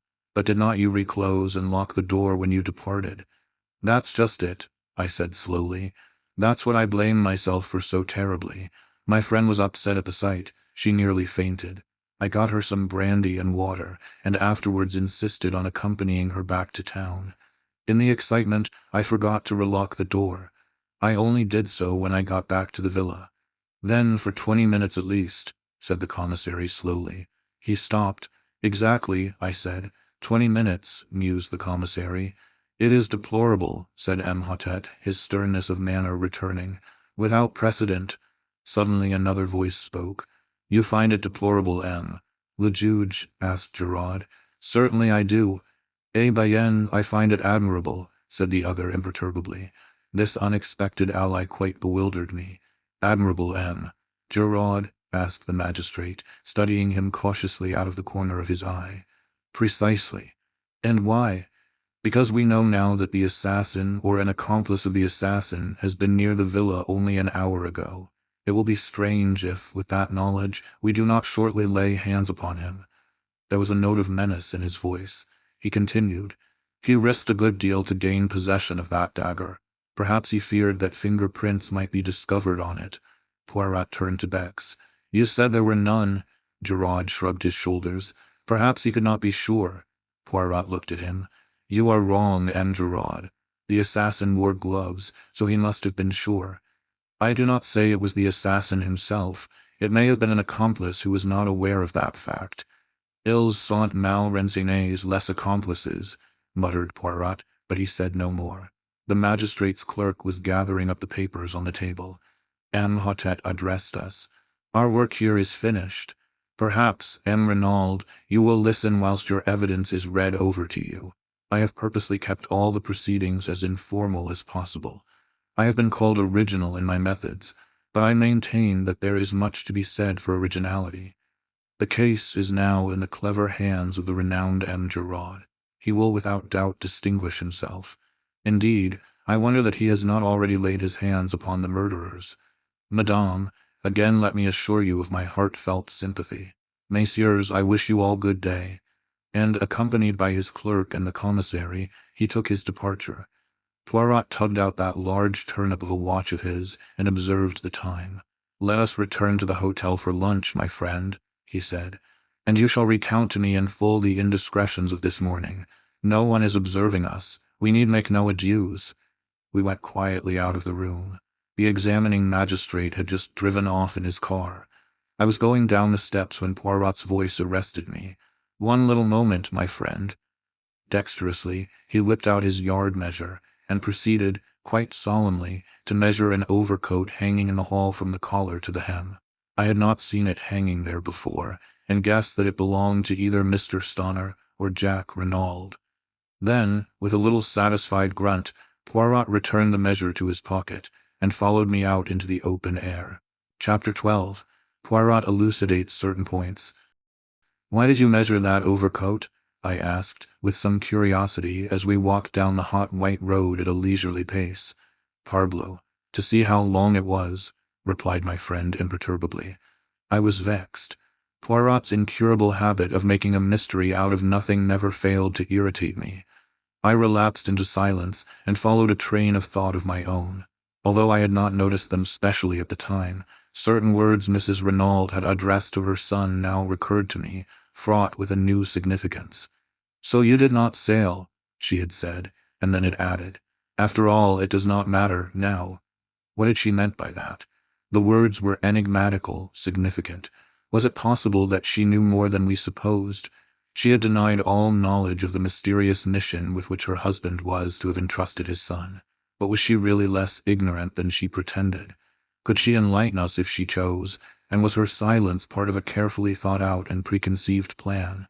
The more I thought about it, the more I was convinced that I was right. Mrs. Renauld knew more than she chose to tell. In her surprise at seeing her son, she had momentarily betrayed herself.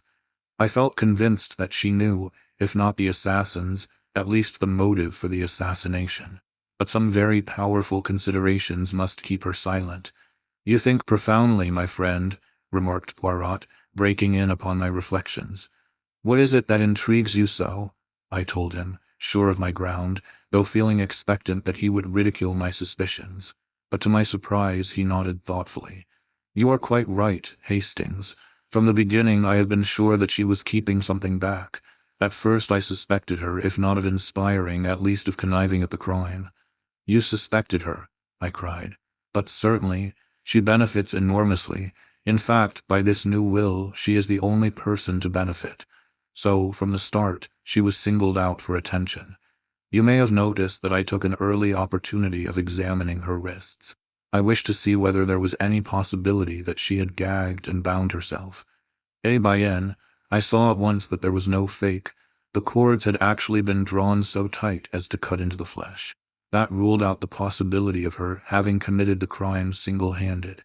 But it was still possible for her to have connived at it, or to have been the instigator with an accomplice. Moreover, the story as she told it was singularly familiar to me. The masked men that she could not recognize, the mention of the secret. I had heard, or read, all these things before. Another little detail confirmed my belief that she was not speaking the truth. The wristwatch, Hastings, the wristwatch. Again that wristwatch. Poirot was eyeing me curiously. "You see, mon ami. You comprehend?" "No," I replied with some ill humor. "I neither see nor comprehend. You make all these confounded mysteries, and it's useless asking you to explain. You always like keeping everything up your sleeve to the last minute." "Do not enrage yourself, my friend," said Poirot with a smile. "I will explain if you wish, but not a word to Giraud se intendo. He treats me as an old one of no importance. We shall see. In common fairness I gave him a hint. If he does not choose to act upon it, that is his own lookout." I assured Poirot that he could rely upon my discretion. "C'est bien, let us then employ our little grey cells. Tell me, my friend, at what time, according to you, did the tragedy take place?" "Why, at 2 o'clock or thereabouts," I said, astonished. "You remember, Mrs. Renauld told us that she heard the clock strike while the men were in the room." "Exactly, and on the strength of that, you, the examining magistrate, Bex, and everyone else, accept the time without further question. But I, Hercule Poirot, say that Madame Renauld lied. The crime took place at least 2 hours earlier. But the doctors, they declared, after examination of the body, that death had taken place between 10 and 7 hours previously. Mon ami, for some reason, it was imperative that the crime should seem to have taken place later than it actually did.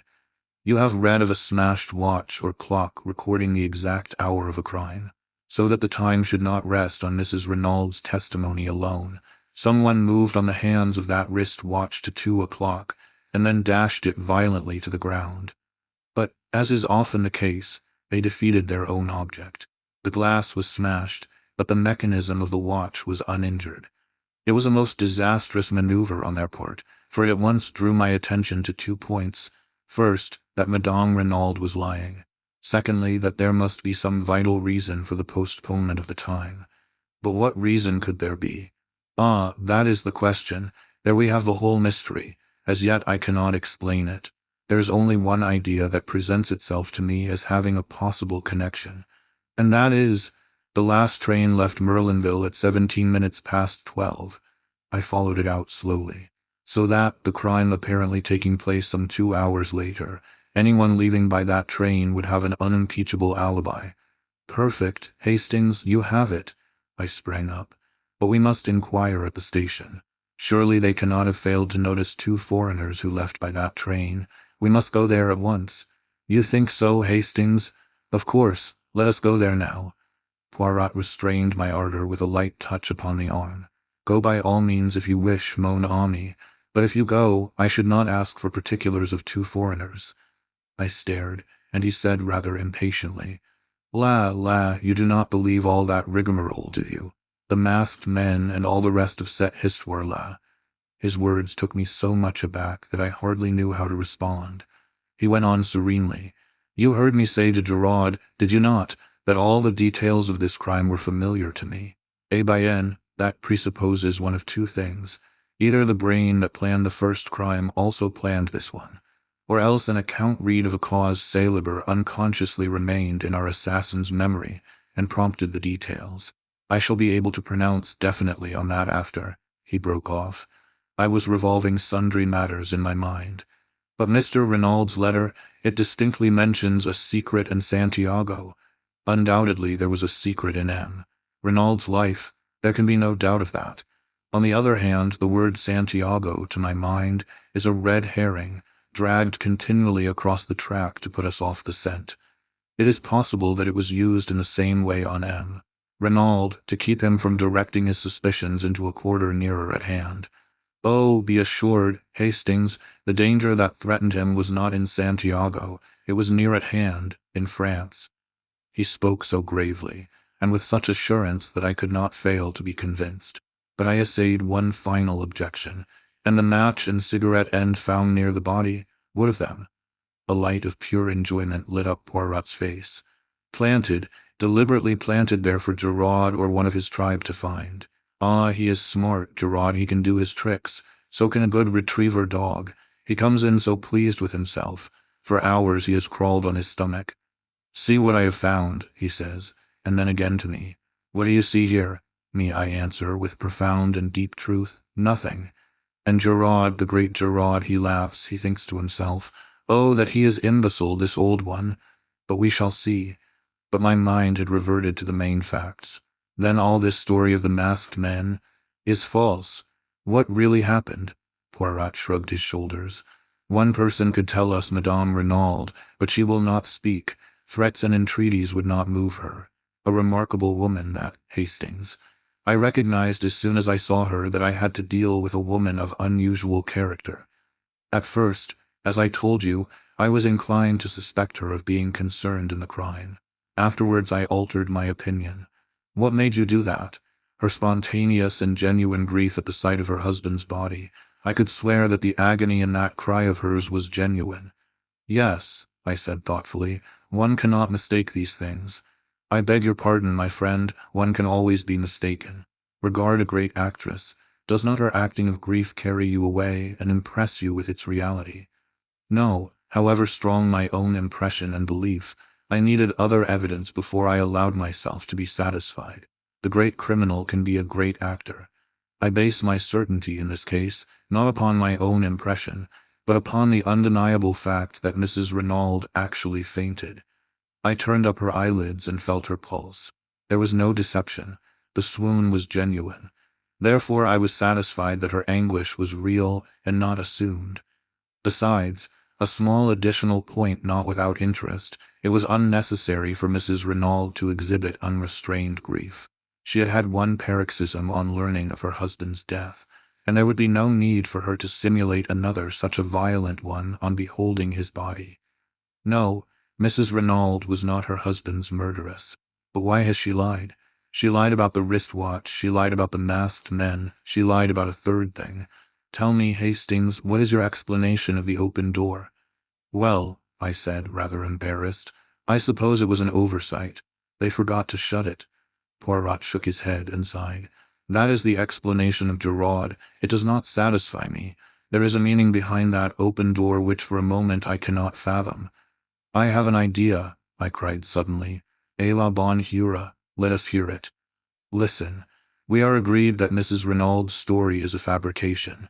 Is it not possible, then, that Mr. Renauld left the house to keep an appointment, possibly with the murderer, leaving the front door open for his return? But he did not return, and the next morning he is found, stabbed in the back. An admirable theory, Hastings, but for two facts which you have characteristically overlooked. In the first place, who gagged and bound Madame Renauld, and why on earth should they return to the house to do so? In the second place, no man on earth would go out to keep an appointment wearing his underclothes and an overcoat. There are circumstances in which a man might wear pajamas and an overcoat, but the other never. True, I said, rather crestfallen. No, continued Poirot, we must look elsewhere for a solution of the open-door mystery. One thing I am fairly sure of, they did not leave through the door, they left by the window. What? Precisely. But there were no footmarks in the flower bed underneath. No, and there ought to have been. Listen, Hastings. The gardener, August, as you heard him say, planted both those beds the preceding afternoon. In the one there are plentiful impressions of his big hobnailed boots, in the other none. You see, someone had passed that way, someone who, to obliterate their footprints, smoothed over the surface of the bed with a rake. Where did they get a rake? Where they got the spade and the gardening gloves, said Poirot impatiently. There is no difficulty about that. What makes you think that they left that way, though? Surely it is more probable that they entered by the window and left by the door. That is possible, of course. Yet I have a strong idea that they left by the window. I think you are wrong. Perhaps, mon ami, I mused, thinking over the new field of conjecture that Poirot's deductions had opened up to me. I recalled my wonder at his cryptic allusions to the flower bed and the wristwatch. His remarks had seemed so meaningless at the moment, and now, for the first time, I realized how remarkably, from a few slight incidents, he had unraveled much of the mystery that surrounded the case. I paid a belated homage to my friend. As though he read my thoughts, he nodded sagely. Method, you comprehend. Method. Arrange your facts. Arrange your ideas. And if some little fact will not fit in, do not reject it but consider it closely. Though its significance escapes you, be sure that it is significant. In the meantime, I said, considering, although we know a great deal more than we did, we are no nearer to solving the mystery of who killed Mr. Renauld. No, said Poirot cheerfully. In fact, we are a great deal further off. The fact seemed to afford him such peculiar satisfaction that I gazed at him in wonder. He met my eye and smiled. But yes, it is better so. Before, there was at all events a clear theory as to how and by whose hands he met his death. Now that is all gone. We are in darkness. 100 conflicting points confuse and worry us. That is well. That is excellent. Out of confusion comes forth order. But if you find order to start with, if a crime seems simple and above board, bien, méfiez vous. It is, how do you say it? Cooked. The great criminal is simple, but very few criminals are great. In trying to cover up their tracks, they invariably betray themselves. Ah, mon ami, I would that some day I could meet a really great criminal, one who commits his crime and then does nothing. Even I, Hercule Poirot, might fail to catch such a one. But I had not followed his words. A light had burst upon me. Poirot, Mrs. Renauld, I see it now. She must be shielding somebody. From the quietness with which Poirot received my remark, I could see that the idea had already occurred to him. Yes, he said thoughtfully, shielding someone or screening someone. One of the two. I saw very little difference between the two words, but I developed my theme with a good deal of earnestness. Poirot maintained a strictly noncommittal attitude, repeating, It may be, yes, it may be. But as yet I do not know. There is something very deep underneath all this. You will see, something very deep. Then, as we entered our hotel, he enjoined silence on me with a gesture. Chapter 13. The Girl with the Anxious Eyes. We lunched with an excellent appetite. I understood well enough that Poirot did not wish to discuss the tragedy where we could so easily be overheard. But as is usual when one topic fills the mind to the exclusion of everything else, no other subject of interest seemed to present itself. For a while we ate in silence, and then Poirot observed maliciously, bien. And your indiscretions, you recount them not. I felt myself blushing. Oh, you mean this morning? I endeavored to adopt a tone of absolute nonchalance, but I was no match for Poirot. In a very few minutes he had extracted the whole story from me, his eyes twinkling as he did so. Tynes, a story of the most romantic. What is her name, this charming young lady? I had to confess that I did not know. Still more romantic. The first rencontre in the train from Paris, the second here. Journeys end in lovers' meetings, is not that the saying? Don't be an ass, Poirot. Yesterday it was Mademoiselle Daubreuil, today it is Mademoiselle Cinderella. Decidedly you have the heart of a Turk, Hastings. You should establish a harem. It's all very well to rag me. Mademoiselle Daubreuil is a very beautiful girl, and I do admire her immensely. I don't mind admitting it. The others nothing. Don't suppose I shall ever see her again. She was quite amusing to talk to just for a railway journey, but she's not the kind of girl I should ever get keen on. Why? Well, it sounds snobbish perhaps, but she's not a lady, not in any sense of the word. Poirot nodded thoughtfully. There was less raillery in his voice as he asked, "You believe, then, in birth and breeding?" "I may be old-fashioned, but I certainly don't believe in marrying out of one's class. It never answers." "I agree with you, mon ami. 99 times out of 100, it is as you say. But there is always the 100th time. Still, that does not arise, as you do not propose to see the lady again." His last words were almost a question, and I was aware of the sharpness with which he darted a glance at me. And before my eyes, writ large in letters of fire, I saw the words Hotel du Fer. And I heard again her voice saying, "Come and look me up," and my own answering with empressement, "I will." Well, what of it? I had meant to go at the time. But since then, I had had time to reflect. I did not like the girl. Thinking it over in cold blood, I came definitely to the conclusion that I disliked her intensely. I had got hauled over the coals for foolishly gratifying her morbid curiosity, and I had not the least wish to see her again. I answered Poirot lightly enough. "She asked me to look her up, but of course I shan't." "Why of course?" "Well, I don't want to—" "I see." He studied me attentively for some minutes. "Yes, I see very well, and you are wise. Stick to what you have said." "That seems to be your invariable advice," I remarked, rather piqued. "Ah, my friend, have faith in Papa Poirot. Some day, if you permit, I will arrange you a marriage of great suitability." "Thank you," I said, laughing, "but the prospect leaves me cold." Poirot sighed and shook his head. "Les Anglais," he murmured. "No method, absolutely none whatever. They leave all to chance." He frowned, and altered the position of the salt cellar. "Mademoiselle Cinderella is staying at the Hotel d'Angleterre, you told me, did you not?" "No. Hotel du Fer." "True, I forgot." A moment's misgiving shot across my mind. Surely I had never mentioned any hotel to Poirot. I looked across at him and felt reassured. He was cutting his bread into neat little squares, completely absorbed in his task. He must have fancied I had told him where the girl was staying. We had coffee outside facing the sea. Poirot smoked one of his tiny cigarettes and then drew his watch from his pocket. "The train to Paris leaves at 2:25, he observed. "I should be starting." "Paris?" I cried. "That is what I said, mon ami. You are going to Paris, but why?" He replied very seriously. "To look for the murderer of M. Renauld. You think he is in Paris. I am quite certain that he is not.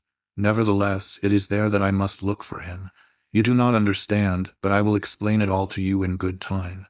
Believe me, this journey to Paris is necessary. I shall not be away long. In all probability, I shall return tomorrow. I do not propose that you should accompany me. Remain here and keep an eye on Giraud. Also cultivate the society of M. Renauld Fils. And thirdly, if you wish, endeavor to cut him out with Mademoiselle Mars, but I fear you will not have great success." I did not quite relish the last remark. "That reminds me," I said. "I meant to ask you how you knew about those two." "Mon ami, I know human nature. Throw together a boy young Renauld and a beautiful girl like Mademoiselle Mars, and the result is almost inevitable." Then, the quarrel. It was money or a woman, and remembering Léonie's description of the lad's anger, I decided on the latter. So I made my guess, and I was right. "And that was why you warned me against setting my heart on the lady. You already suspected that she loved young Renauld?" Poirot smiled. "At any rate, I saw that she had anxious eyes. That is how I always think of Mademoiselle Daubreuil as the girl with the anxious eyes." His voice was so grave that it impressed me uncomfortably. "What do you mean by that, Poirot?" "I fancy, my friend, that we shall see before very long, but I must start. You've oceans of time." Perhaps, but I like plenty of leisure at the station. I do not wish to rush, to hurry, to excite myself." "At all events," I said, rising, "I will come and see you off." "You will do nothing of the sort. I forbid it." He was so peremptory that I stared at him in surprise. He nodded emphatically. "I mean it, mon ami. Au revoir. You permit that I embrace you?" "Ah, no, I forget that it is not the English custom. Une poignée de main, alors." I felt rather at a loose end after Poirot had left me. I strolled down the beach and watched the bathers, without feeling energetic enough to join them. I rather fancied that Cinderella might be disporting herself amongst them in some wonderful costume, but I saw no signs of her. I strolled aimlessly along the sands towards the further end of the town. It occurred to me that, after all, it would only be decent feeling on my part to inquire after the girl, and it would save trouble in the end. The matter would then be finished with. There would be no need for me to trouble about her any further, but if I did not go at all, she might quite possibly come and look me up at the villa, and that would be annoying in every way. Decidedly, it would be better to pay a short call, in the course of which I could make it quite clear that I could do nothing further for her in my capacity of showman. Accordingly, I left the beach and walked inland. I soon found the Hotel du Fer, a very unpretentious building. It was annoying in the extreme not to know the lady's name, and to save my dignity, I decided to stroll inside and look around. Probably I should find her in the lounge. Merlinville was a small place. You left your hotel to go to the beach, and you left the beach to return to the hotel. There were no other attractions. There was a casino being built, but it was not yet completed. I had walked the length of the beach without seeing her, therefore she must be in the hotel. I went in. Several people were sitting in the tiny lounge, but my quarry was not amongst them. I looked into some other rooms, but there was no sign of her. I waited for some time, till my impatience got the better of me. I took the concierge aside and slipped 5 francs into his hand. I wish to see a lady who is staying here. A young English lady, small and dark. I am not sure of her name. The man shook his head and seemed to be suppressing a grin. There is no such lady as you described staying here. She is American possibly, I suggested. These fellows are so stupid, but the man continued to shake his head. No, monsieur. There are only 6 or 7 English and American ladies altogether, and they are all much older than the lady you are seeking. It is not here that you will find her, monsieur. He was so positive that I felt doubts. But the lady told me she was staying here. Monsieur must have made a mistake, or it is more likely the lady did, since there has been another gentleman here inquiring for her. What is that you say? I cried, surprised. But yes, monsieur, a gentleman who described her just as you have done. What was he like? He was a small gentleman, well-dressed, very neat, very spotless, the moustache very stiff, the head of a peculiar shape, and the eyes green. Poirot. So that was why he refused to let me accompany him to the station. The impertinence of it. I would thank him not to meddle in my concerns. Did he fancy I needed a nurse to look after me? Thanking the man, I departed, somewhat at a loss, and still much incensed with my meddlesome friend. I regretted that he was, for the moment, out of reach. I should have enjoyed telling him what I thought of his unwarranted interference, had I not distinctly told him that I had no intention of seeing the girl. Decidedly, one's friends can be too zealous. But where was the lady? I set aside my wrath and tried to puzzle it out. Evidently, through inadvertence, she had named the wrong hotel. Then another thought struck me. Was it inadvertence? Or had she deliberately withheld her name and given me the wrong address? The more I thought about it, the more I felt convinced that this last surmise of mine was right. For some reason or other she did not wish to let the acquaintance ripen into friendship. And though half an hour earlier this had been precisely my own view, I did not enjoy having the tables turned upon me. The whole affair was profoundly unsatisfactory, and I went up to the Villa Geneviève in a condition of distinct ill humor. I did not go to the house, but went up the path to the little bench by the shed, and sat there moodily enough. I was distracted from my thoughts by the sound of voices close at hand. In a second or two I realized that they came, not from the garden I was in, but from the adjoining garden of the Villa Marguerite, and that they were approaching rapidly. A girl's voice was speaking, a voice that I recognized as that of the beautiful Marthe. "Chérie," she was saying, "is it really true? Are all our troubles over?" "You know it, Marthe," Jack Renauld replied. "Nothing can part us now, beloved.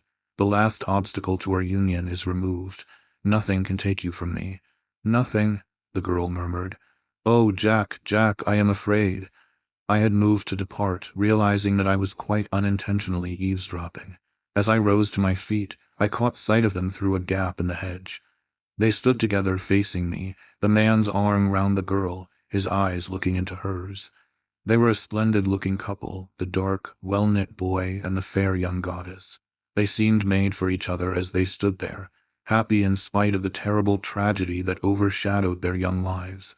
But the girl's face was troubled, and Jack Renauld seemed to recognize it, as he held her closer to him and asked, "But what are you afraid of, darling? What is there to fear, now?" And then I saw the look in her eyes, the look Poirot had spoken of, as she murmured, so that I almost guessed at the words, "I am afraid for you." I did not hear young Renauld's answer, for my attention was distracted by an unusual appearance a little further down the hedge. There appeared to be a brown bush there, which seemed odd, to say the least of it, so early in the summer. I stepped along to investigate, but at my advance the brown bush withdrew itself precipitately, and faced me with a finger to its lips. It was Giraud. Enjoining caution, he led the way round the shed until we were out of earshot. "What were you doing there?" I asked. "Exactly what you were doing, listening. But I was not there on purpose." "Ah," said Giraud, "I was." As always, I admired the man whilst disliking him. He looked me up and down with a sort of contemptuous disfavor. "You didn't help matters by butting in. I might have heard something useful in a minute. What have you done with your old fossil?" "Poirot has gone to Paris," I replied coldly. "And I can tell you, Giraud, that he is anything but an old fossil. He has solved many cases that have completely baffled the English police." "Bah, the English police!" Giraud snapped his fingers disdainfully. "They must be on a level with our examining magistrates. So he has gone to Paris, has he? Well, a good thing. The longer he stays there, the better. But what does he think he will find there?" I thought I read in the question a tinge of uneasiness. I drew myself up. "That I am not at liberty to say," I said quietly. Giraud subjected me to a piercing stare. "He has probably enough sense not to tell you," he remarked rudely. "Good afternoon, I'm busy." And with that he turned on his heel and left me without ceremony. Matters seemed at a standstill at the Villa Geneviève. Giraud evidently did not desire my company, and from what I had seen, it seemed fairly certain that Jack Renauld did not either. I went back to the town, had an enjoyable bath, and returned to the hotel.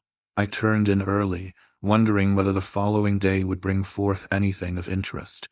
I was wholly unprepared for what it did bring forth. I was eating my petit déjeuner in the dining room, when the waiter, who had been talking to someone outside, came back in obvious excitement. He hesitated for a minute, fidgeting with his napkin, and then burst out, "Monsieur will pardon me, but he is connected, is he not, with the affair at the Villa Geneviève?" "Yes," I said eagerly. "Why, monsieur has not heard the news, though." "What news?" "That there has been another murder there last night." "What?" Leaving my breakfast, I caught up my hat and ran as fast as I could. Another murder and Poirot away. What fatality! But who had been murdered? I dashed in at the gate. A group of the servants was in the drive, talking and gesticulating. I caught hold of Francois. "What has happened?"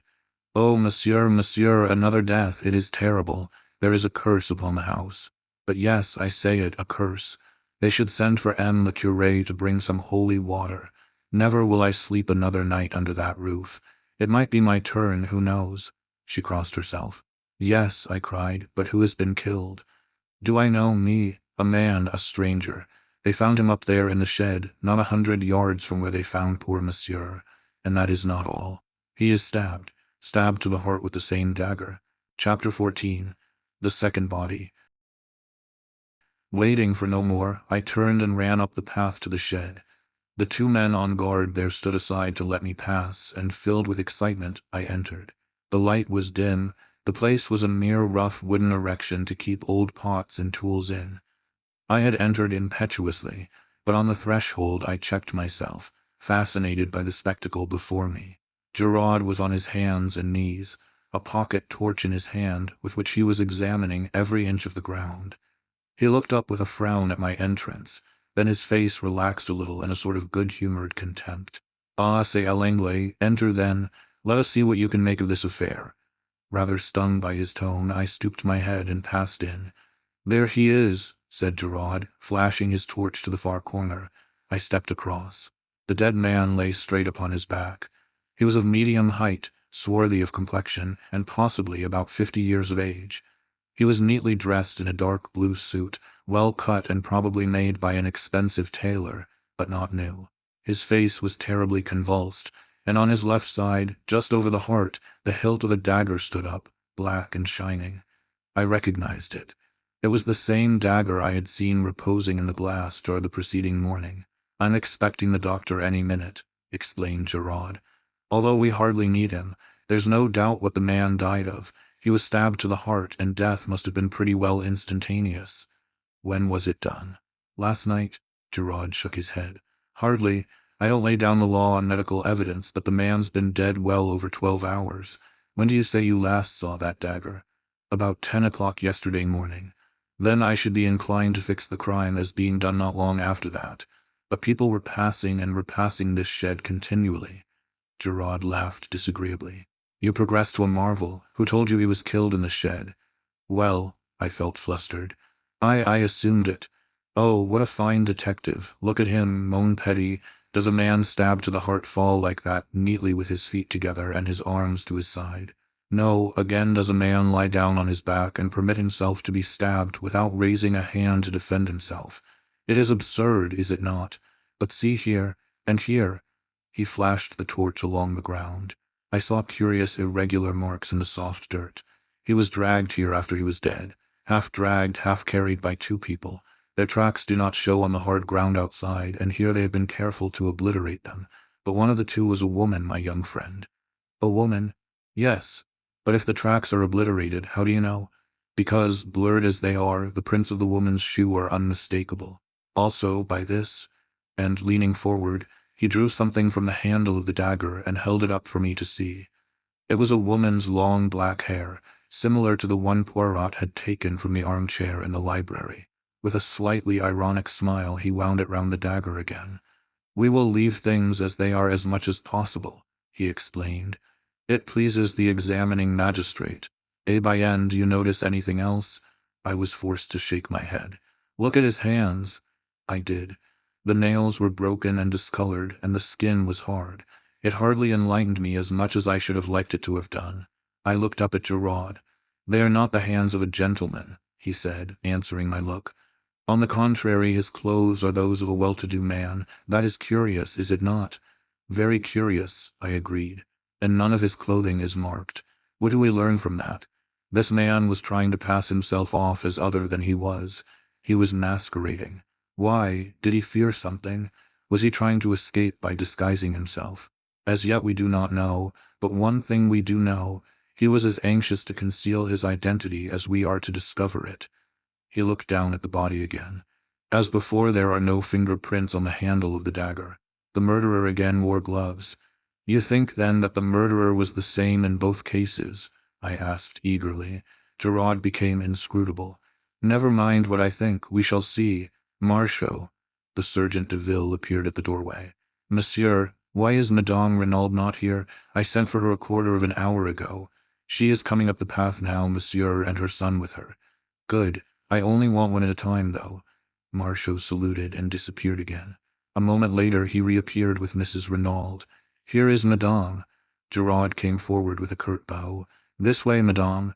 He led her across, and then, standing suddenly aside, "Here is the man. Do you know him?" And as he spoke, his eyes, gimlet-like, bored into her face, seeking to read her mind, noting every indication of her manner. But Mrs. Renauld remained perfectly calm. Too calm, I felt. She looked down at the corpse almost without interest, certainly without any sign of agitation or recognition. "No," she said, "I have never seen him in my life. He is quite a stranger to me." "You are sure?" "Quite sure. You do not recognize in him one of your assailants, for instance?"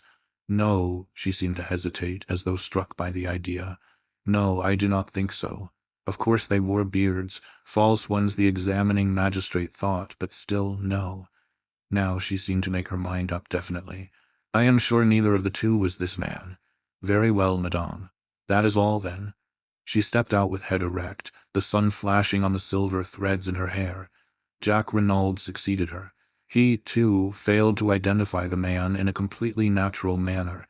Giraud merely grunted.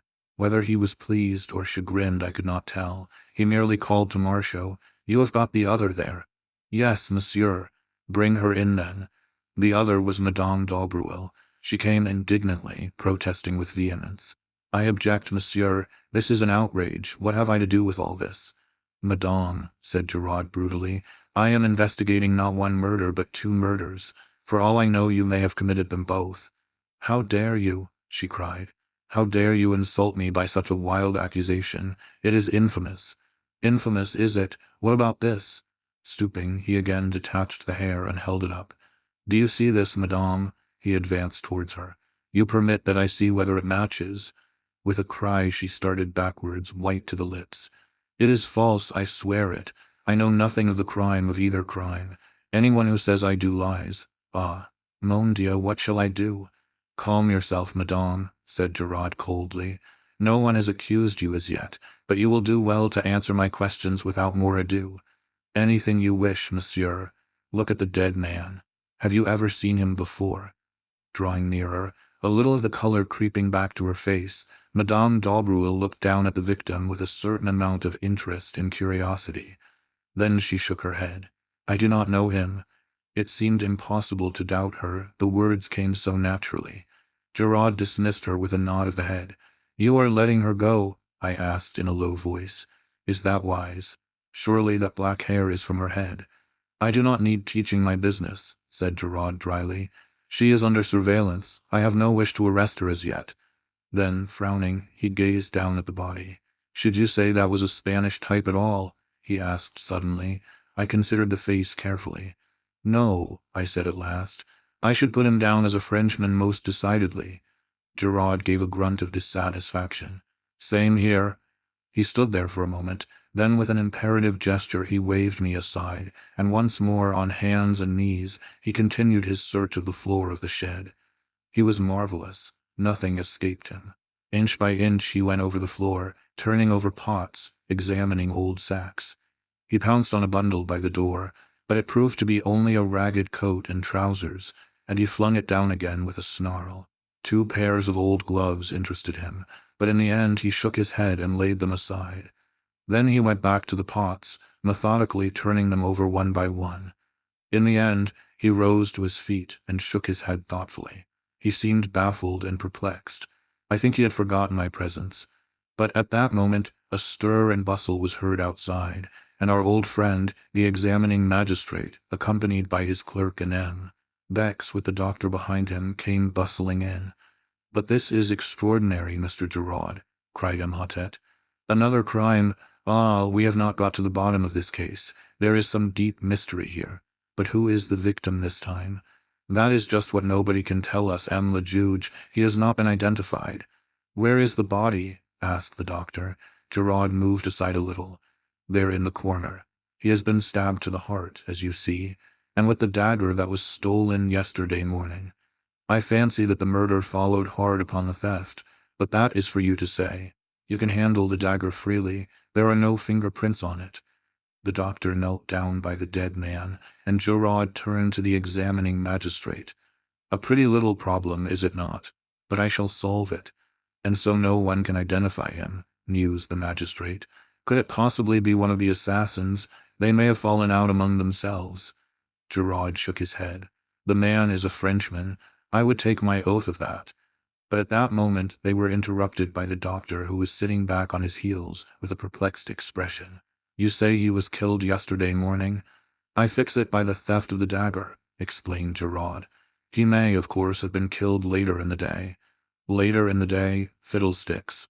This man has been dead at least 48 hours, and probably longer. We stared at each other in blank amazement. Chapter 15. A photograph. The doctor's words were so surprising that we were all momentarily taken aback. Here was a man stabbed with a dagger which we knew to have been stolen only 24 hours previously, and yet Dr. Durand asserted positively that he had been dead at least 48 hours. The whole thing was fantastic to the last extreme. We were still recovering from the surprise of the doctor's announcement when a telegram was brought to me. It had been sent up from the hotel to the villa. I tore it open. It was from Poirot, and announced his return by the train arriving at Merlinville at 12:28. I looked at my watch and saw that I had just time to get comfortably to the station and meet him there. I felt that it was of the utmost importance that he should know at once of the new and startling developments in the case. Evidently, I reflected, Poirot had had no difficulty in finding what he wanted in Paris. The quickness of his return proved that. Very few hours had sufficed. I wondered how he would take the exciting news I had to impart. The train was some minutes late, and I strolled aimlessly up and down the platform, until it occurred to me that I might pass the time by asking a few questions as to who had left Merlinville by the last train on the evening of the tragedy. I approached the chief porter, an intelligent-looking man, and had little difficulty in persuading him to enter upon the subject.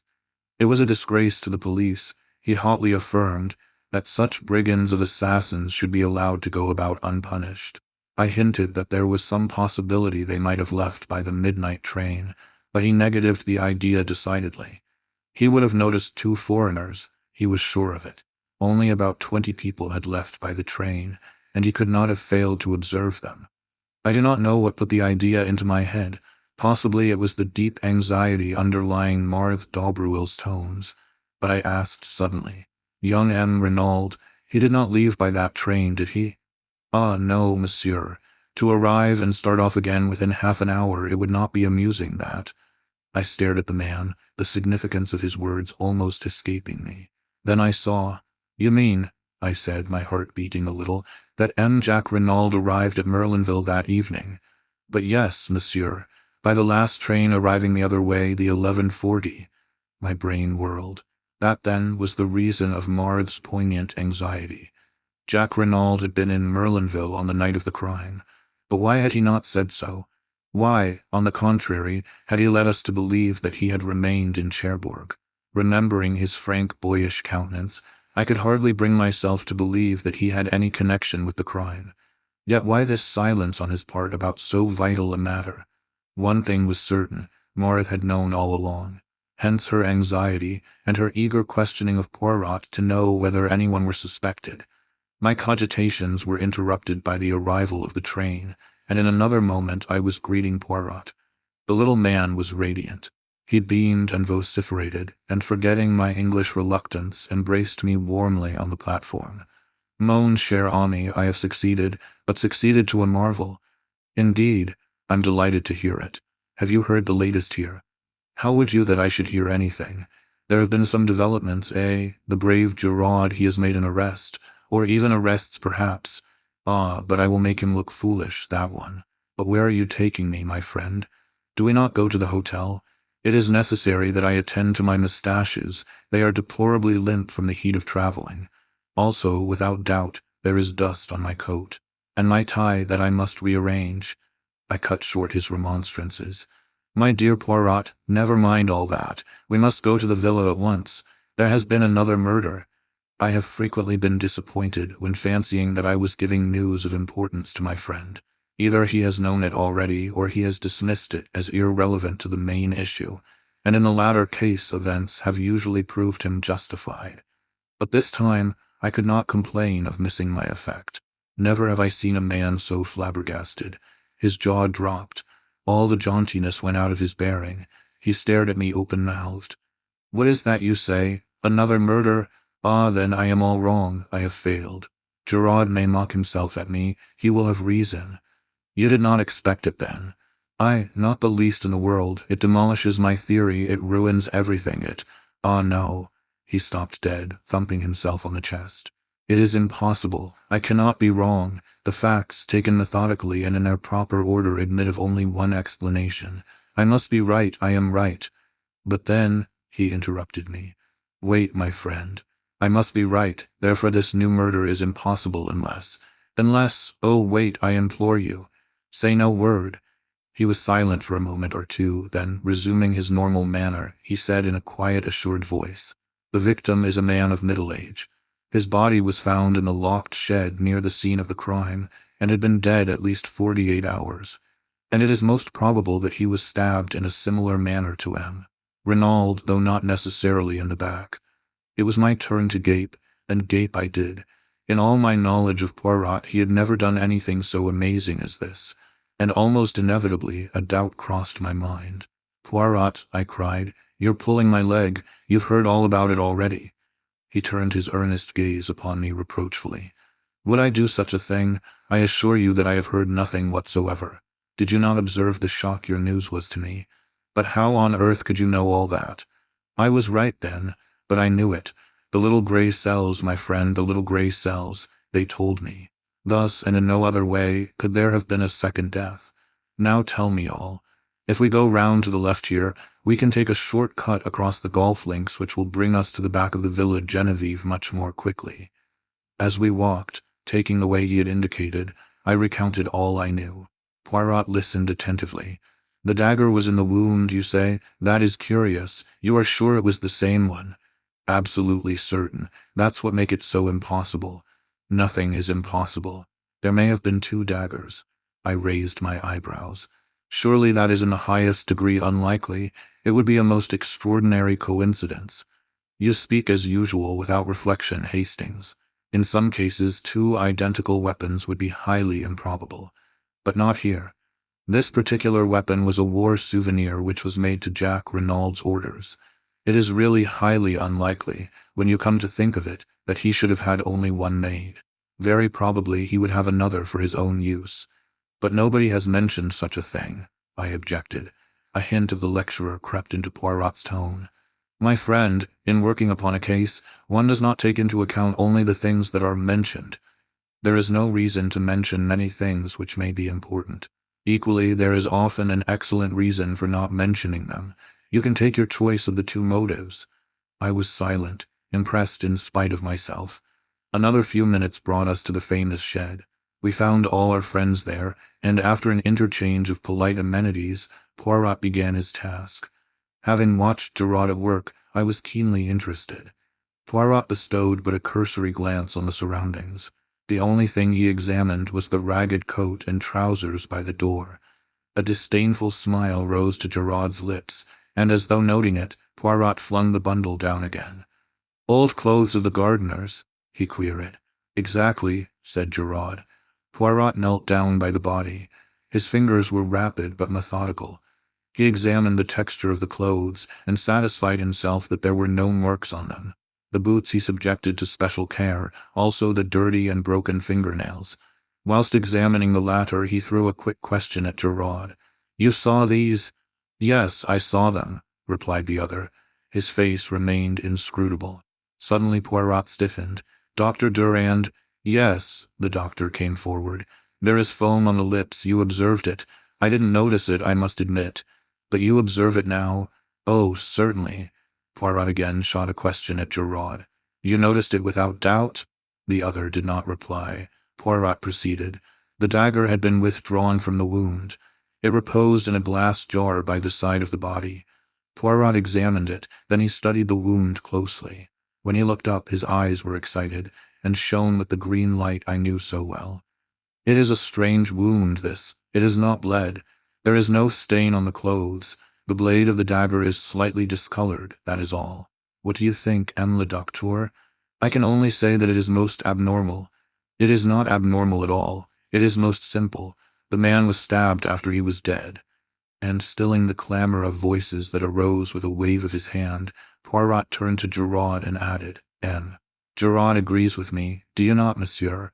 Whatever Giraud's real belief, he accepted the position without moving a muscle.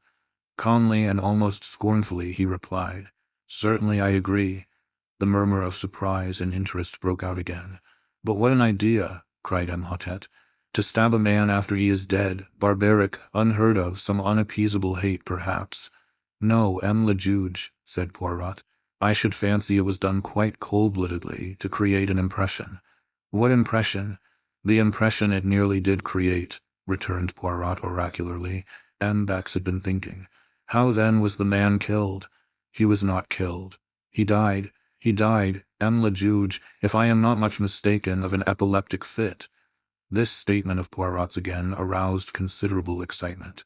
Dr. Durand knelt down again, and made a searching examination. At last he rose to his feet. "Well, le docteur, Poirot, I am inclined to believe that you are correct in your assertion. I was misled to begin with. The incontrovertible fact that the man had been stabbed distracted my attention from any other indications." Poirot was the hero of the hour. The examining magistrate was profuse in compliments. Poirot responded gracefully, and then excused himself on the pretext that neither he nor I had yet lunched, and that he wished to repair the ravages of the journey. As we were about to leave the shed, Giraud approached us. "One more thing, M. Poirot," he said in his suave, mocking voice. "We found this coiled round the handle of the dagger, a woman's hair." "Ah," said Poirot, "a woman's hair. What woman's, I wonder?" "I wonder also," said Giraud. Then, with a bow, he left us. "He was insistent, the good Giraud," said Poirot thoughtfully, as we walked towards the hotel. "I wonder in what direction he hopes to mislead me. A woman's hair, H." We lunched heartily, but I found Poirot somewhat distrait and inattentive. Afterwards we went up to our sitting room, and there I begged him to tell me something of his mysterious journey to Paris. "Willingly, my friend. I went to Paris to find this." He took from his pocket a small, faded newspaper cutting. It was the reproduction of a woman's photograph. He handed it to me. I uttered an exclamation. "You recognize it, my friend?" I nodded. Although the photo obviously dated from very many years back, and the hair was dressed in a different style, the likeness was unmistakable. "Madame Daubreuil," I exclaimed. Poirot shook his head with a smile. "Not quite correct, my friend. She did not call herself by that name in those days. That is a picture of the notorious Madame Beroldy." Madame Beroldy. In a flash the whole thing came back to me. The murder trial that had evoked such worldwide interest. The Beroldy Case. Chapter 16. The Beroldy Case. Some 20 years or so before the opening of the present story, Monsieur Arnold Beroldy, a native of Lyon, arrived in Paris accompanied by his pretty wife and their little daughter, a mere babe. Monsieur Beroldy was a junior partner in a firm of wine merchants, a stout middle-aged man, fond of the good things of life, devoted to his charming wife, and altogether unremarkable in every way. The firm in which Monsieur Beroldy was a partner was a small one, and although doing well, it did not yield a large income to the junior partner. The Beroldys had a small apartment and lived in a very modest fashion to begin with, but unremarkable though Monsieur Beroldy might be, his wife was plentifully gilded with the brush of romance. Young and good-looking, and gifted withal with a singular charm of manner, Madame Beroldy at once created a stir in the quarter, especially when it began to be whispered that some interesting mystery surrounded her birth. It was rumored that she was the illegitimate daughter of a Russian Grand Duke. Others asserted that it was an Austrian Archduke, and that the union was legal, though morganatic. But all stories agreed upon one point, that Jean Beroldy was the center of an interesting mystery. Questioned by the curious, Madame Beroldy did not deny these rumors. On the other hand, she let it be clearly understood that, though her lips were sealed, all these stories had a foundation in fact. To intimate friends, she unburdened herself further, spoke of political intrigues, of papers, of obscure dangers that threatened her. There was also much talk of crown jewels that were to be sold secretly, with herself acting as the go-between. Amongst the friends and acquaintances of the Beroldys was a young lawyer, Georges Canal.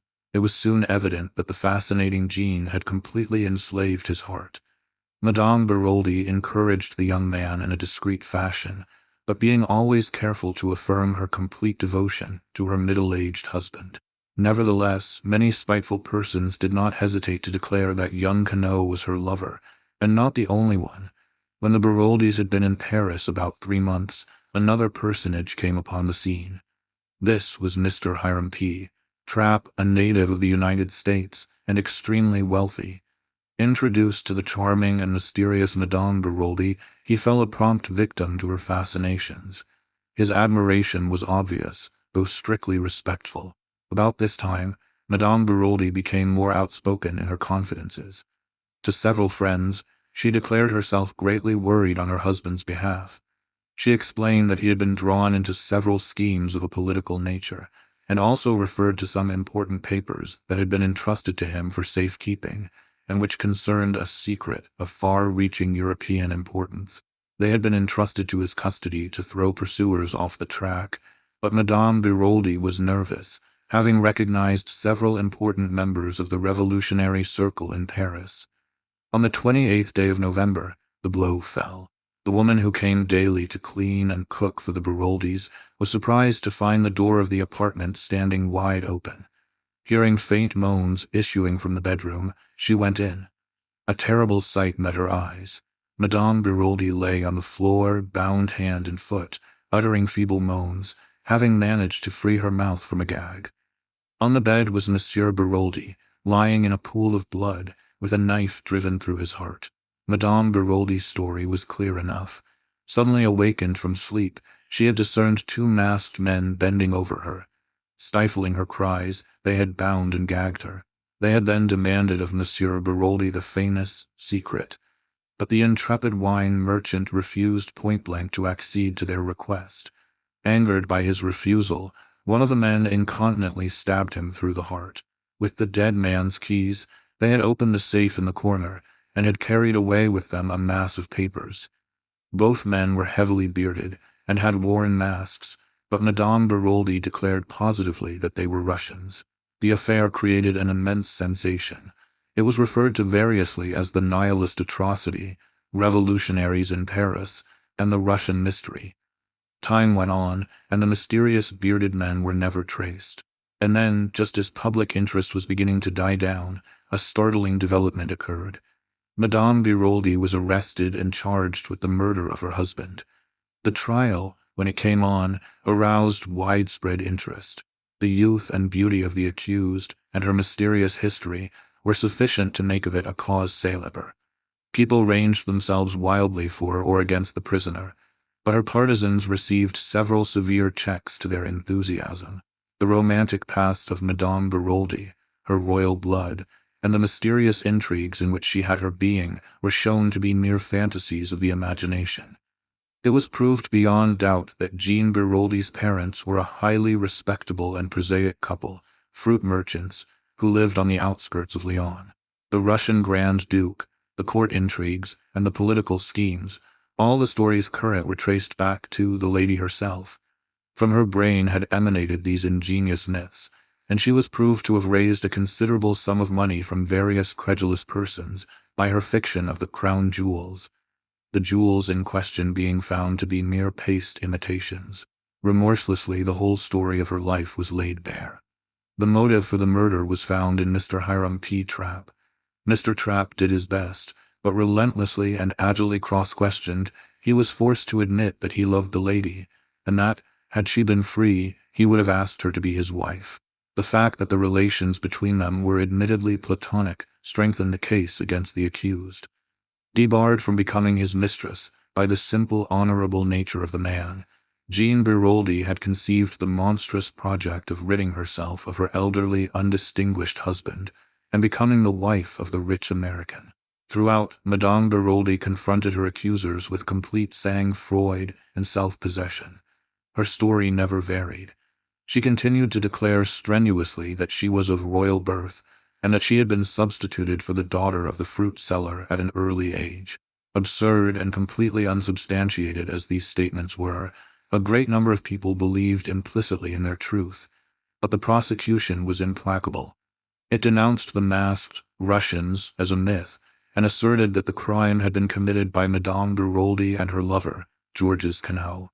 A warrant was issued for the arrest of the latter, but he had wisely disappeared. Evidence showed that the bonds which secured Madame Beroldy were so loose that she could easily have freed herself. And then, towards the close of the trial, a letter, posted in Paris, was sent to the public prosecutor. It was from Georges Canal, and without revealing his whereabouts, it contained a full confession of the crime. He declared that he had indeed struck the fatal blow at Madame Beroldy's instigation. The crime had been planned between them.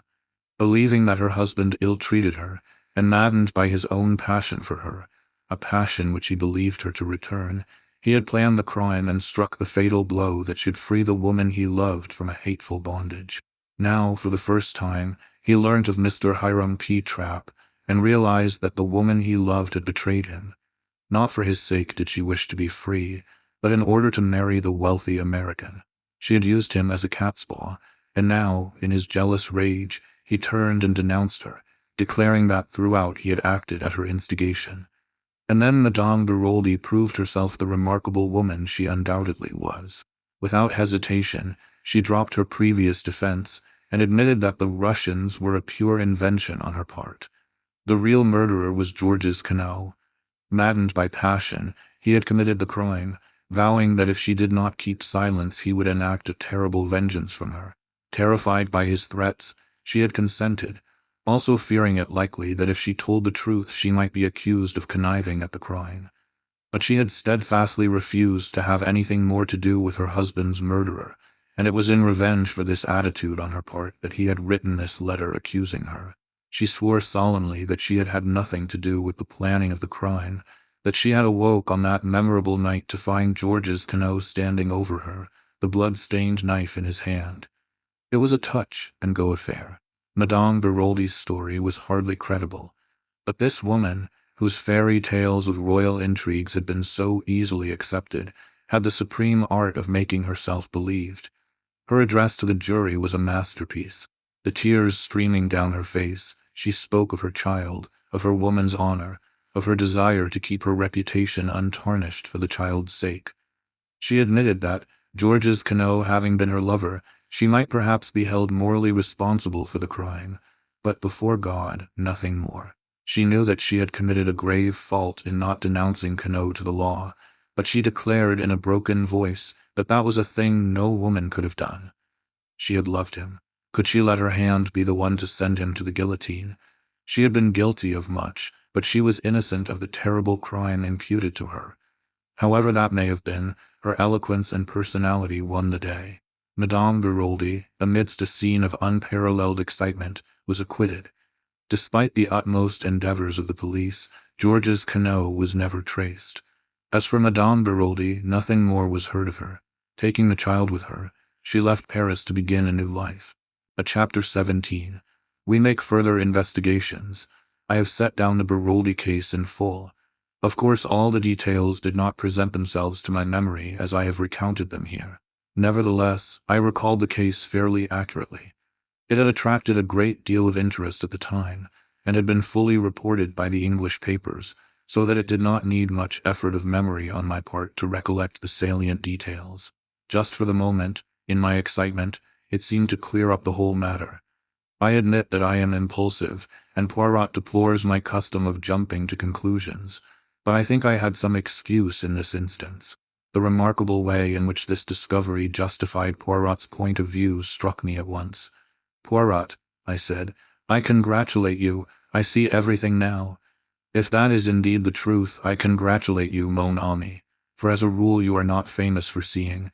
Is it not so?" I felt a little annoyed. "Come now, don't rub it in. You've been so confoundedly mysterious all along with your hints and your insignificant details that anyone might fail to see what you were driving at." Poirot lit one of his little cigarettes with his usual precision. Then he looked up. "And since you see everything now, mon ami, what exactly is it that you see?" "Why, that it was Madame Daubreuil, Beroldy, who murdered Mr. Renauld.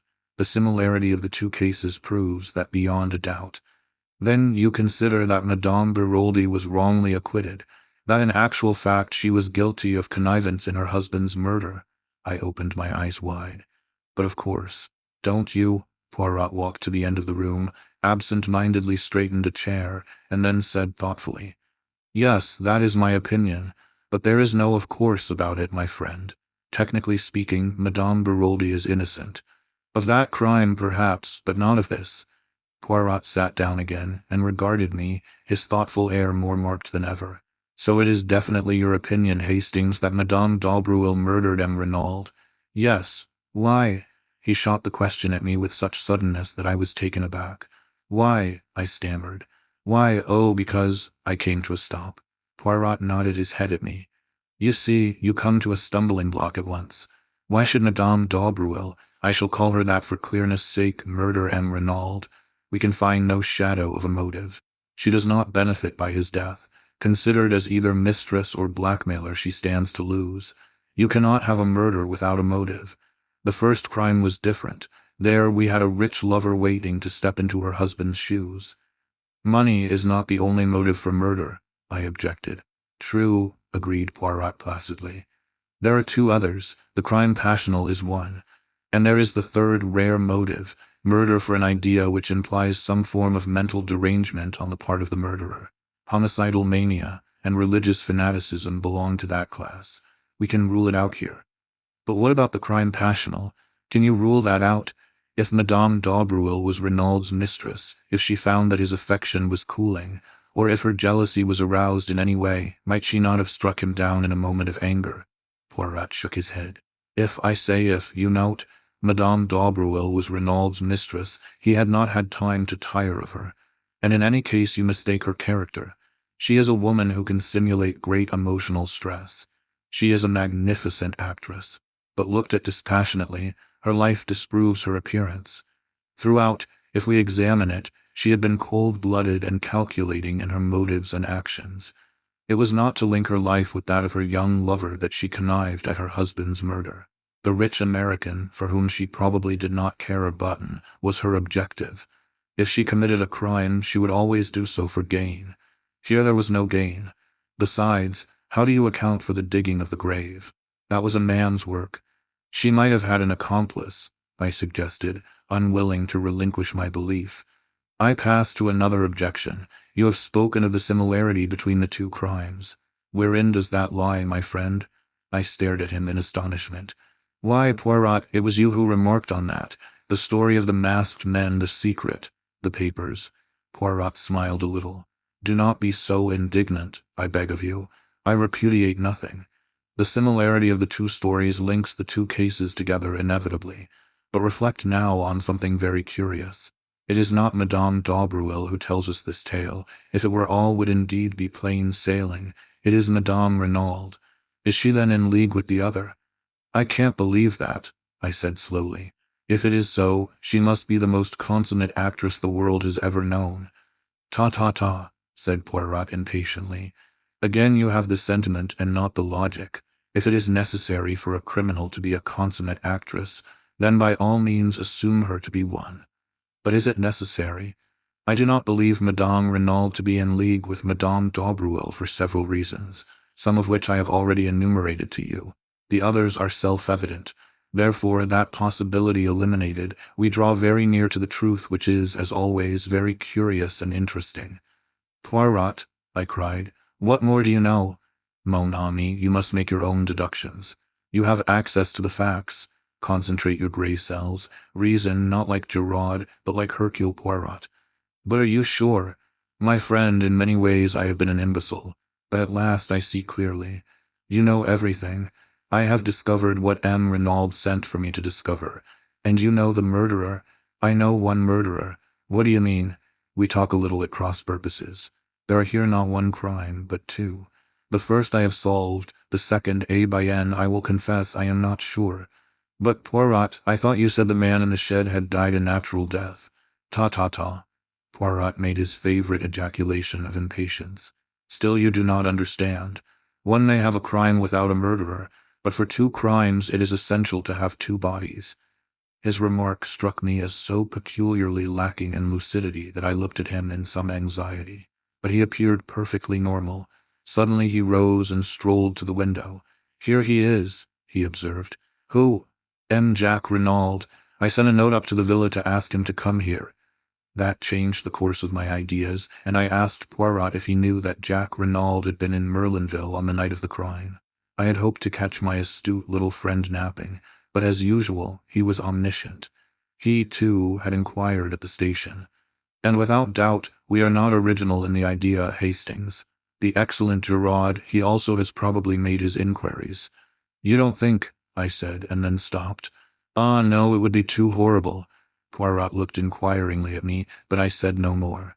It had just occurred to me that though there were 7 women directly or indirectly connected with the case, Mrs. Renauld, Madame Daubreuil and her daughter, the mysterious visitor, and the 3 servants, there was, with the exception of old Auguste who could hardly count, only one man, Jack Renauld, and a man must have dug a grave.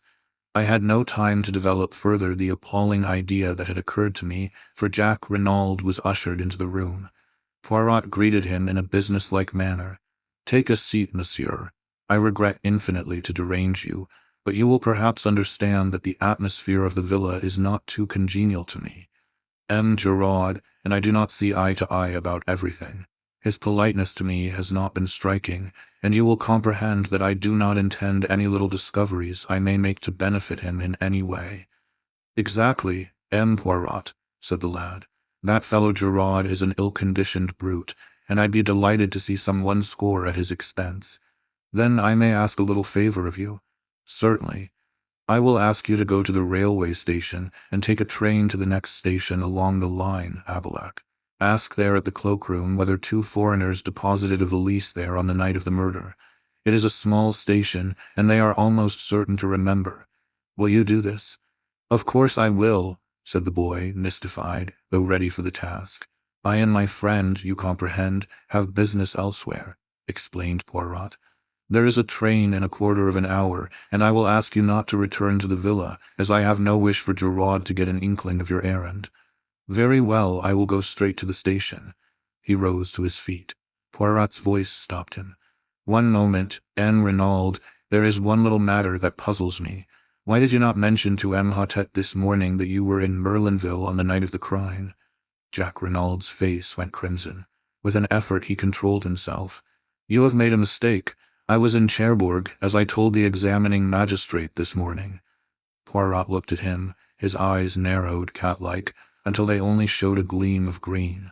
"Then it is a singular mistake that I have made there, for it is shared by the station staff. They say you arrived by the 11:40 train." For a moment Jack Renauld hesitated, then he made up his mind. "And if I did, I suppose you do not mean to accuse me of participating in my father's murder?" He asked the question haughtily, his head thrown back. "I should like an explanation of the reason that brought you here." "That is simple enough. I came to see my fiancée, Mademoiselle Daubreuil. I was on the eve of a long voyage, uncertain as to when I should return. I wished to see her before I went, to assure her of my unchanging devotion." "And you did see her?" Poirot's eyes never left the other's face. There was an appreciable pause before Renauld replied. Then he said, "Yes. And afterwards? I found I had missed the last train. I walked to St. Beauvais, where I knocked up a garage and got a car to take me back to Cherbourg." "St. Beauvais, that is 15 kilometers. A long walk, M. Renauld." I felt like walking." Poirot bowed his head as a sign that he accepted the explanation. Jack Renauld took up his hat and cane and departed. In a trice Poirot jumped to his feet. "Quick, Hastings, we will go after him." Keeping a discreet distance behind our quarry, we followed him through the streets of Merlinville. But when Poirot saw that he took the turning to the station, he checked himself. "All is well. He has taken the bait. He will go to Abilac and will inquire for the mythical valise left by the mythical foreigners. Yes, mon ami, all that was a little invention of my own." "You wanted him out of the way," I exclaimed. "Your penetration is amazing, Hastings. Now, if you please, we will go up to the Villa Geneviève." Chapter 18. Giraud Acts. "By the way, Poirot," I said, as we walked along the hot white road, "I've got a bone to pick with you. I dare say you meant well, but really it was no business of yours to go mouching round to the Hotel du Fer without letting me know." Poirot shot a quick sidelong glance at me. "And how did you know I had been there?" he inquired. Much to my annoyance, I felt the color rising in my cheeks. "I happened to look in passing," I explained with as much dignity as I could muster.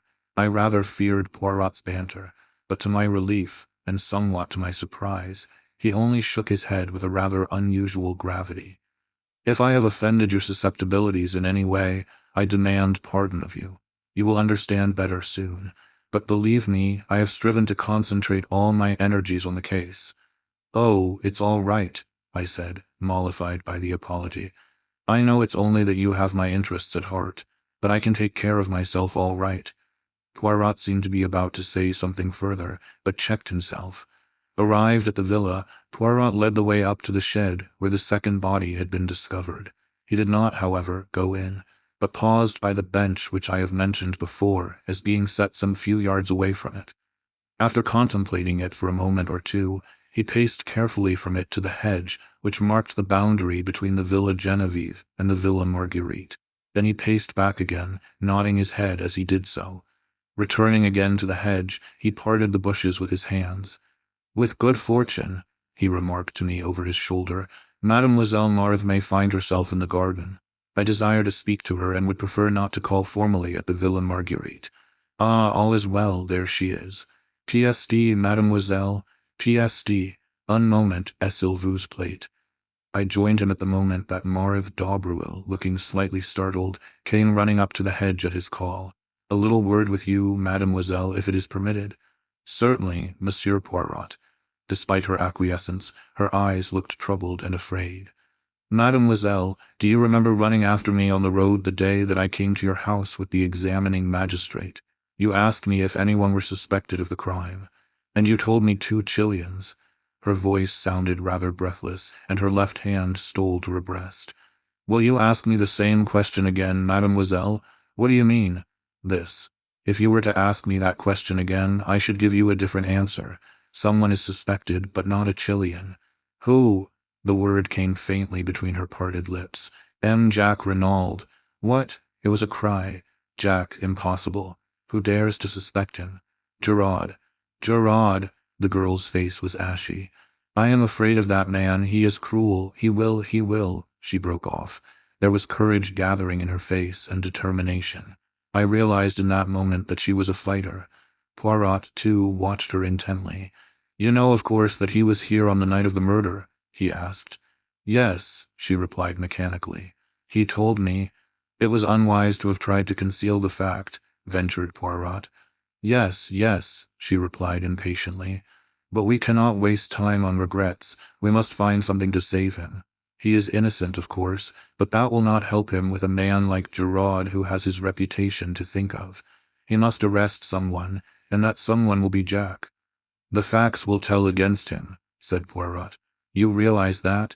She faced him squarely, and used the words I had heard her say in her mother's drawing room. I am not a child, monsieur. I can be brave and look facts in the face. He is innocent, and we must save him.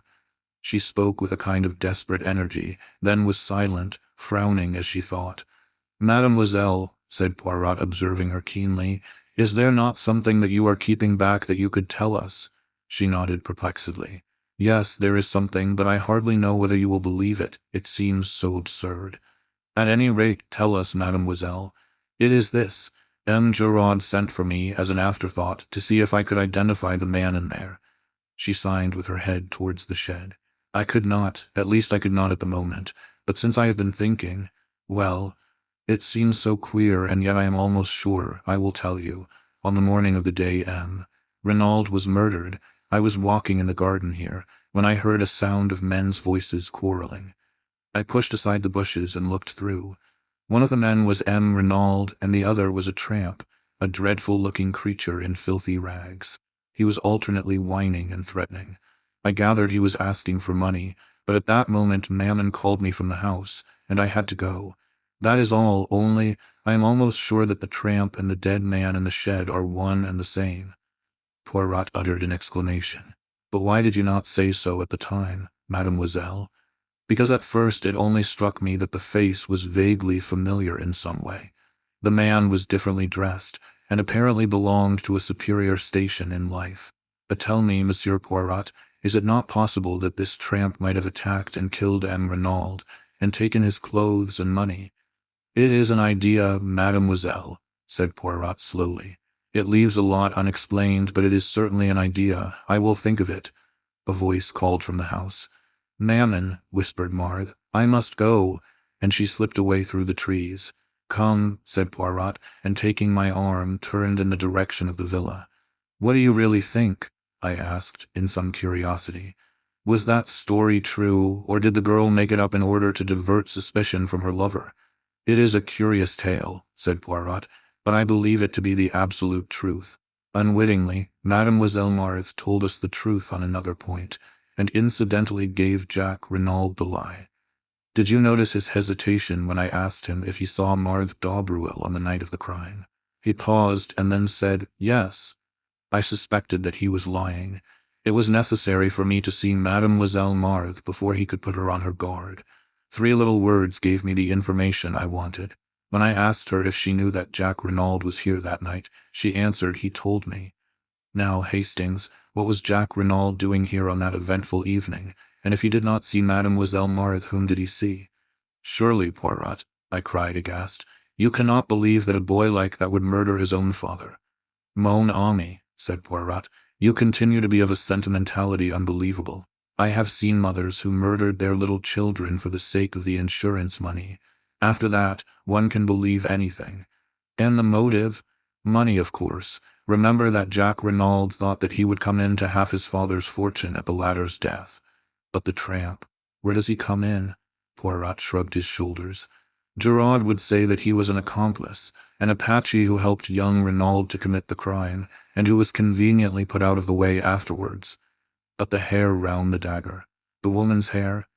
Ah, said Poirot, smiling broadly. That is the cream of Giraud's little jest. According to him, it is not a woman's hair at all. Remember that the youths of today wear their hair brushed straight back from the forehead with pomade or hair wash to make it lie flat. Consequently, some of the hairs are of considerable length. And you believe that too? No, said Poirot with a curious smile, for I know it to be the hair of a woman, and more, which woman? Madame Daubreuil, I announced positively. Perhaps, said Poirot, regarding me quizzically, but I refused to allow myself to get annoyed. What are we going to do now? I asked, as we entered the hall of the Villa Geneviève. I wish to make a search amongst the effects of Jacques Renauld. That is why I had to get him out of the way for a few hours. But will not Giraud have searched already? I asked doubtfully. Of course, he builds a case as a beaver builds a dam with a fatiguing industry. But he will not have looked for the things that I am seeking. In all probability, he would not have seen their importance if they stared him in the face. Let us begin. Neatly and methodically, Poirot opened each drawer in turn, examined the contents, and returned them exactly to their places. It was a singularly dull and uninteresting proceeding. Poirot waded on through collars, pajamas, and socks.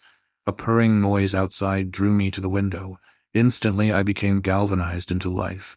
Poirot, I cried. A car has just driven up. Giraud is in it, and Jacques Renauld and 2 gendarmes. Sacré tonnerre, growled Poirot. That animal of a Giraud, could he not wait? I shall not be able to replace the things in this last drawer with the proper method. Let us be quick. Unceremoniously, he tumbled out the things on the floor, mostly ties and handkerchiefs. Suddenly, with a cry of triumph, Poirot pounced on something, a small square cardboard, evidently a photograph. Thrusting it into his pocket, he returned the things pell-mell to the drawer, and seizing me by the arm, dragged me out of the room and down the stairs. In the hall stood Giraud, contemplating his prisoner. Good afternoon, M. Giraud, said Poirot. What have we here? Giraud nodded his head towards Jack. He was trying to make a getaway, but I was too sharp for him. He is under arrest for the murder of his father, M. Paul Renauld. Poirot wheeled to confront the boy who leaned limply against the door, his face ashy pale. What do you say to that, June Hom? Jacques Renauld stared at him stonily. Nothing, he said. Chapter 19. I use my grey cells. I was dumbfounded. Up to the last, I had not been able to bring myself to believe Jacques Renauld guilty. I had expected a ringing proclamation of his innocence when Poirot challenged him. But now, watching him as he stood, white and limp against the wall, and hearing the damning admission fall from his lips, I doubted no longer. But Poirot had turned to Giraud. What are your grounds for arresting him? Do you expect me to give them to you? As a matter of courtesy, yes. Giraud looked at him doubtfully.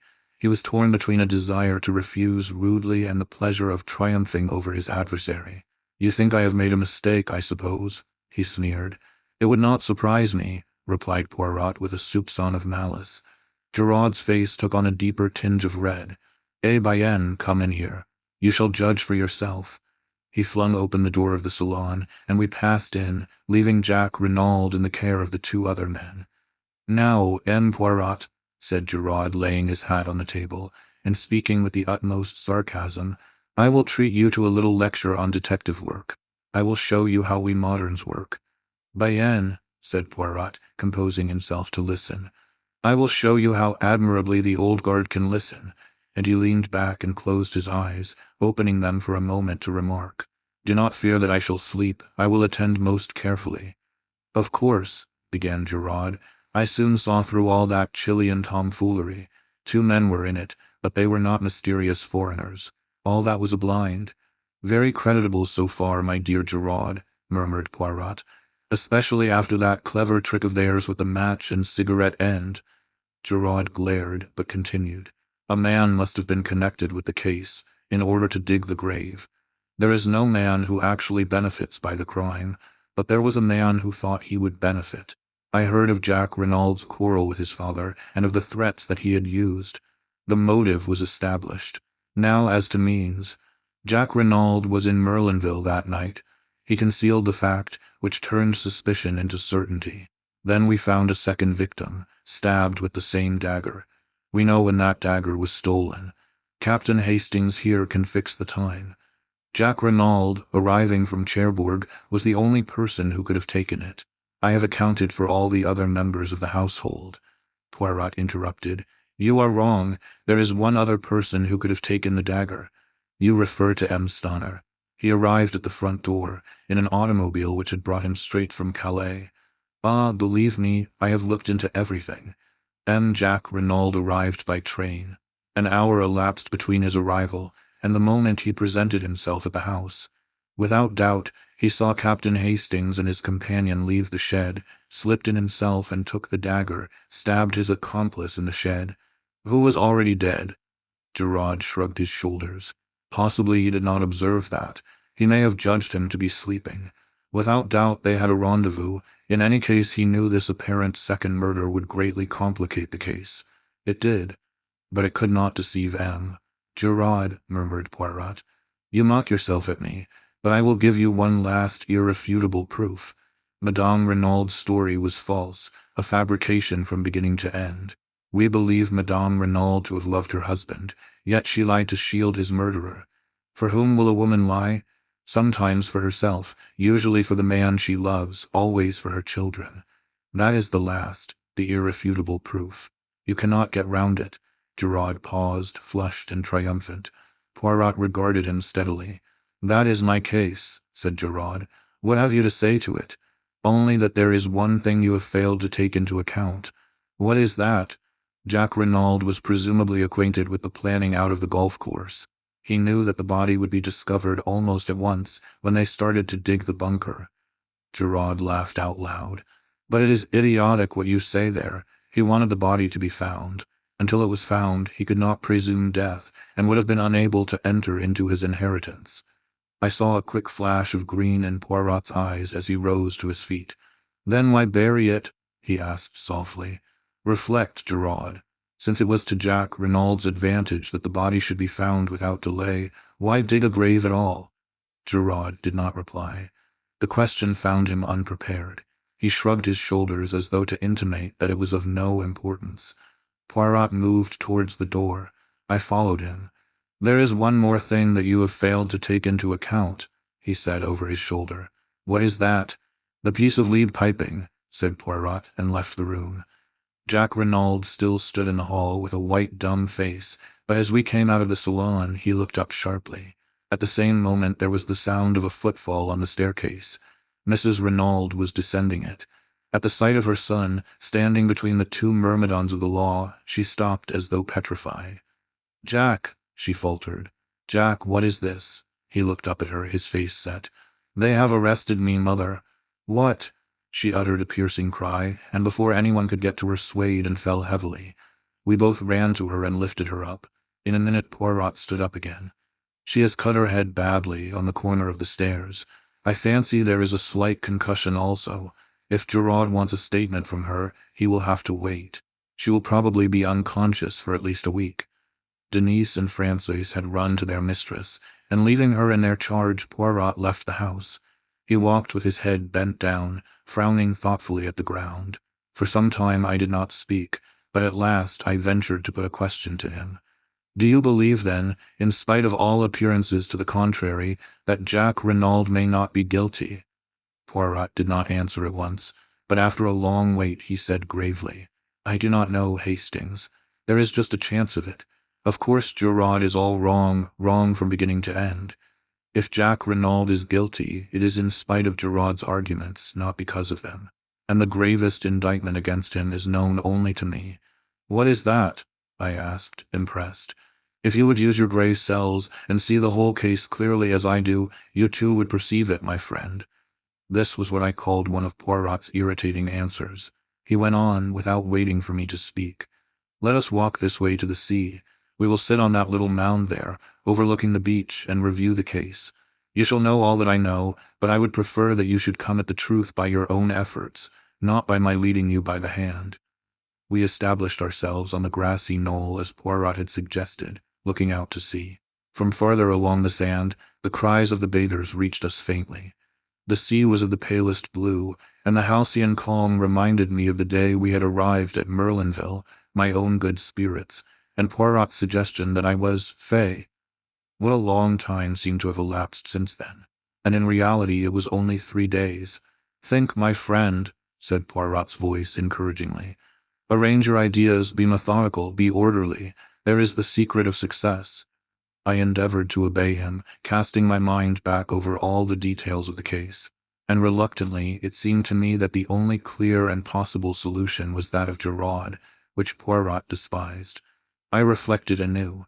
If there was daylight anywhere, it was in the direction of Madame Daubreuil. Giraud was ignorant of her connection with the Beroldy case. Poirot had declared the Beroldy case to be all-important. It was there I must seek. I was on the right track now, and suddenly I started as an idea of bewildering luminosity shot into my brain. Trembling, I built up my hypothesis. You have a little idea, I see, mon ami. Capital. We progress. I sat up and lit a pipe. Poirot, I said, it seems to me we have been strangely remiss. I say we, although I dare say I would be nearer the mark. But you must pay the penalty of your determined secrecy. So I say again, we have been strangely remiss. There is someone we have forgotten. And who is that? Inquired Poirot with twinkling eyes. Georges Queneau. Chapter 20. An amazing statement. The next moment Poirot embraced me warmly.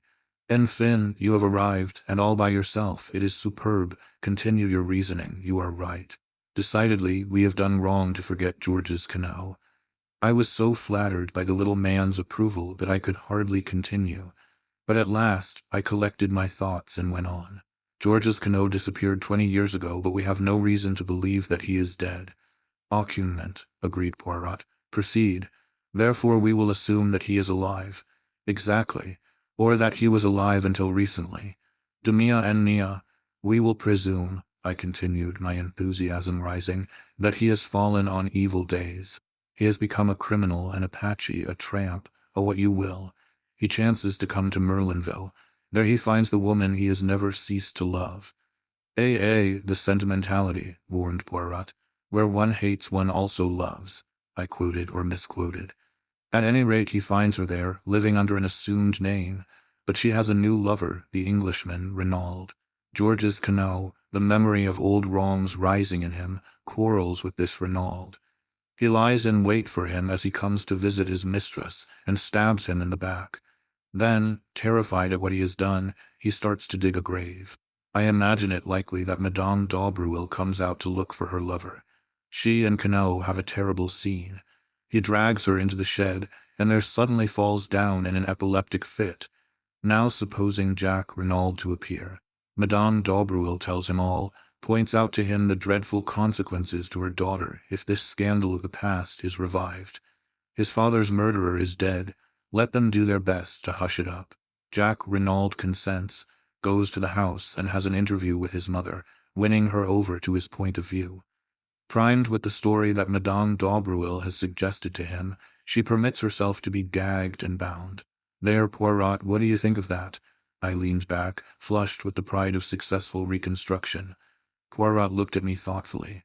I think that you should write for the Kinema, mon ami, he remarked at last. You mean, it would make a good film, the story that you have recounted to me there, but it bears no sort of resemblance to everyday life. I admit that I haven't gone into all the details, but you have gone further. You have ignored them magnificently. What about the way the two men were dressed? Do you suggest that after stabbing his victim, Queneau removed his suit of clothes, donned it himself, and replaced the dagger? I don't see that that matters, I objected rather huffily. He may have obtained clothes and money from Madame Daubreuil by threats earlier in the day. By threats? You seriously advance that supposition? Certainly. He could have threatened to reveal her identity to the Renaulds, which would probably have put an end to all hopes of her daughter's marriage. You are wrong, Hastings. He could not blackmail her, for she had the whip hand. Georges Quinault, remember, is still wanted for murder. A word from her and he is in danger of the guillotine. I was forced, rather reluctantly, to admit the truth of this. Your theory, I remarked acidly, is doubtless correct as to all the details. My theory is the truth, said Poirot quietly, and the truth is necessarily correct. In your theory you made a fundamental error. You permitted your imagination to lead you astray with midnight assignations and passionate love scenes. But in investigating crime, we must take our stand upon the commonplace. Shall I demonstrate my methods to you? Oh, by all means let us have a demonstration. Poirot sat very upright and began, wagging his forefinger emphatically to emphasize his points. I will start as you started, from the basic fact of Georges Quinault. Now the story told by Madame Beroldy in court as to the Russians was admittedly a fabrication. If she was innocent of connivance in the crime, it was concocted by her, and by her only, as she stated. If, on the other hand, she was not innocent, it might have been invented by either her or Georges Quinault. Now in this case we are investigating, we meet the same tale. As I pointed out to you, the facts render it very unlikely that Madame Daubreuil inspired it. So we turn to the hypothesis that the story had its origin in the brain of Georges Quinault. Very good. Georges Quinault, therefore, planned the crime with Madame Renauld as his accomplice. She is in the limelight, and behind her is a shadowy figure whose alias is unknown to us. Now let us go carefully over the Renauld case from the beginning, setting down each significant point in its chronological order. You have a notebook and pencil. Good. Now what is the earliest point to note down? The letter to you. That was the first we knew of it, but it is not the proper beginning of the case. The first point of any significance, I should say, is the change that came over M. Renauld shortly after arriving in Merlinville, and which is attested to by several witnesses. We have also to consider his friendship with Madame Daubreuil, and the large sums of money paid over to her. From thence we can come directly to the 23rd May. Poirot paused, cleared his throat, and signed to me to write. 23rd May, M. Renauld quarrels with his son over latter's wish to marry Marthe Daubreuil. Son leaves for Paris. 24th May, M. Renauld alters his will, leaving entire control of his fortune in his wife's hands. 7th June, quarrel with tramp in garden, witnessed by Marthe Daubreuil. Letter written to M. Hercule Poirot, imploring assistance. Telegram sent to Jack Renauld, bidding him proceed by the Anzora to Buenos Aires. Chauffeur Masters sent off on a holiday. Visit of a lady that evening. As he is seeing her out, his words are yes, yes, but for God's sake go now. Poirot paused. There, Hastings, take each of those facts one by one, consider them carefully by themselves and in relation to the whole, and see if you do not get new light on the matter. I endeavored conscientiously to do as he had said. After a moment or two, I said rather doubtfully, as to the first points, the question seems to be whether we adopt the theory of blackmail or of an infatuation for this woman. Blackmail, decidedly. You heard what Stonor said as to his character and habits. Mrs. Renauld did not confirm his view, I argued. We have already seen that Madame Renaud's testimony cannot be relied upon in any way. We must trust to Stonor on that point. Still, if Renauld had an affair with a woman called Bella, there seems no inherent improbability in his having another with Madame Daubreuil. None whatever, I grant you, Hastings. But did he— The letter, Poirot, you forget the letter. No, I do not forget, but what makes you think that letter was written to M. Renauld? Why, it was found in his pocket, and that is all, cut in Poirot. There was no mention of any name to show to whom the letter was addressed. We assumed it was to the dead man, because it was in the pocket of his overcoat. Now, mon ami, something about that overcoat struck me as unusual. I measured it and made the remark that he wore his overcoat very long. That remark should have given you to think. I thought you were just saying it for the sake of saying something, I confessed. Ah, quelle idée. Later you observed me measuring the overcoat of M. Jack Renauld. Eh bien, M. Jack Renauld wears his overcoat very short. Put those two facts together with a third, namely that Jack Renauld flung out of the house in a hurry on his departure for Paris, and tell me what you make of it." "I see," I said slowly, as the meaning of Poirot's remarks bore in upon me. "That letter was written to Jack Renauld, not to his father. He caught up the wrong overcoat in his haste and agitation." Poirot nodded. "Precisement. We can return to this point later. For the moment, let us content ourselves with accepting the letter as having nothing to do with Renauld Pierre, and pass to the next chronological event. May 23rd, I read, Renauld quarrels with his son over latter's wish to marry Marthe Daubreuil. Son leaves for Paris. I don't see anything much to remark upon there, and the altering of the will the following day seems straightforward enough. It was the direct result of the quarrel. We agree, mon ami, at least as to the cause, but what exact motive underlay this procedure of Renauld's? I opened my eyes in surprise. Anger against his son, of course. Yet he wrote him affectionate letters to Paris, so Jack Renauld says, but he cannot produce them. Well, let us pass from that. Now we come to the day of the tragedy. You have placed the events of the morning in a certain order. Have you any justification for that? I have ascertained that the letter to me was posted at the same time as the telegram was dispatched. Masters was informed he could take a holiday shortly afterwards. In my opinion, the quarrel with the tramp took place anterior to these happenings. I do not see that you can fix that definitely, unless you question Mademoiselle Daubreuil again. There is no need. I am sure of it, and if you do not see that, you see nothing, Hastings. I looked at him for a moment. Of course, I am an idiot. If the tramp was George's Canot, it was after the stormy interview with him that Mr. Renauld apprehended danger. He sent away the chauffeur, Masters, whom he suspected of being in the other's pay. He wired to his son, and sent for you. A faint smile crossed Poirot's lips. You do not think it strange that he should use exactly the same expressions in his letter as Madame Renauld used later in her story? If the mention of Santiago was a blind, why should Renauld speak of it, and, what is more, send his son there? It is puzzling, I admit, but perhaps we shall find some explanation later. We come now to the evening, and the visit of the mysterious lady. I confess that fairly baffles me, unless it was Madame Daubreuil, as Francis all along maintained. Poirot shook his head. My friend, where are your wits wandering? Remember the fragment of check, and the fact that the name Belladuvine was faintly familiar to Stonor, and I think we may take it for granted that Belladuvine is the full name of Jack's unknown correspondent, and that it was she who came to the Villa Geneviève that night. Whether she intended to see Jack, or whether she meant all along to appeal to his father, we cannot be certain, but I think we may assume that this is what occurred. She produced her claim upon Jack, probably showed letters that he had written her, and the older man tried to buy her off by writing a check. This she indignantly tore up. The terms of her letter are those of a woman genuinely in love, and she would probably deeply resent being offered money. In the end he got rid of her, and here the words that he used are significant.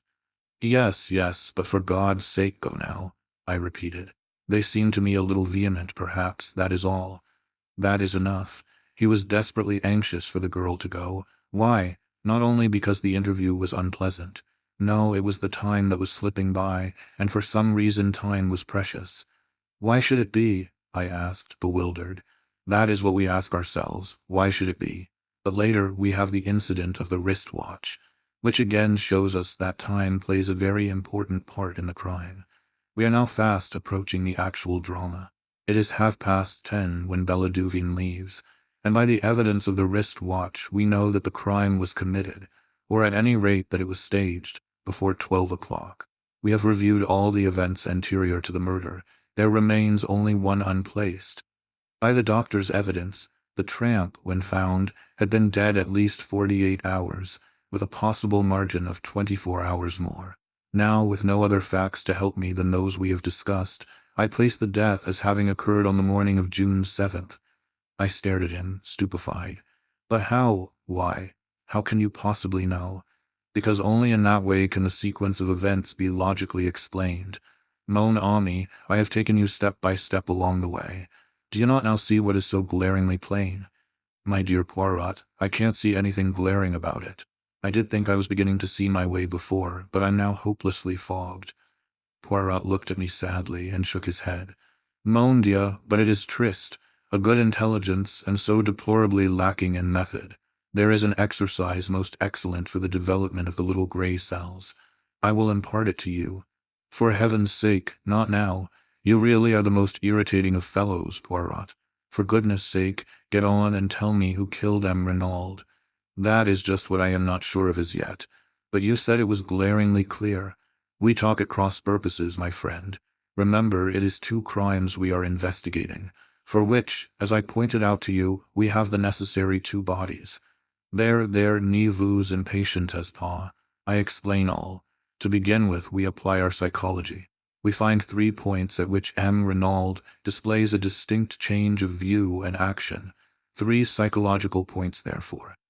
The first occurs immediately after arriving in Merlinville, the second after quarreling with his son on a certain subject, the third on the morning of June 7th. Now for the 3 causes. We can attribute number 1 to meeting Madame Daubreuil. Number 2 is indirectly connected with her since it concerns a marriage between M. Renauld's son and her daughter. But the cause of number 3 is hidden from us. We have to deduce it. Now, mon ami, let me ask you a question. Who do we believe to have planned this crime? Georges Queneau, I said doubtfully, eyeing Poirot warily. Exactly. Now Giraud laid it down as an axiom that a woman lies to save herself, the man she loves, and her child. Since we are satisfied that was Georges Queneau who dictated the lie to her, and as Georges Queneau is not Jacques Renauld, follows that the 3rd case is put out of court, and still attributing the crime to Georges Queneau, the first is equally so. So we are forced to the second, that Madame Renauld lied for the sake of the man she loved, or in other words, for the sake of Georges Queneau. You agree to that? Yes, I admitted. It seems logical enough. Bien, Madame Renauld loves Georges Queneau. Who then is Georges Queneau? The tramp. Have we any evidence to show that Madame Renauld loved the tramp? No, but very well then. Do not cling to theories where facts no longer support them. Ask yourself instead who Madame Renauld did love. I shook my head perplexed. Mais oui, you know perfectly. Who did Madame Renauld love so dearly that when she saw his dead body, she fell down in a swoon? I stared dumbfounded. Her husband, I gasped. Poirot nodded. Her husband, or Georges Queneau, whichever you like to call him. I rallied myself. But it's impossible. How impossible? Did we not agree just now that Madame Daubreuil was in a position to blackmail Georges Queneau? Yes, but... And did she not very effectively blackmail M. Renauld? That may be true enough, but... And is it not a fact that we know nothing of M. Renauld's youth and upbringing? That he springs suddenly into existence as a French-Canadian exactly 22 years ago? All that is so, I said more firmly, but you seem to me to be overlooking one salient point. What is it, my friend? Why, we have admitted Georges Queneau planned the crime. That brings us to the ridiculous statement that he planned his own murder. Eh bien, mon ami, said Poirot placidly. That is just what he did do. Chapter 21. Hercule Poirot on the case. In a measured voice, Poirot began his exposition. It seems strange to you, mon ami, that a man should plan his own death.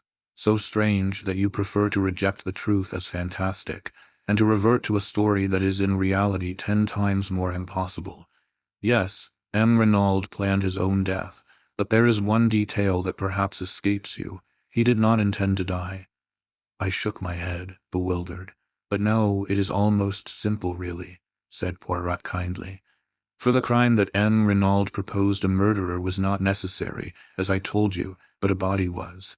Let us reconstruct, seeing events this time from a different angle. Georges Queneau flies from justice to Canada.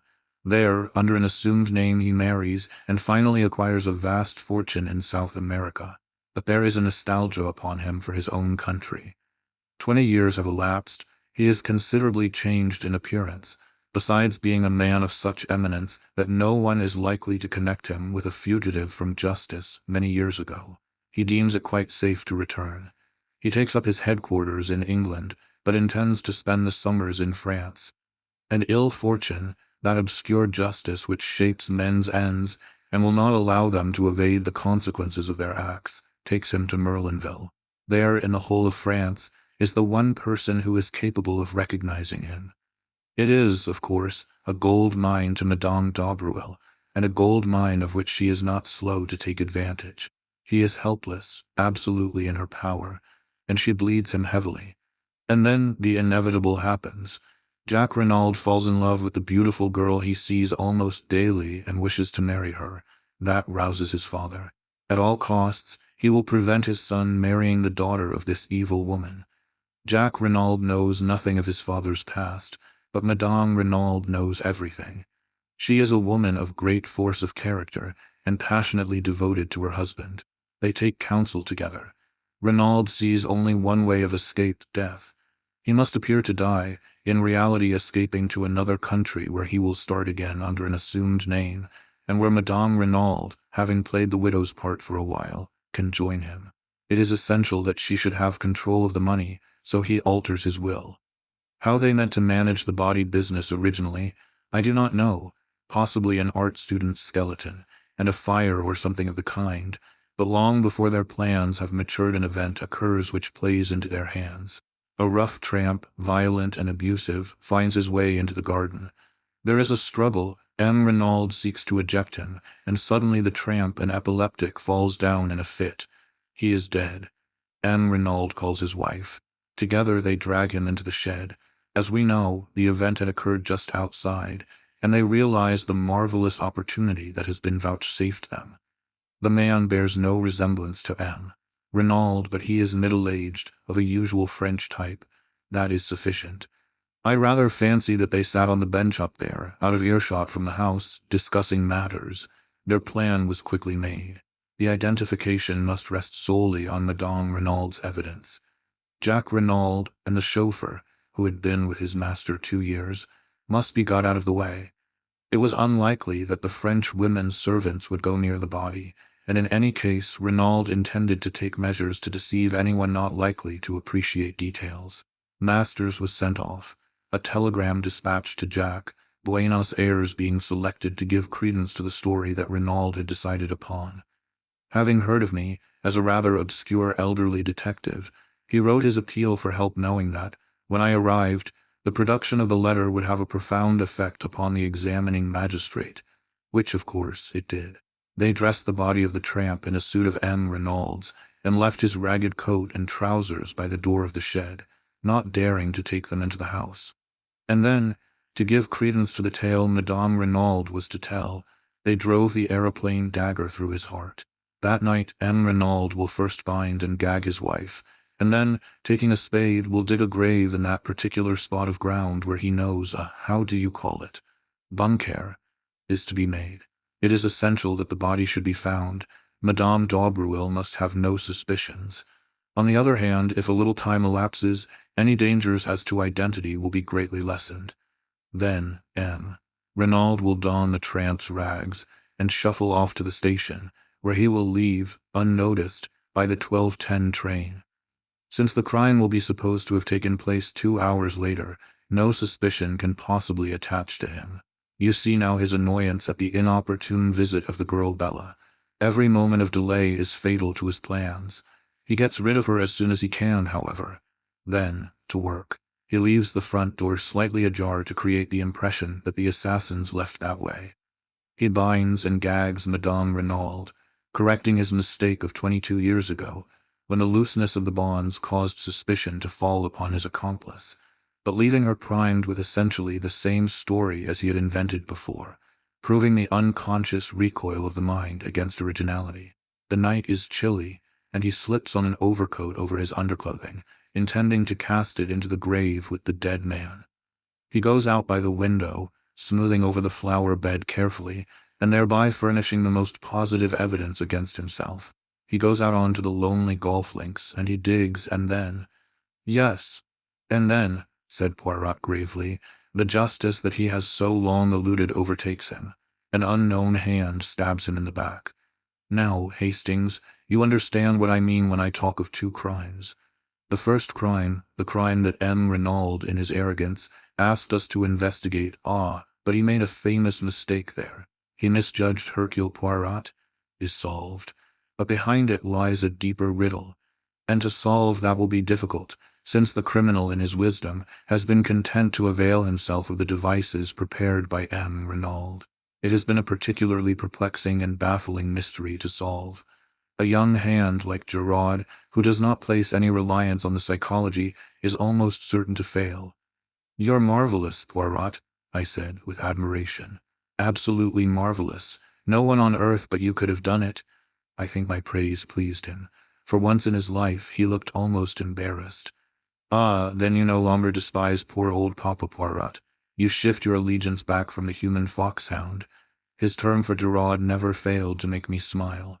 "Rather, you've scored over him handsomely." "That poor Giraud," said Poirot, trying unsuccessfully to look modest. "Without doubt it is not all stupidity. He has had la mauvaise chance once or twice. That dark hair coiled round the dagger, for instance. To say the least, it was misleading." "To tell you the truth, Poirot," I said slowly, "even now I don't quite see whose hair was it." "Madame Renauld's, of course. That is where la mauvaise chance came in. Her hair, dark originally, is almost completely silvered. It might just as easily have been a grey hair, and then, by no conceivable effort could Giraud have persuaded himself it came from the head of Jack Renauld. But it is all of a piece. Always the facts must be twisted to fit the theory. Did not Giraud find the traces of two persons, a man and a woman, in the shed? And how does that fit in with his reconstruction of the case? I will tell you, it does not fit in, and so we shall hear no more of them. I ask you, is that a methodical way of working? The great Giraud is nothing but a toy balloon, swollen with its own importance. But Hercule Poirot, whom he despises, will be the little pin that pricks the big balloon, comme ça." And he made an expressive gesture. Then, calming down, he resumed, "Without doubt, when Madame Renauld recovers, she will speak.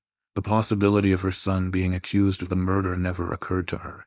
How should it, when she believed him safely at sea on board the Anzora? Ah, voilà une femme, Hastings. What force, what self-command. She only made one slip. On his unexpected return.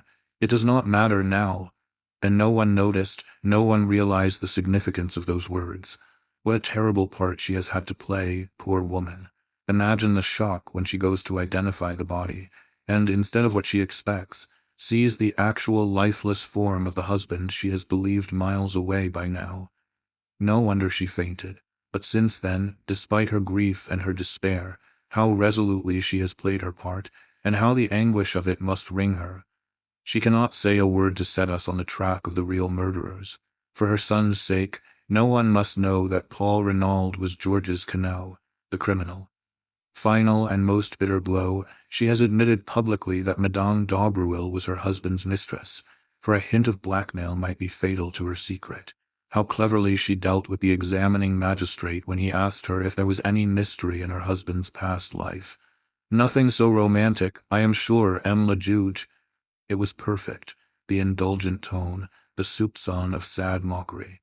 At once Imhotep felt himself foolish and melodramatic. Yes, she is a great woman. If she loved a criminal, she loved him royally. Poirot lost himself in contemplation. "One thing more, Poirot, what about the piece of lead piping?" "You do not see. To disfigure the victim's face so that it would be unrecognizable. It was that which first set me on the right track. And that imbecile of a Giraud, swarming all over it to look for match ends. Did I not tell you that a clue of 2 feet long was quite as good as a clue of 2 inches? "Well, Giraud will sing small now," I observed hastily, to lead the conversation away from my own shortcomings. "As I said before, will he? If he has arrived at the right person by the wrong method, he will not permit that to worry him." "But surely—" I paused as I saw the new trend of things. "You see, Hastings, we must now start again.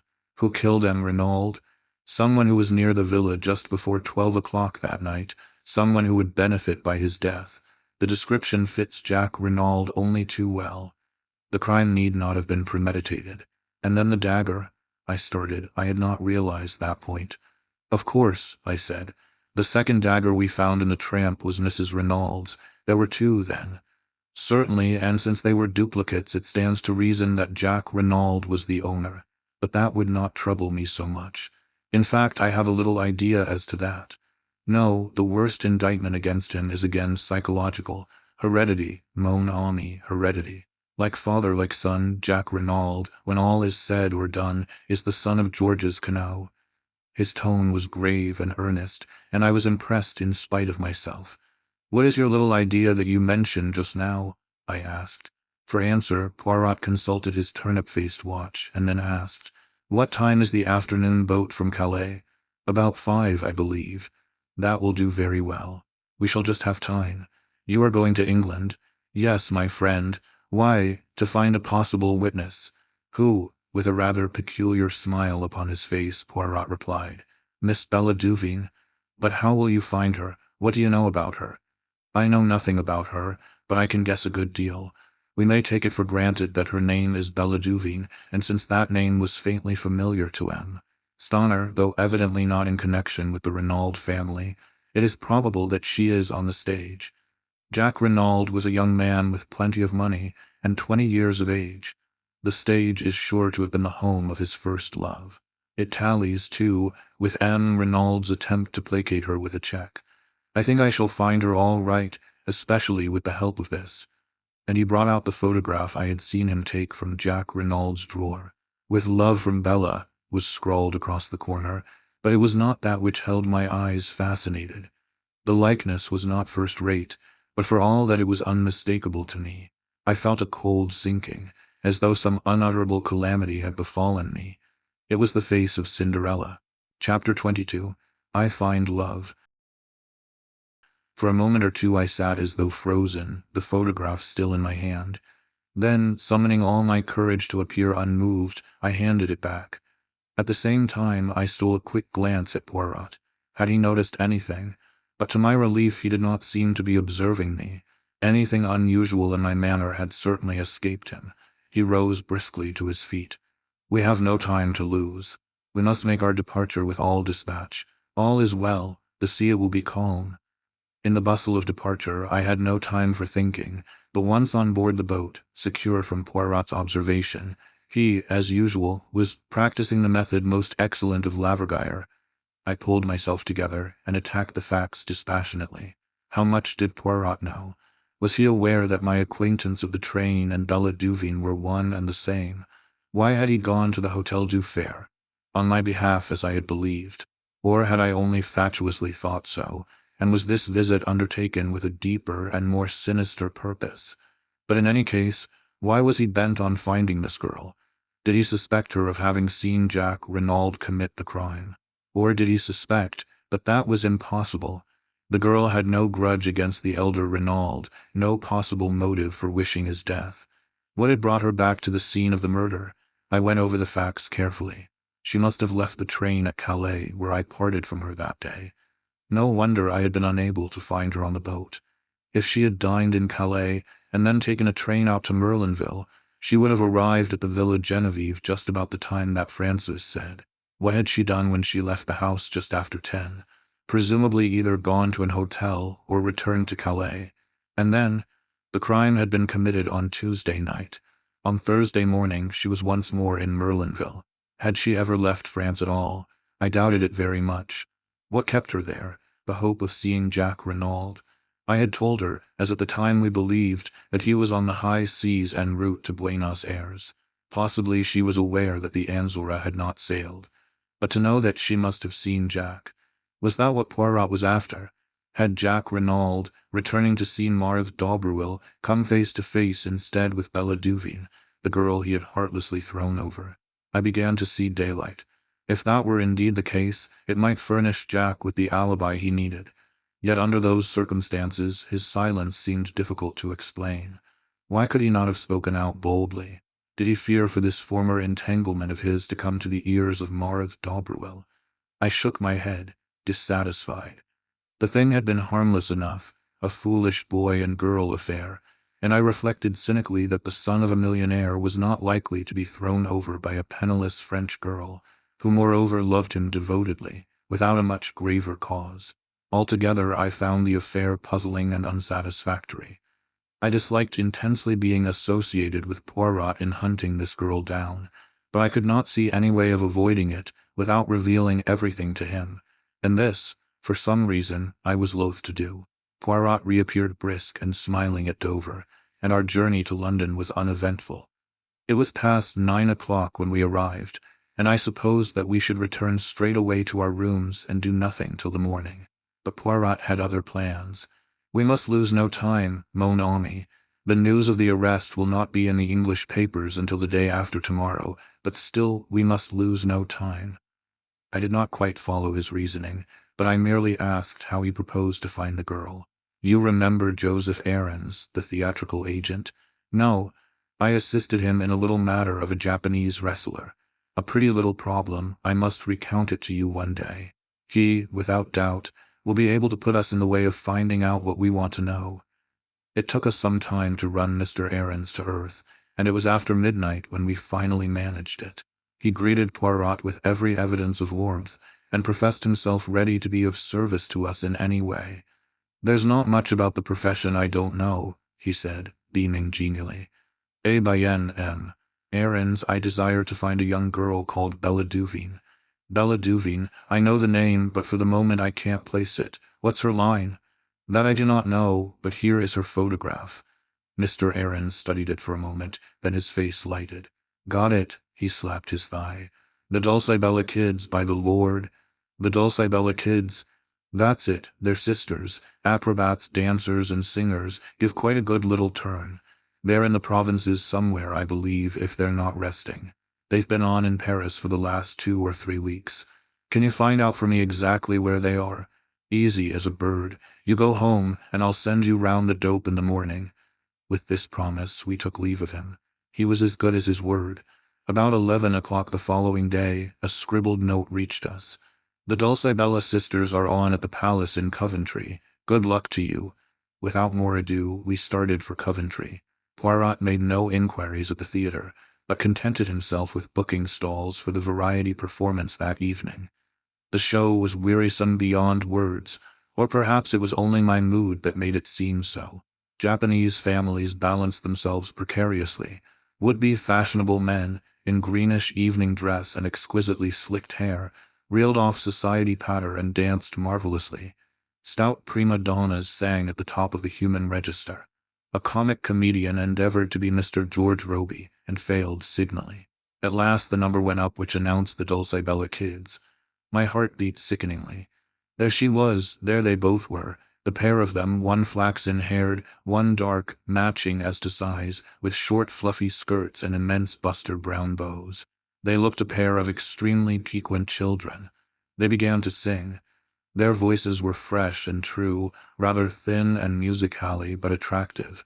It was quite a pretty little turn.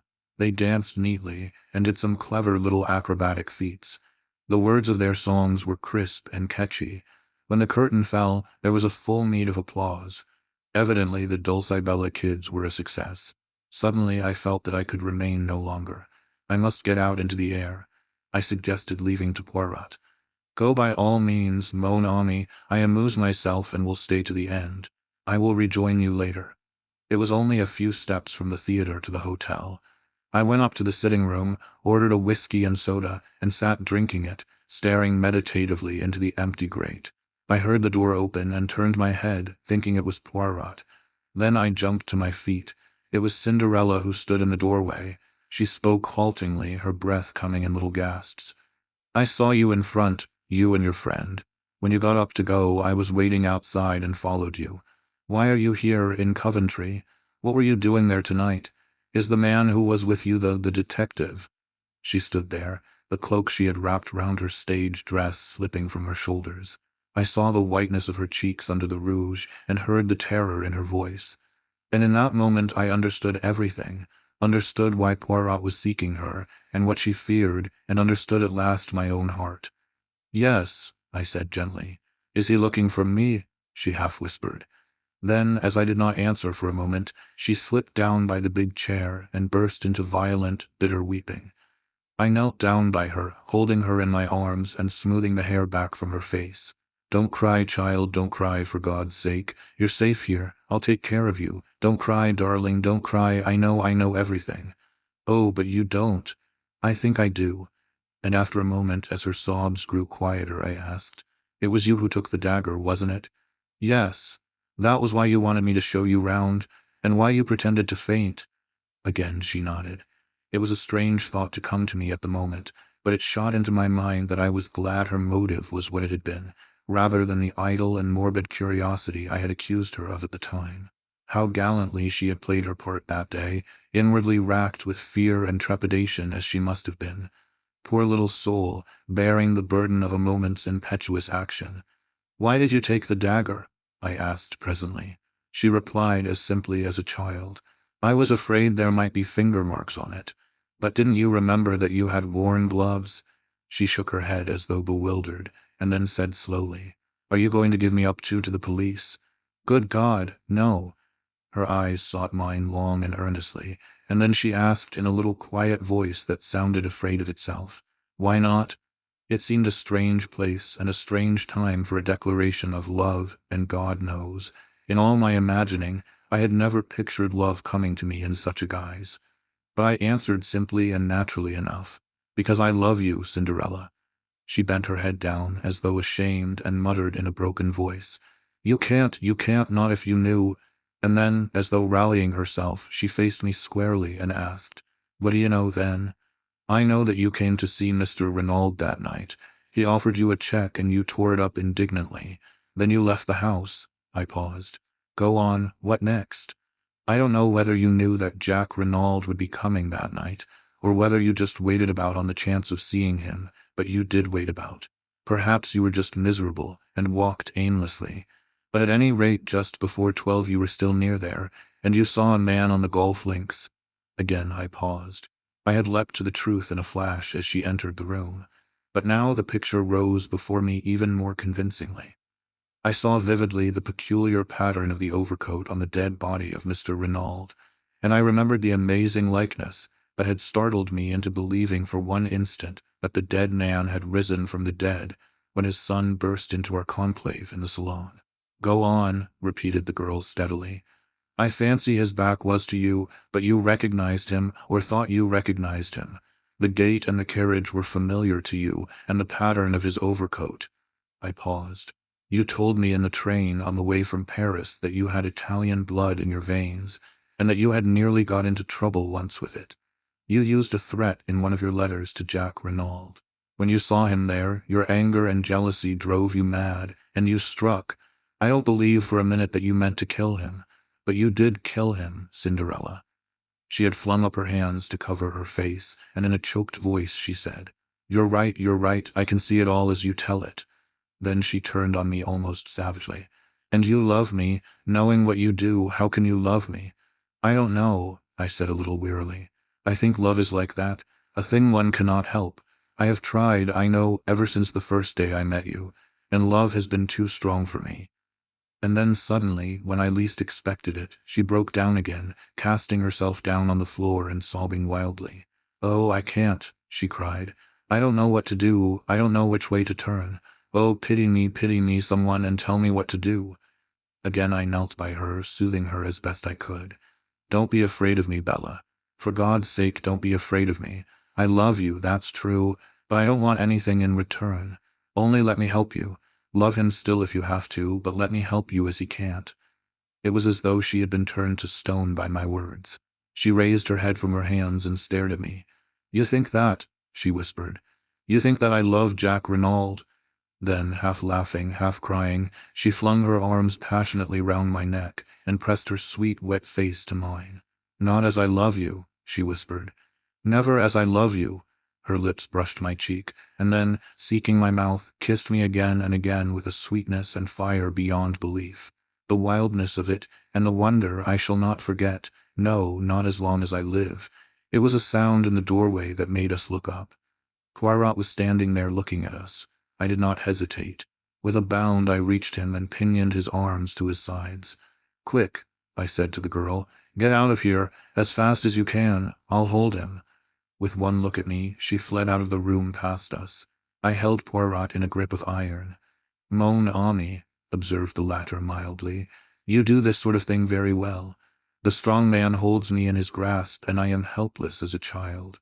But all this is uncomfortable and slightly ridiculous. Let us sit down and be calm. You won't pursue her?" "Mon Dieu, no. Am I Giraud? Release me, my friend. Keeping a suspicious eye upon him, for I paid Poirot the compliment of knowing that I was no match for him in astuteness, I relaxed my grip, and he sank into an armchair, feeling his arms tenderly. It is that you have the strength of a bull when you are roused, Hastings. Bien, and do you think you have behaved well to your old friend? I show you the girl's photograph and you recognize it, but you never say a word. There was no need if you knew that I recognized it, I said rather bitterly. So Poirot had known all along. I had not deceived him for an instant. Ta-ta, you did not know that I knew that, and tonight you helped the girl to escape when we have found her with so much trouble. Bien. It comes to this. Are you going to work with me or against me, Hastings? For a moment or two I did not answer. To break with my old friend gave me great pain. Yet I must definitely range myself against him. Would he ever forgive me, I wondered. He had been strangely calm so far, but I knew him to possess marvelous self-command. Poirot, I said, I'm sorry. I admit I've behaved badly to you over this, but sometimes one has no choice, and in future I must take my own line. Poirot nodded his head several times. I understand, he said. The mocking light had quite died out of his eyes, and he spoke with a sincerity and kindness that surprised me. It is that, my friend, is it not? It is love that has come, not as you imagined it, all cock-a-hoop with fine feathers, but sadly with bleeding feet. Well, I warned you. When I realized that this girl must have taken the dagger, I warned you. Perhaps you remember. But already it was too late. But tell me, how much do you know? I met his eyes squarely. Nothing that you could tell me would be any surprise to me, Poirot. Understand that. But in case you think of resuming your search for Miss Duveen, I should like you to know one thing clearly. If you have any idea that she was concerned in the crime, or was the mysterious lady who called upon Mr. Renauld that night, you are wrong. I traveled home from France with her that day, and parted from her at Victoria that evening, so that it is clearly impossible for her to have been in Merlinville. Ah! Poirot looked at me thoughtfully. And you would swear to that in a court of law? Most certainly I would. Poirot rose and bowed. Mon ami, vive l'amour, it can perform miracles. It is decidedly ingenious what you have thought of there. It defeats even Hercule Poirot. Chapter 23. Difficulties Ahead. After a moment of stress, such as I have just described, reaction is bound to set in. I retired to rest that night on a note of triumph, but I awoke to realize that I was by no means out of the wood. True, I could see no flaw in the alibi I had so suddenly conceived. I had but to stick to my story, and I failed to see how Bella could be convicted in face of it. It was not as though there was any old friendship between us that could be raked up, and which might lead them to suspect that I was committing perjury. It could be proved that in actual fact I had only seen the girl on 3 occasions. No, I was still satisfied with my idea, had not even Poirot admitted that it defeated him. But there I felt the need of treading warily. All very well for my little friend to admit himself momentarily nonplussed. I had far too much respect for his abilities to conceive of him as being content to remain in that position. I had a very humble opinion of my wits when it came to matching them against his. Poirot would not take defeat lying down. Somehow or other he would endeavor to turn the tables on me, and that in the way, and at the moment when I least expected it.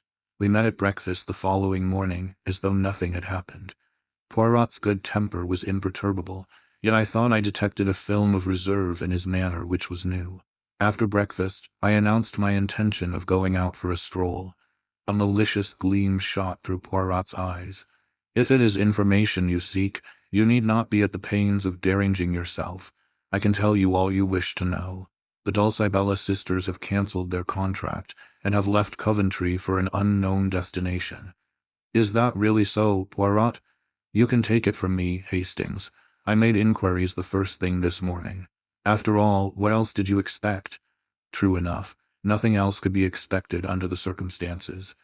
Cinderella had profited by the slight start I had been able to assure her, and would certainly not lose a moment in removing herself from the reach of the pursuer.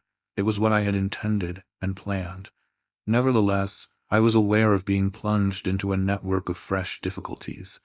I had absolutely no means of communicating with the girl, and it was vital that she should know the line of defense that had occurred to me, and which I was prepared to carry out. Of course it was possible that she might try to send word to me in some way or another, but I hardly thought it likely. She would know the risk she ran of a message being intercepted by Poirot, thus setting him on her track once more. Clearly her only course was to disappear utterly for the time being. But, in the meantime, what was Poirot doing? I studied him attentively. He was wearing his most innocent air and staring meditatively into the far distance. He looked altogether too placid and supine to give me reassurance. I had learned with Poirot that the less dangerous he looked, the more dangerous he was. His quiescence alarmed me. Observing a troubled quality in my glance, he smiled benignantly. "You are puzzled, Hastings. You ask yourself why I do not launch myself in pursuit. Well, something of the kind. It is what you would do were you in my place. I understand that, but I am not of those who enjoy rushing up and down a country seeking a needle in a haystack, as you English say.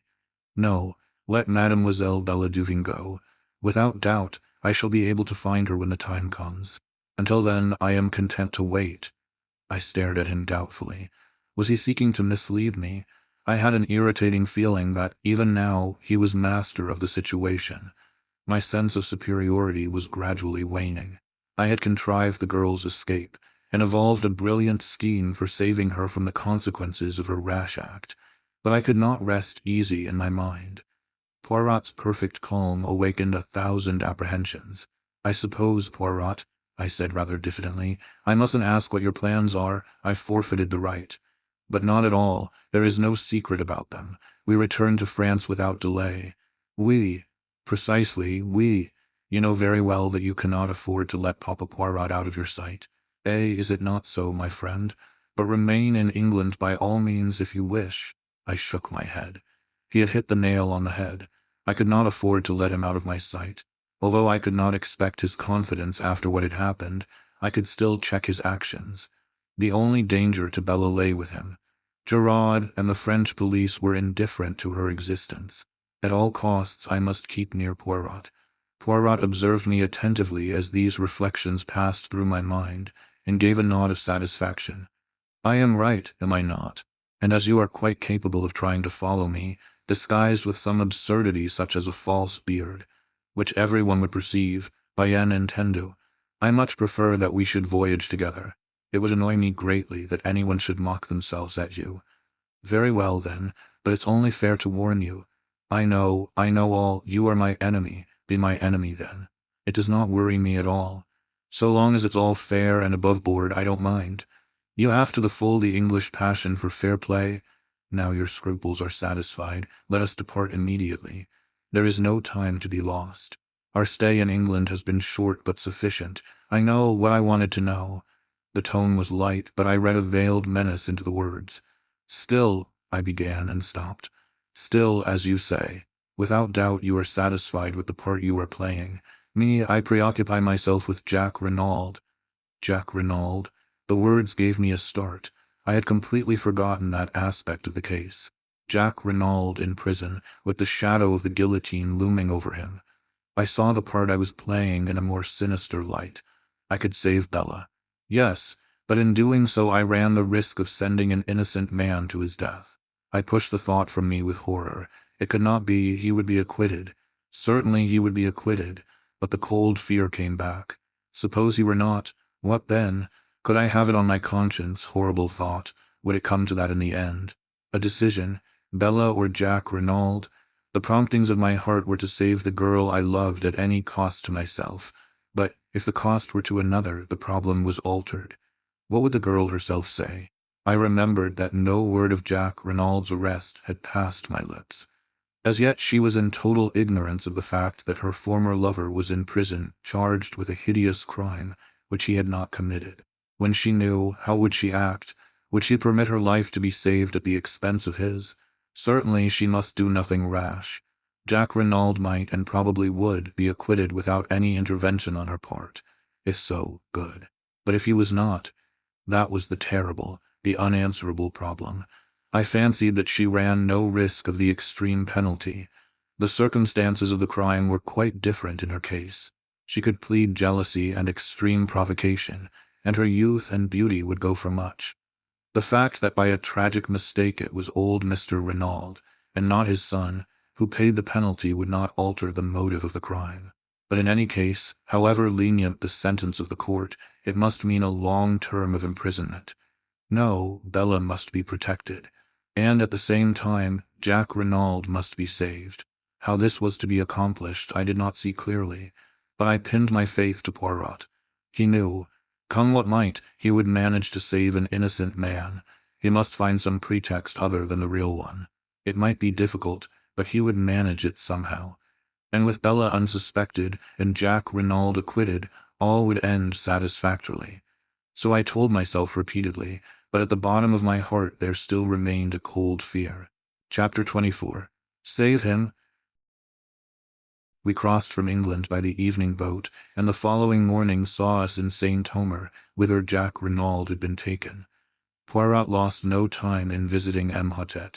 As he did not seem disposed to make any objections to my accompanying him, I bore him company. After various formalities and preliminaries, we were conducted to the examining magistrate's room. He greeted us cordially. I was told that you had returned to England, M. Poirot. I am glad to find that such is not the case. It is true that I went there, M. le Juge, but it was only for a flying visit. A side issue, but one that I fancied might repay investigation. And it did, eh? Poirot shrugged his shoulders. Imhotep nodded, sighing. We must resign ourselves, I fear. That animal Giraud, his manners are abominable, but he is undoubtedly clever. Not much chance of that one making a mistake. You think not, M. le Juge? It was the examining magistrate's turn to shrug his shoulders. Eh bien, speaking frankly in confidence, se intendo, can you come to any other conclusion? Frankly, M. le Juge, there seem to me to be many points that are obscure. Such as, but Poirot was not to be drawn. I have not yet tabulated them, he remarked. It was a general reflection that I was making. I liked the young man, and should be sorry to believe him guilty of such a hideous crime. By the way, what has he to say for himself on the matter? The magistrate frowned. I cannot understand him. He seems incapable of putting up any sort of defense. It has been most difficult to get him to answer questions. He contents himself with a general denial, and beyond that takes refuge in a most obstinate silence. I am interrogating him again tomorrow. Perhaps you would like to be present. We accepted the invitation with empressement. A distressing case, said the magistrate with a sigh. My sympathy for Madame Renauld is profound. How is Madame Renauld? She has not yet recovered consciousness. It is merciful in a way, poor woman, she is being spared much. The doctors say that there is no danger, but that when she comes to herself she must be kept as quiet as possible. It was, I understand, quite as much the shock as the fall which caused her present state. It would be terrible if her brain became unhinged, but I should not wonder at all. No, really, not at all. Imhotep leaned back, shaking his head, with a sort of mournful enjoyment, as he envisaged the gloomy prospect. He roused himself at length, and observed with a start. That reminds me, I have here a letter for you, M. Poirot. Let me see, where did I put it? He proceeded to rummage amongst his papers. At last he found the missive, and handed it to Poirot. It was sent under cover to me in order that I might forward it to you, he explained. But as you left no address, I could not do so. Poirot studied the letter curiously. It was addressed in a long, sloping foreign hand, and the writing was decidedly a woman's. Poirot did not open it. Instead, he put it in his pocket and rose to his feet. A domain, then, M. le Juge. Many thanks for your courtesy and amiability. But not at all. I am always at your service. These young detectives of the school of Giraud, they are all alike rude, sneering fellows. They do not realize that an examining magistrate of my experience is bound to have a certain discernment, a certain flair. Enfin, the politeness of the old school is infinitely more to my taste. Therefore, my dear friend, command me in any way you will. We know a thing or two, you and I, And laughing heartily, enchanted with himself and with us, Imhotep bade us adieu. I am sorry to have to record that Poirot's first remark to me as we traversed the corridor was, "A famous old imbecile, that one, of a stupidity to make pity." We were just leaving the building when we came face to face with Giraud, looking more dandified than ever, and thoroughly pleased with himself. "Aha, M. Poirot," he cried airily. "You have returned from England, then?" "As you see," said Poirot, "the end of the case is not far off now, I fancy." "I agree with you, M. Giraud." Poirot spoke in a subdued tone. His crestfallen manner seemed to delight the other. "Of all the milk and water criminals, not an idea of defending himself. It is extraordinary." "So extraordinary that it gives one to think, does it not?" suggested Poirot mildly. But Giraud was not even listening. He twirled his cane amicably. "Well, good day, M. Poirot. I am glad you're satisfied of young Renaud's guilt at last." "Pardon, but I am not in the least satisfied. Jack Renauld is innocent." Giraud stared for a moment, then burst out laughing, tapping his head significantly with the brief remark. "Decay!" Poirot drew himself up. A dangerous light showed in his eyes. "M. Giraud, throughout the case your manner to me has been deliberately insulting. You need teaching a lesson. I am prepared to wager you 500 francs that I find the murderer of M. Renauld before you do. Is it agreed?" Giraud stared helplessly at him and murmured again, "Decay!" "Come now," urged Poirot, "is it agreed? I have no wish to take your money from you. Make your mind easy, you will not." "Oh, well then, I agree. You speak of my manner to you being insulting.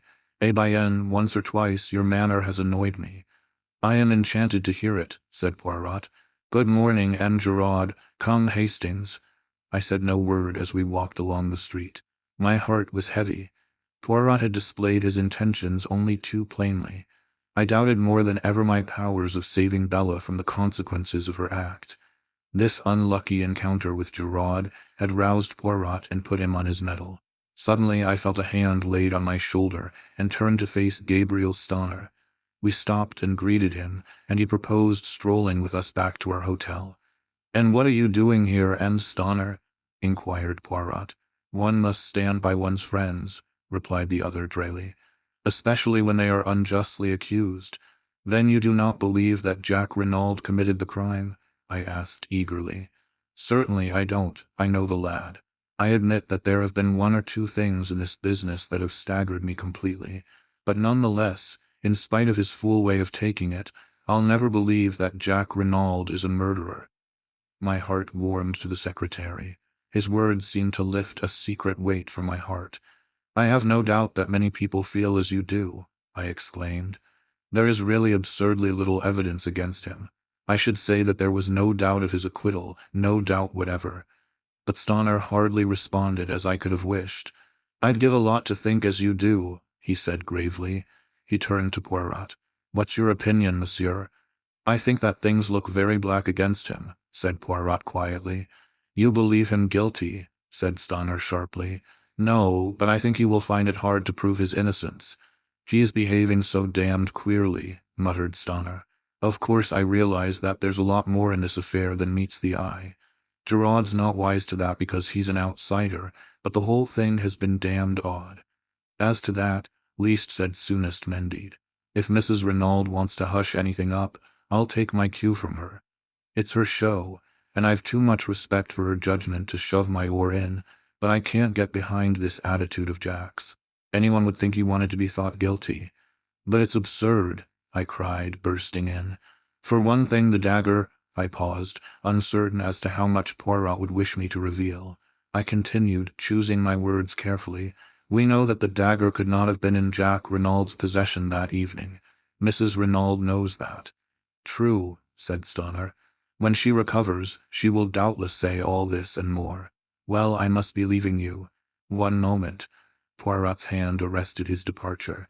"Can you arrange for word to be sent to me at once should Madame Renauld recover consciousness?" "Certainly. That's easily done." "That point about the dagger is good, Poirot," I urged as we went upstairs. "I couldn't speak very plainly before Stonor. That was quite right of you. We might as well keep the knowledge to ourselves as long as we can. As to the dagger, your point hardly helps Jack Renauld. You remember that I was absent for an hour this morning, before we started from London." "Yes. Well, I was employed in trying to find the firm Jack Renauld employed to convert his souvenirs. It was not very difficult. Eh bien, Hastings, they made to his order not 2 paper knives, but 3. So that—" So that, after giving one to his mother and one to Bella Duveen, there was a third which he doubtless retained for his own use. No, Hastings, I fear the dagger question will not help us to save him from the guillotine. It won't come to that, I cried, stung. Poirot shook his head uncertainly. You will save him, I cried positively. Poirot glanced at me dryly. Have you not rendered it impossible, mon ami? Some other way, I muttered. Ah, sapristi, but it is miracles you ask from me. No, say no more. Let us instead see what is in this letter. And he drew out the envelope from his breast pocket. His face contracted as he read, then he handed the one flimsy sheet to me. There are other women in the world who suffer, Hastings. The writing was blurred, and the note had evidently been written in great agitation. Dear M. Poirot, if you get this, I beg of you to come to my aid. I have no one to turn to, and at all costs Jack must be saved. I implore of you on my knees to help us. Marthedaubreuil. I handed it back, moved. You will go. At once. We will command an auto. Half an hour later saw us at the Villa Marguerite. Marthe was at the door to meet us, and led Poirot in, clinging with both hands to one of his. Ah, you have come. It is good of you. I have been in despair, not knowing what to do. They will not let me go to see him in prison even. I suffer horribly, I am nearly mad. Is it true what they say, that he does not deny the crime? But that is madness. It is impossible that he should have done it. Never for 1 minute will I believe it. Neither do I believe it, mademoiselle, said Poirot gently. But then why does he not speak? I do not understand. Perhaps because he is screening someone, suggested Poirot, watching her. Marthe frowned. Screening someone? Do you mean his mother? Ah, from the beginning I have suspected her. Who inherits all that vast fortune? She does. It is easy to wear widow's weeds and play the hypocrite. And they say that when he was arrested she fell down, like that. She made a dramatic gesture. And without doubt, M. Stonor, the secretary, he helped her. They are thick as thieves, those two. It is true she is older than he, but what do men care if a woman is rich? There was a hint of bitterness in her tone. Stonor was in England, I put in. He says so, but who knows?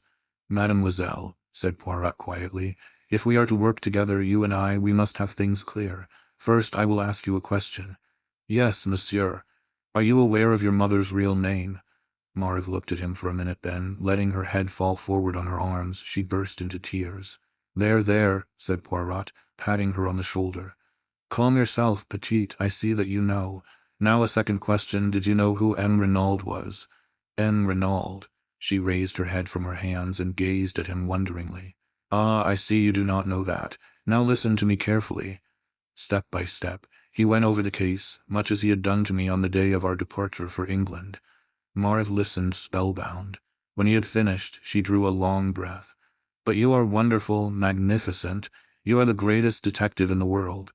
With a swift gesture, she slipped off her chair and knelt before him with an abandonment that was wholly French. Save him, monsieur, she cried. I love him so. Oh, save him, save him, save him. Chapter 25. An Unexpected Dénouement. We were present the following morning at the examination of Jack Renauld. Short as the time had been, I was shocked at the change that had taken place in the young prisoner. His cheeks had fallen in, there were deep black circles round his eyes, and he looked haggard and distraught, as one who had wooed sleep in vain for several nights. He betrayed no emotion at seeing us. The prisoner and his counsel, Maître Grossier, were accommodated with chairs. A formidable guard with resplendent sabre stood before the door. The patient greffier sat at his desk. The examination began.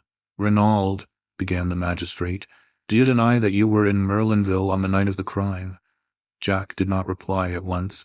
Then he said with a hesitancy of manner which was piteous, I told you that I was in Cherbourg. Maître Grossier frowned and sighed. I realized at once that Jack Renauld was obstinately bent on conducting his own case as he wished, to the despair of his legal representative. The magistrate turned sharply. Send in the station witnesses. In a moment or two the door opened to admit a man whom I recognized as being a porter at Merlinville station. You were on duty on the night of June 7th. Yes, monsieur. You witnessed the arrival of the 11:40 train. Yes, monsieur. Look at the prisoner. Do you recognize him as having been one of the passengers to alight? Yes, Monsieur le Juge. There is no possibility of your being mistaken. No, monsieur. I knew M. Jack Renauld well. Nor of your being mistaken as to the date. No, monsieur, because it was the following morning, June 8th, that we heard of the murder. Another railway official was brought in and confirmed the first one's evidence. The magistrate looked at Jack Renauld. These men have identified you positively. What have you to say? Jack shrugged his shoulders. Nothing.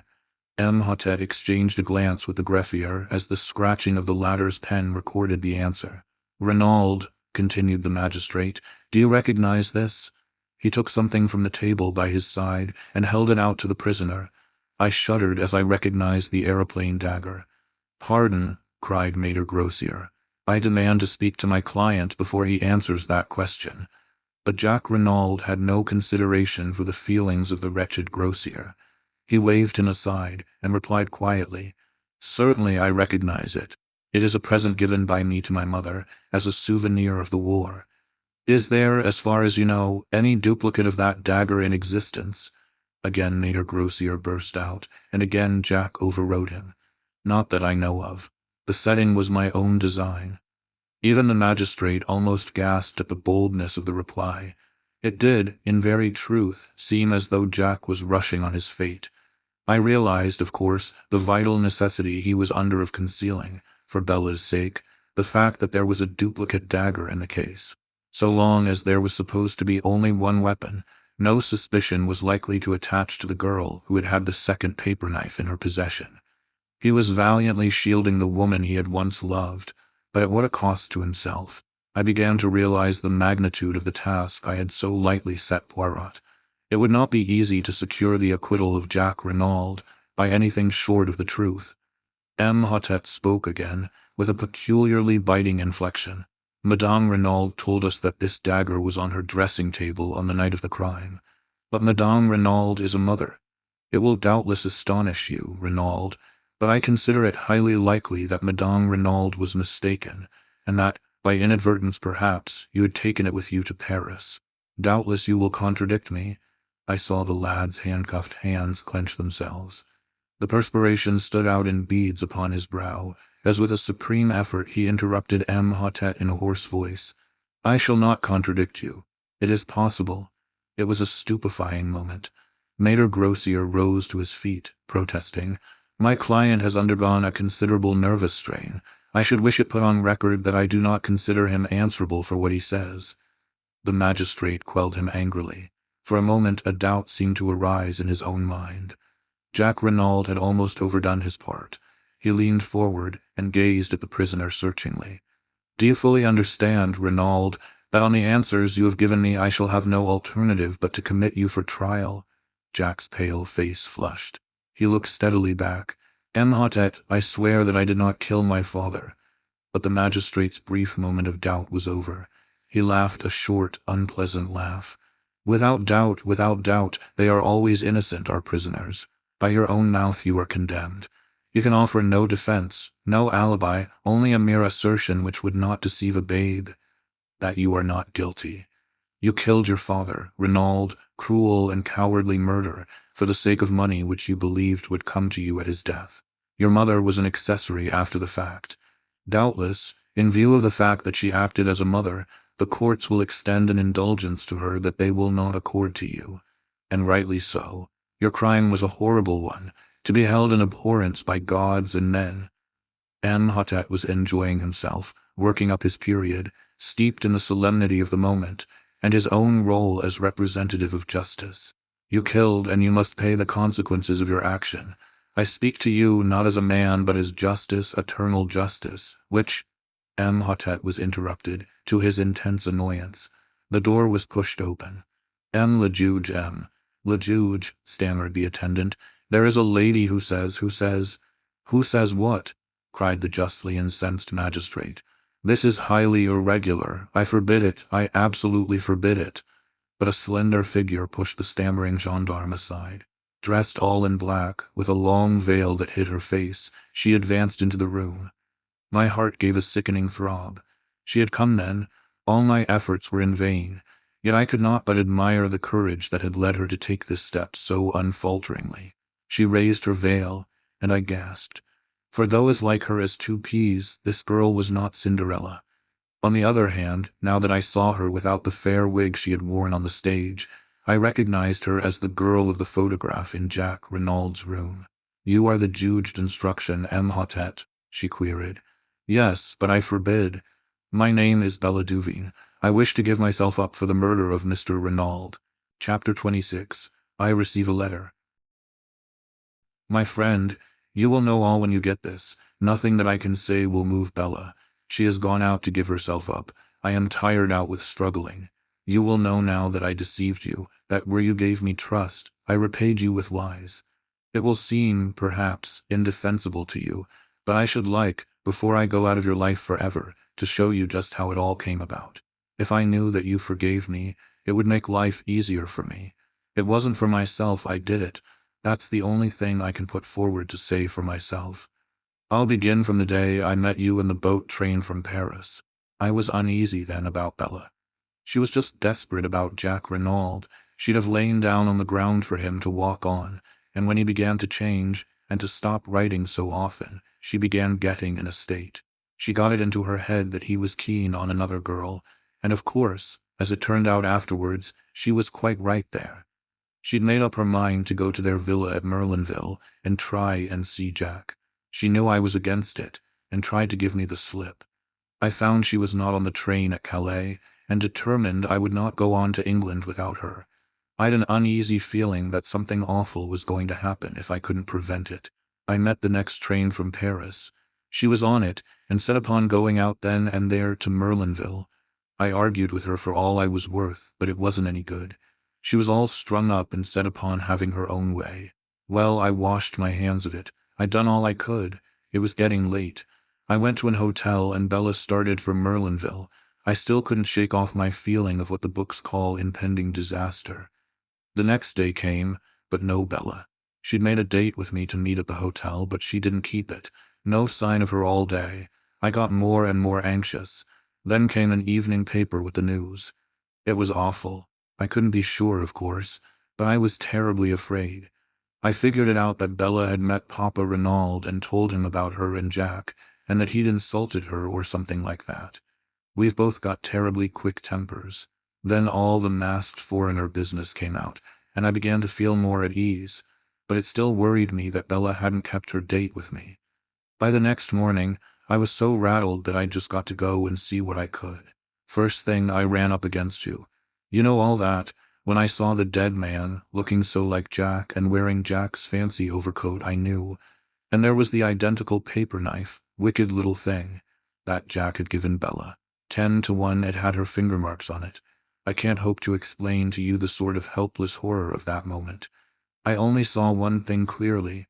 I must get hold of that dagger, and get right away with it before they found out it was gone.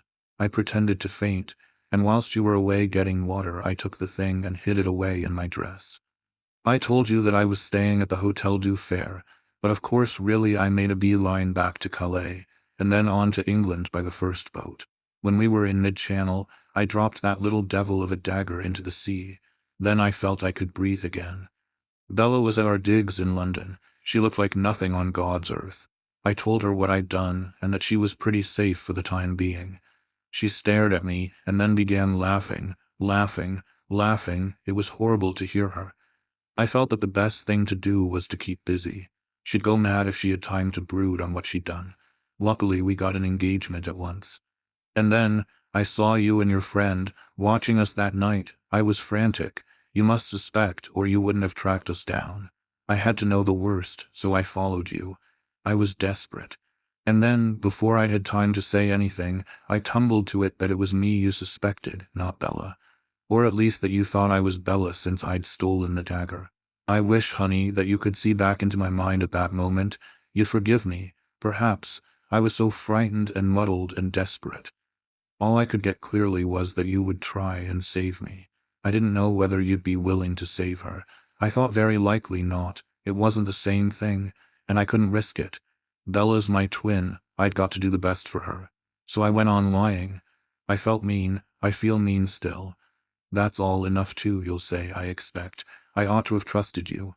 If I had, As soon as the news was in the paper that Jack Renauld had been arrested, it was all up. Bella wouldn't even wait to see how things went. "I'm very tired. I can't write anymore." She had begun to sign herself Cinderella, but had crossed that out and written instead Dulcie Duveen. It was an ill-written, blurred epistle, but I have kept it to this day. Poirot was with me when I read it. The sheets fell from my hand, and I looked across at him.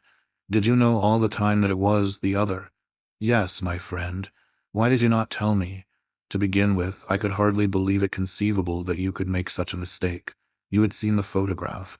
The sisters are very alike, but by no means incapable of distinguishment. But the fair hair, a wig, worn for the sake of a piquant contrast on the stage. Is it conceivable that with twins one should be fair and one dark? Why didn't you tell me that night at the hotel in Coventry? You were rather high-handed in your methods, mon ami," said Poirot dryly. "You did not give me a chance. But afterwards—" "Ah, afterwards. Well, to begin with, I was hurt at your want of faith in me. And then I wanted to see whether your feelings would stand the test of time. In fact, whether it was love or a flash in the pan with you, I should not have left you long in your error." I nodded. His tone was too affectionate for me to bear resentment. I looked down on the sheets of the letter. Suddenly I picked them up from the floor and pushed them across to him. "Read that," I said. "I'd like you too." He read it through in silence, then he looked up at me. "What is it that worries you, Hastings?" This was quite a new mood in Poirot. His mocking manner seemed laid quite aside. I was able to say what I wanted without too much difficulty. She doesn't say, well, not whether she cares for me or not." Poirot turned back the pages. "I think you are mistaken, Hastings." "Where?" I cried, leaning forward eagerly. Poirot smiled. "She tells you that in every line of the letter, mon ami. But where am I to find her? There's no address on the letter. There's a French stamp, that's all." "Excite yourself not. Leave it to Papa Poirot. I can find her for you as soon as I have 5 little minutes." Chapter 27. Jack Renauld's Story. "Congratulations, Jack," said Poirot, wringing the lad warmly by the hand. Young Renauld had come to us as soon as he was liberated, before starting for Merlinville to rejoin Marthe and his mother. Stonor accompanied him. His hardiness was in strong contrast to the lad's wan looks. It was plain that the boy was on the verge of a nervous breakdown. Although delivered from the immediate peril that was hanging over him, the circumstances of his release were too painful to let him feel full relief. He smiled mournfully at Poirot and said in a low voice, "I went through it to protect her, and now it's all no use." "You could hardly expect the girl to accept the price of your life," remarked Stonor dryly. "She was bound to come forward when she saw you heading straight for the guillotine." "Ma foi, and you were heading for it too," added Poirot, with a slight twinkle. "You would have had Maître Grossier's death from rage on your conscience if you had gone on." "He was a well-meaning ass, I suppose," said Jack. "But he worried me horribly. You see, I couldn't very well take him into my confidence. But my God, what's going to happen about Bella?" "If I were you," said Poirot frankly, "I should not distress myself unduly. The French courts are very lenient to youth and beauty, and the crime passional. A clever lawyer will make out a great case of extenuating circumstances. It will not be pleasant for you. I don't care about that. You see, Poirot, in a way I do feel guilty of my father's murder. But for me, and my entanglement with this girl, he would be alive and well today. And then my cursed carelessness in taking away the wrong overcoat. I can't help feeling responsible for his death. It will haunt me forever." "No, no," I said soothingly. "Of course it's horrible to me to think that Bella killed my father," resumed Jack, "but I treated her shamefully. After I met Marthe, and realized I'd made a mistake, I ought to have written and told her so honestly. But I was so terrified of a row, and of its coming to Marthe's ears, and her thinking there was more in it than there ever had been, that, well, I was a coward, and went on hoping the thing would die down of itself. I just drifted, in fact, not realizing that I was driving the poor kid desperate. If she'd really knifed me, as she meant to, I should have got no more than my deserts. And the way she's come forward now is downright plucky. I'd have stood the racket, you know, up to the end." He was silent for a moment or two, and then burst out on another tack.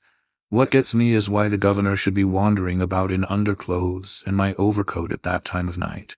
I suppose he'd just given the foreign Johnnies the slip, and my mother must have made a mistake about its being 2 o'clock when they came. Or it wasn't all a frame-up, was it? I mean, my mother couldn't think that it was me. Poirot reassured him quickly. No, Jack, have no fears on that score. As for the rest, I will explain it to you one of these days. It is rather curious. But will you recount to us exactly what did occur on that terrible evening? There's very little to tell. I came from Cherbourg, as I told you, in order to see Mars before going to the other end of the world. The train was late, and I decided to take the short cut across the golf links. I could easily get into the grounds of the Villa Marguerite from there. I had nearly reached the place when— He paused and swallowed.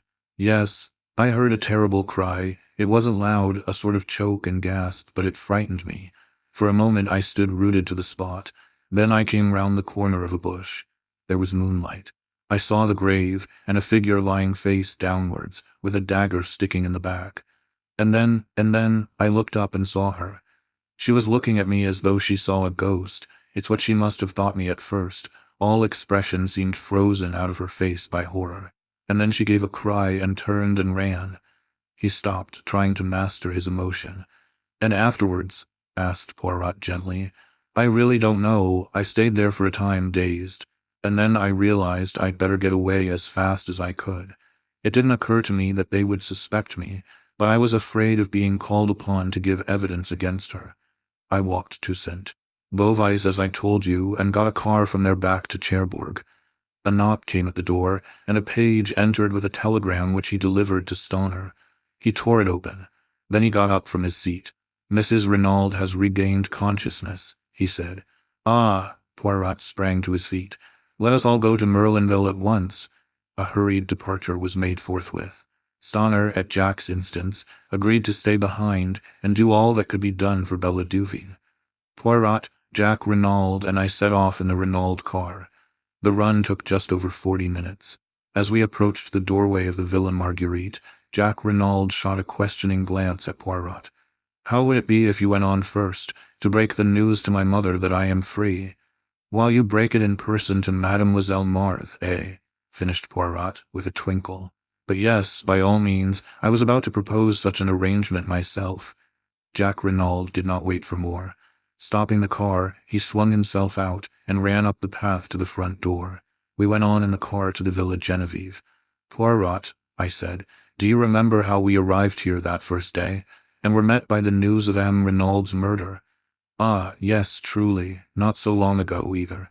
But what a lot of things have happened since then, especially for you, mon ami. Poirot, what have you done about finding Dulcie?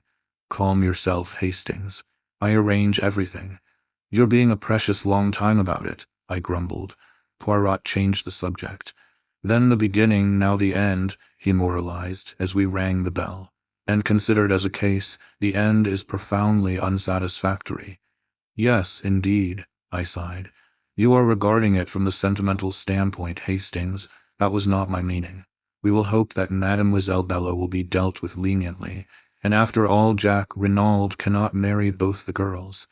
I spoke from a professional standpoint. This is not a crime well ordered and regular, such as a detective delights in.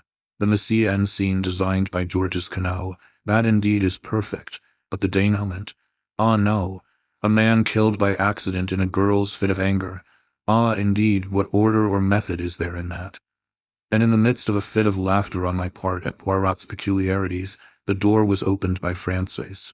Poirot explained that he must see Mrs. Renauld at once, and the old woman conducted him upstairs. I remained in the salon. It was some time before Poirot reappeared. He was looking unusually grave. Vous voilà, Hastings. Sacré tonnerre, but there are squalls ahead. What do you mean? I cried. I would hardly have credited it, said Poirot thoughtfully, but women are very unexpected. Here are Jack and Marthe Daubreuil, I exclaimed, looking out of the window. Poirot bounded out of the room and met the young couple on the steps outside. Do not enter. It is better not. Your mother is very upset. I know, said Jack Renauld. I must go up to her at once. But no, I tell you. It is better not. But Marthe and I— In any case, do not take Mademoiselle with you. Mount if you must, but you would be wise to be guided by me. A voice on the stairs behind made us all start. "I thank you for your good offices, M. Poirot, but I will make my own wishes clear." We stared in astonishment. Descending the stairs, leaning upon Léonie's arm, was Mrs. Renauld, her head still bandaged. The French girl was weeping and imploring her mistress to return to bed. "Madame will kill herself. It is contrary to all the doctor's orders." But Mrs. Renauld came on. "Mother," cried Jack, starting forward, but with a gesture she drove him back. "I am no mother of yours. You are no son of mine. From this day and hour I renounce you."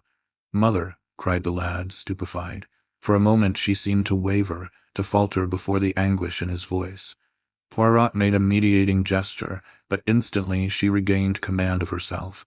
"Your father's blood is on your head. You are morally guilty of his death. You thwarted and defied him over this girl, and by your heartless treatment of another girl, you brought about his death. Go out from my house. Tomorrow I intend to take such steps as shall make it certain that you shall never touch a penny of his money. Make your way in the world as best you can with the help of the girl, who is the daughter of your father's bitterest enemy." And slowly, painfully, she retraced her way upstairs. We were all dumbfounded, totally unprepared for such a demonstration. Jack Renauld, worn out with all he had already gone through, swayed and nearly fell. Poirot and I went quickly to his assistance. "He is overdone," murmured Poirot to Marthe. "Where can we take him?" "But home, to the Villa Marguerite. We will nurse him, my mother and I, my poor Jack." We got the lad to the villa, where he dropped limply onto a chair in a semi-dazed condition. Poirot felt his head and hands. "He has fever. The long strain begins to tell, and now this shock on top of it. Get him to bed, and Hastings and I will summon a doctor." A doctor was soon procured. After examining the patient, he gave it as his opinion that it was simply a case of nerve strain. With perfect rest and quiet, the lad might be almost restored by the next day, but, if excited, there was a chance of brain fever. It would be advisable for someone to sit up all night with him. Finally, having done all we could, we left him in the charge of Marthe and her mother, and set out for the town. It was past our usual hour of dining, and we were both famished. The first restaurant we came to assuaged the pangs of hunger with an excellent omelette, and an equally excellent entrecôte to follow. "And now for quarters for the night," said Poirot, when at length Café Noir had completed the meal. "Shall we try our old friend, the Hotel des Bains?" We traced our steps there without more ado. Yes, messieurs could be accommodated with 2 good rooms overlooking the sea. Then Poirot asked a question which surprised me. "Has an English lady, Miss Robinson, arrived?" "Yes, monsieur. She is in the little salon." "Ah, Poirot," I cried, keeping pace with him as he walked along the corridor. "Who on earth is Miss Robinson?" Poirot beamed kindly on me. "It is that I have arranged you a marriage, Hastings." "But I say—" "Bah," said Poirot, giving me a friendly push over the threshold of the door. "Do you think I wish to trumpet aloud in Merlinville the name of Duveen?" It was indeed Cinderella who rose to greet us. I took her hands in both of mine. My eyes said the rest. Poirot cleared his throat. "Mise en France," he said.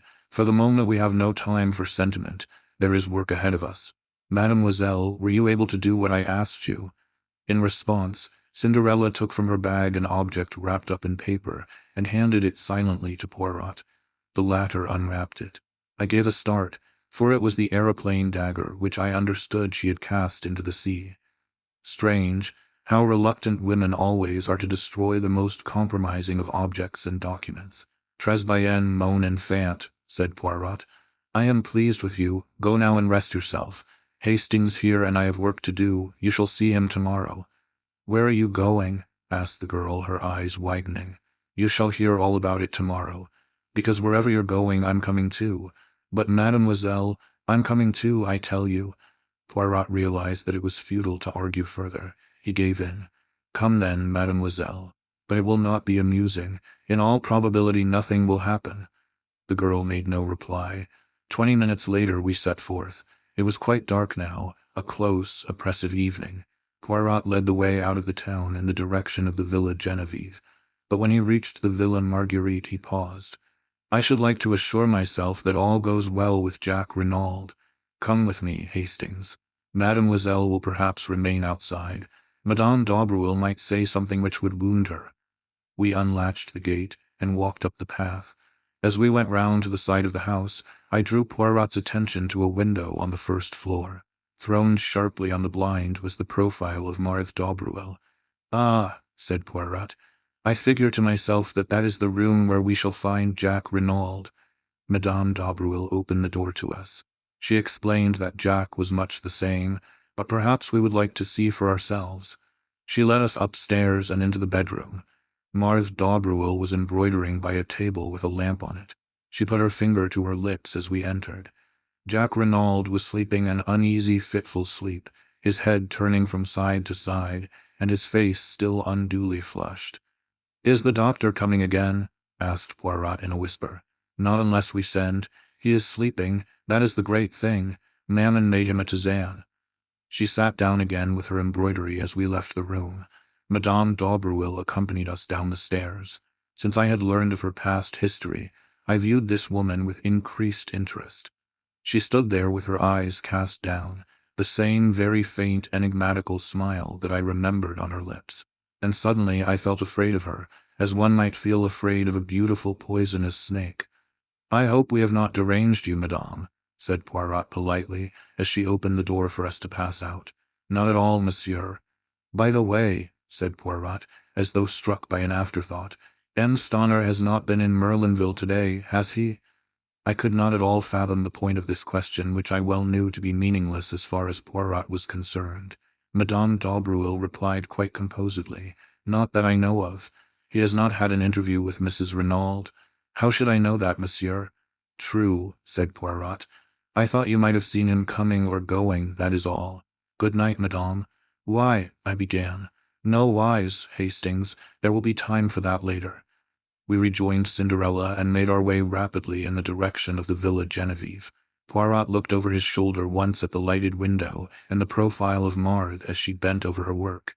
"He is being guarded at all events," he muttered. Arrived at the Villa Geneviève, Poirot took up his stand behind some bushes to the left of the drive, where, whilst enjoying a good view ourselves, we were completely hidden from sight. The villa itself was in total darkness. Everybody was without doubt in bed and asleep. We were almost immediately under the window of Mrs. Renaud's bedroom, which window, I noticed, was open. It seemed to me that it was upon this spot that Poirot's eyes were fixed. "What are we going to do?" I whispered. "Watch. But I do not expect anything to happen for at least an hour, probably 2 hours, but his words were interrupted by a long, thin-drawn cry. "Help!" A light flashed up in the second-floor room on the right-hand side of the house. The cry came from there, and even as we watched there came a shadow on the blind as of 2 people struggling. "Mille tonnerres!" cried Poirot. "She must have changed her room." Dashing forward, he battered wildly on the front door. Then, rushing to the tree in the flower-bed, he swarmed up it with the agility of a cat. I followed him, as with a bound he sprang in through the open window. Looking over my shoulder, I saw Dulcie reaching the branch behind me. "Take care," I exclaimed. "Take care of your grandmother," retorted the girl. "This is child's play to me." Poirot had rushed through the empty room and was pounding on the door leading into the corridor. "Locked and bolted on the outside," he growled, "and it will take time to burst it open." The cries for help were getting noticeably fainter. I saw despair in Poirot's eyes. He and I together put our shoulders to the door. Cinderella's voice, calm and dispassionate, came from the window. "You'll be too late. I guess I'm the only one who can do anything." Before I could move a hand to stop her, she appeared to leap upward into space. I rushed and looked out. To my horror, I saw her hanging by her hands from the roof, propelling herself along by jerks in the direction of the lighted window. "Good heavens, she'll be killed," I cried. "You forget, she's a professional acrobat, Hastings. It was the providence of the good God that made her insist on coming with us tonight. I only pray that she may be in time." "Ah!" A cry of absolute terror floated out onto the night as the girl disappeared through the right-hand window. Then in Cinderella's clear tones came the words, "No, you don't. I've got you, and my wrists are just like steel." At the same moment the door of our prison was opened cautiously by Frances. Poirot brushed her aside unceremoniously and rushed down the passage to where the other maids were grouped round the further door. It's locked on the inside, monsieur. There was the sound of a heavy fall within. After a moment or two, the key turned and the door swung slowly open. Cinderella, very pale, beckoned us in. "She is safe?" demanded Poirot. "Yes, I was just in time." She was exhausted. Mrs. Renauld was half sitting, half lying on the bed. She was gasping for breath. "Nearly strangled me," she murmured painfully. The girl picked up something from the floor and handed it to Poirot. It was a rolled-up ladder of silk rope, very fine but quite strong. "A getaway," said Poirot. "By the window, whilst we were battering at the door. Where is the other?" The girl stood aside a little and pointed. On the ground lay a figure wrapped in some dark material, a fold of which hid the face. "Dead," she nodded. "I think so. Head must have struck the marble fender." "But who is it?" I cried. "The murderer of M. Renauld Hastings, and the would-be murderer of Madame Renauld." Puzzled and uncomprehending, I knelt down, and lifting the fold of cloth, looked into the dead, beautiful face of Mars Daubreuil. Chapter 28. Journey's End. I have confused memories of the further events of that night. Poirot seemed deaf to my repeated questions. He was engaged in overwhelming Francois with reproaches for not having told him of Mrs. Renaud's change of sleeping quarters. I caught him by the shoulder, determined to attract his attention and make myself heard. "But you must have known," I expostulated. "You were taken up to see her this afternoon." Poirot deigned to attend to me for a brief moment. "She had been wheeled on a sofa into the middle room, her boudoir," he explained. "But, monsieur," cried Francis, "Madame changed her room almost immediately after the crime. The associations, they were too distressing." "Then why was I not told?" vociferated Poirot, striking the table and working himself into a first-class passion. "I demand you, why was I not told? You are an old woman, completely imbecile, and Léonie and Denise are no better. All of you are triple idiots. Your stupidity has nearly caused the death of your mistress. But for this courageous child—" He broke off, and darting across the room to where the girl was bending over ministering to Mrs. Renauld, he embraced her with Gallic fervor, slightly to my annoyance. I was aroused from my condition of mental fog by a sharp command from Poirot to fetch the doctor immediately on Mrs. Renaud's behalf. After that, I might summon the police. And he added, to complete my dudgeon, "It will hardly be worth your while to return here. I shall be too busy to attend to you, and of Mademoiselle here I make a garde malade." I retired with what dignity I could command. Having done my errands, I returned to the hotel. I understood next to nothing of what had occurred. The events of the night seemed fantastic and impossible. Nobody would answer my questions. Nobody had seemed to hear them.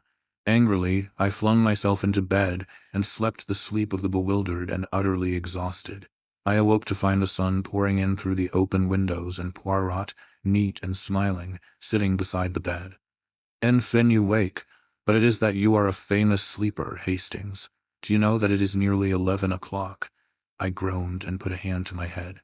"I must have been dreaming," I said. "Do you know, I actually dreamt that we found Mars Daubreuil's body in Mrs. Renaud's room, and that you declared her to have murdered Mr. Renauld." "You were not dreaming. All that is quite true. But Bella Duveen killed Mr. Renauld." "Oh no, Hastings, she did not. She said she did, yes, but that was to save the man she loved from the guillotine." "What?" Remember Jack Renaud's story. They both arrived on the scene at the same instant, and each took the other to be the perpetrator of the crime. The girl stares at him in horror, and then with a cry rushes away. But when she hears that the crime has been brought home to him, she cannot bear it, and comes forward to accuse herself and save him from certain death. Poirot leaned back in his chair, and brought the tips of his fingers together in familiar style. "The case was not quite satisfactory to me," he observed judicially.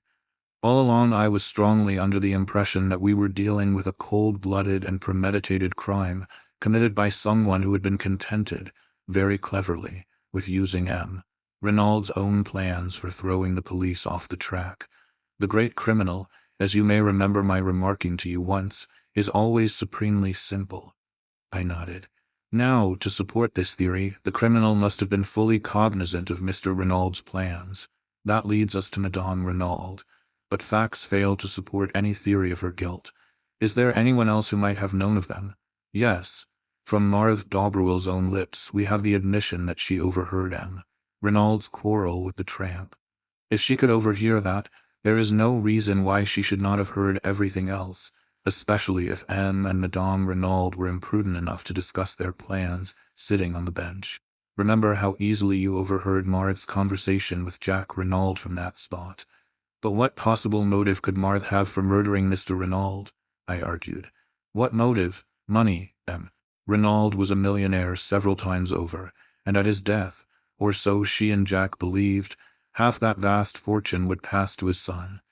Let us reconstruct the scene from the standpoint of Marthe Daubreuil. Marthe Daubreuil overhears what passes between Renauld and his wife.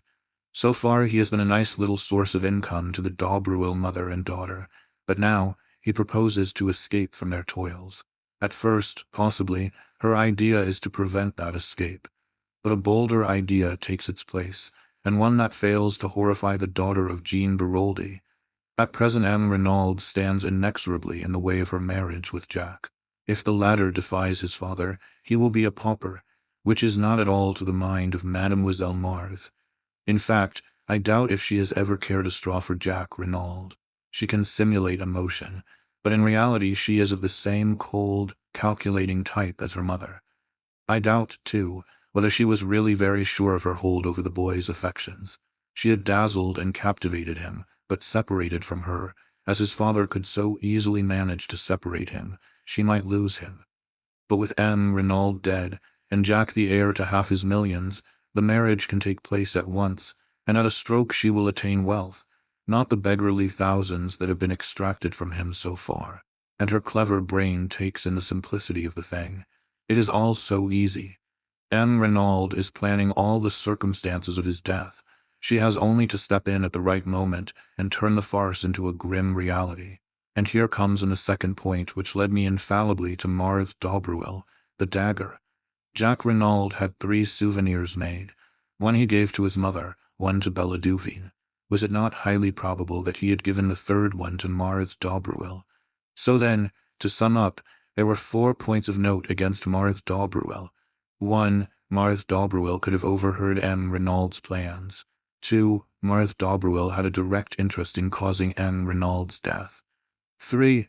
Marthe Daubreuil was the daughter of the notorious Madame Beroldy, who in my opinion was morally and virtually the murderess of her husband, although it may have been Georges Quenoux's hand which struck the actual blow. 4. Marthe Daubreuil was the only person, besides Jack Renauld, likely to have the third dagger in her possession. Poirot paused and cleared his throat. Of course, when I learned of the existence of the other girl, Bella Duveen, I realized that it was quite possible that she might have killed Renauld. The solution did not commend itself to me, because, as I pointed out to you, Hastings, an expert, such as I am, likes to meet a foeman worthy of his steel. Still one must take crimes as one finds them, not as one would like them to be.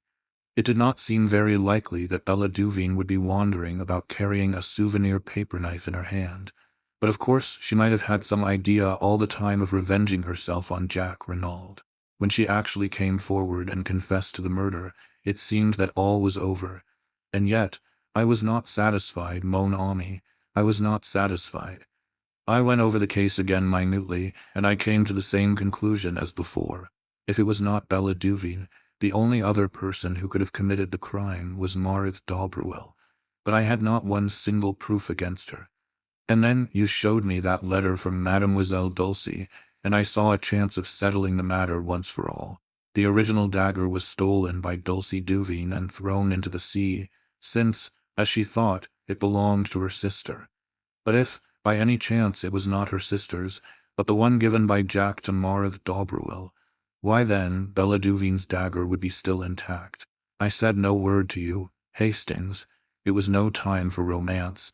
But I sought out Mademoiselle Dulcie, told her as much as I deemed needful, and set her to search amongst the effects of her sister. Imagine my elation when she sought me out, according to my instructions, as Miss Robinson with the precious souvenir in her possession. In the meantime, I had taken steps to force Mademoiselle Marthe into the open. By my orders, Mrs. Renauld repulsed her son, and declared her intention of making a will on the morrow, which should cut him off from ever enjoying even a portion of his father's fortune. It was a desperate step, but a necessary one, and Madame Renauld was fully prepared to take the risk, though unfortunately she also never thought of mentioning her change of room. I suppose she took it for granted that I knew. All happened as I thought. Marthe Daubreuil made a last bold bid for the Renauld millions, and failed. "What absolutely bewilders me," I said, "is how she ever got into the house without our seeing her. It seems an absolute miracle. We left her behind at the Villa Marguerite, we go straight to the Villa Geneviève, and yet she is there before us." "Ah, but we did not leave her behind. She was out of the Villa Marguerite by the back way whilst we were talking to her mother in the hall. That is where, as the Americans say, she put it over on Hercule Poirot. But the shadow on the blind, we saw it from the road. Eh bien, when we looked up, Madame Daubreuil had just had time to run upstairs and take her place." "Madame Daubreuil?" "Yes. One is old, and one is young, one dark, and one fair, but, for the purpose of a silhouette on a blind, their profiles are singularly alike. Even I did not suspect, triple imbecile that I was. I thought I had plenty of time before me, that she would not try to gain admission to the villa until much later. She had brains, that beautiful Mademoiselle Marthe. And her object was to murder Mrs. Renauld? Yes. The whole fortune would then pass to her son. But it would have been suicide, mon ami. On the floor by Marthe Daubreuil's body, I found a pad and a little bottle of chloroform and a hypodermic syringe containing a fatal dose of morphine. You understand? The chloroform first, then when the victim is unconscious, the prick of the needle. By the morning, the smell of the chloroform has quite disappeared, and the syringe lies where it has fallen from Madame Renauld's hand. What would he say, the excellent M. Hotet? Poor woman, what did I tell you? The shock of joy, it was too much on top of the rest. Did I not say that I should not be surprised if her brain became unhinged? Altogether a most tragic case, the Renauld case. However, Hastings, things did not go quite as Mademoiselle Marthe had planned. To begin with, Madame Renauld was awake and waiting for her. There is a struggle, but Madame Renauld is terribly weak still. There is a last chance for Marthe Daubreuil. The idea of suicide is at an end, but if she can silence Madame Renauld with her strong hands, make a getaway with her little silk ladder whilst we are still battering on the inside of the further door, and be back at the Villa Marguerite before we return there, it will be hard to prove anything against her. But she was checkmated, not by Hercule Poirot, but by La Petite Acrobate with her wrists of steel. I mused over the whole story. When did you first begin to suspect Marthe Daubreuil, Poirot? When she told us she had overheard the quarrel in the garden. Poirot smiled.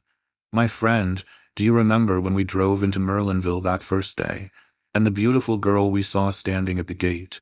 You asked me if I had not noticed a young goddess, and I replied to you that I had seen only a girl with anxious eyes. That is how I have thought of Marthe Daubreuil from the beginning. The girl with the anxious eyes. Why was she anxious? Not on Jack Renauld's behalf, for she did not know then that he had been in Merlinville the previous evening. By the way, I exclaimed, how is Jack Renauld? Much better. He is still at the Villa Marguerite. But Madame Daubreuil has disappeared. The police are looking for her. Was she in with her daughter, do you think? We shall never know. Madame is a lady who can keep her secrets, and I doubt very much if the police will ever find her. Has Jack Renauld been told? Not yet. It will be a terrible shock to him. Naturally. And yet, do you know, Hastings, I doubt if his heart was ever seriously engaged.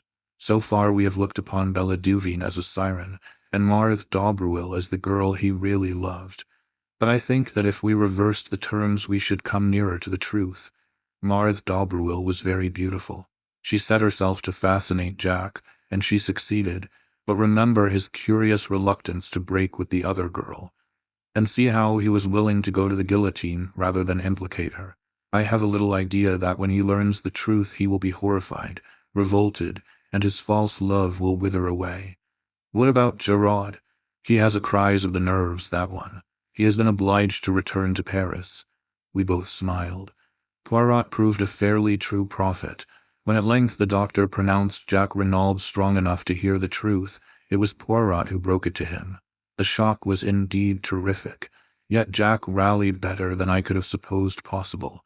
His mother's devotion helped him to live through those difficult days. The mother and son were inseparable now. There was a further revelation to come.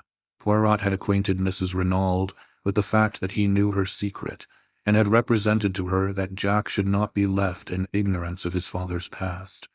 To hide the truth, never does it avail, madame.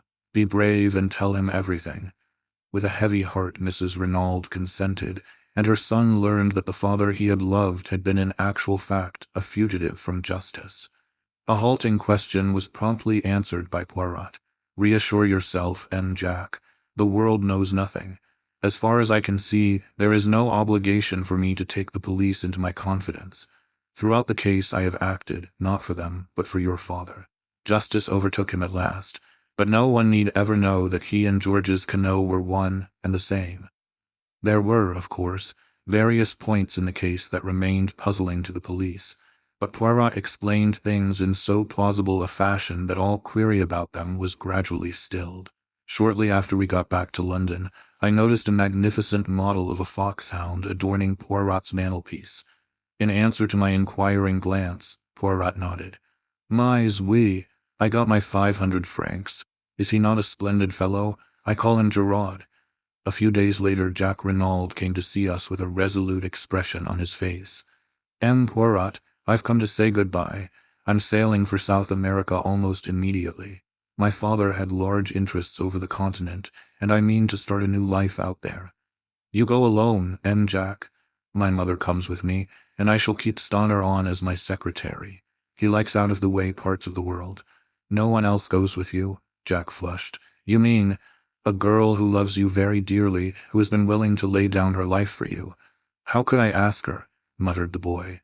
After all that has happened, could I go to her and, oh, what sort of a lame story could I tell? Les femmes, they have a wonderful genius for manufacturing crutches for stories like that. Yes, but I've been such a damned fool. So have all of us at one time and another, observed Poirot philosophically. But Jack's face had hardened. There's something else. I'm my father's son. Would anyone marry me knowing that? You are your father's son, you say. Hastings here will tell you that I believe in heredity. Well then, wait. I know a woman of courage and endurance, capable of great love, of supreme self-sacrifice. The boy looked up. His eyes softened. My mother? Yes, you are your mother's son as well as your father's. Go then to Mademoiselle Bella. Tell her everything. Keep nothing back and see what she will say. Jack looked irresolute. Go to her as a boy no longer, but a man bowed by the fate of the past and the fate of today, but looking forward to a new and wonderful life. Ask her to share it with you. You may not realize it, but your love for each other has been tested in the fire and not found wanting. You have both been willing to lay down your lives for each other. And what of Captain Arthur Hastings, humble chronicler of these pages? There is some talk of his joining the Renaulds on a ranch across the seas, but for the end of this story, I prefer to go back to a morning in the garden of the Villa Geneviève. I can't call you Bella, I said, since it isn't your name, and Dulcie seems so unfamiliar, so it's got to be Cinderella.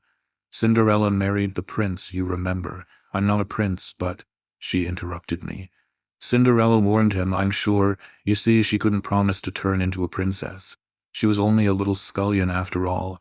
It's the prince's turn to interrupt, I interpolated. Do you know what he said? No. Hell, said the prince and kissed her, and I suited the action to the word.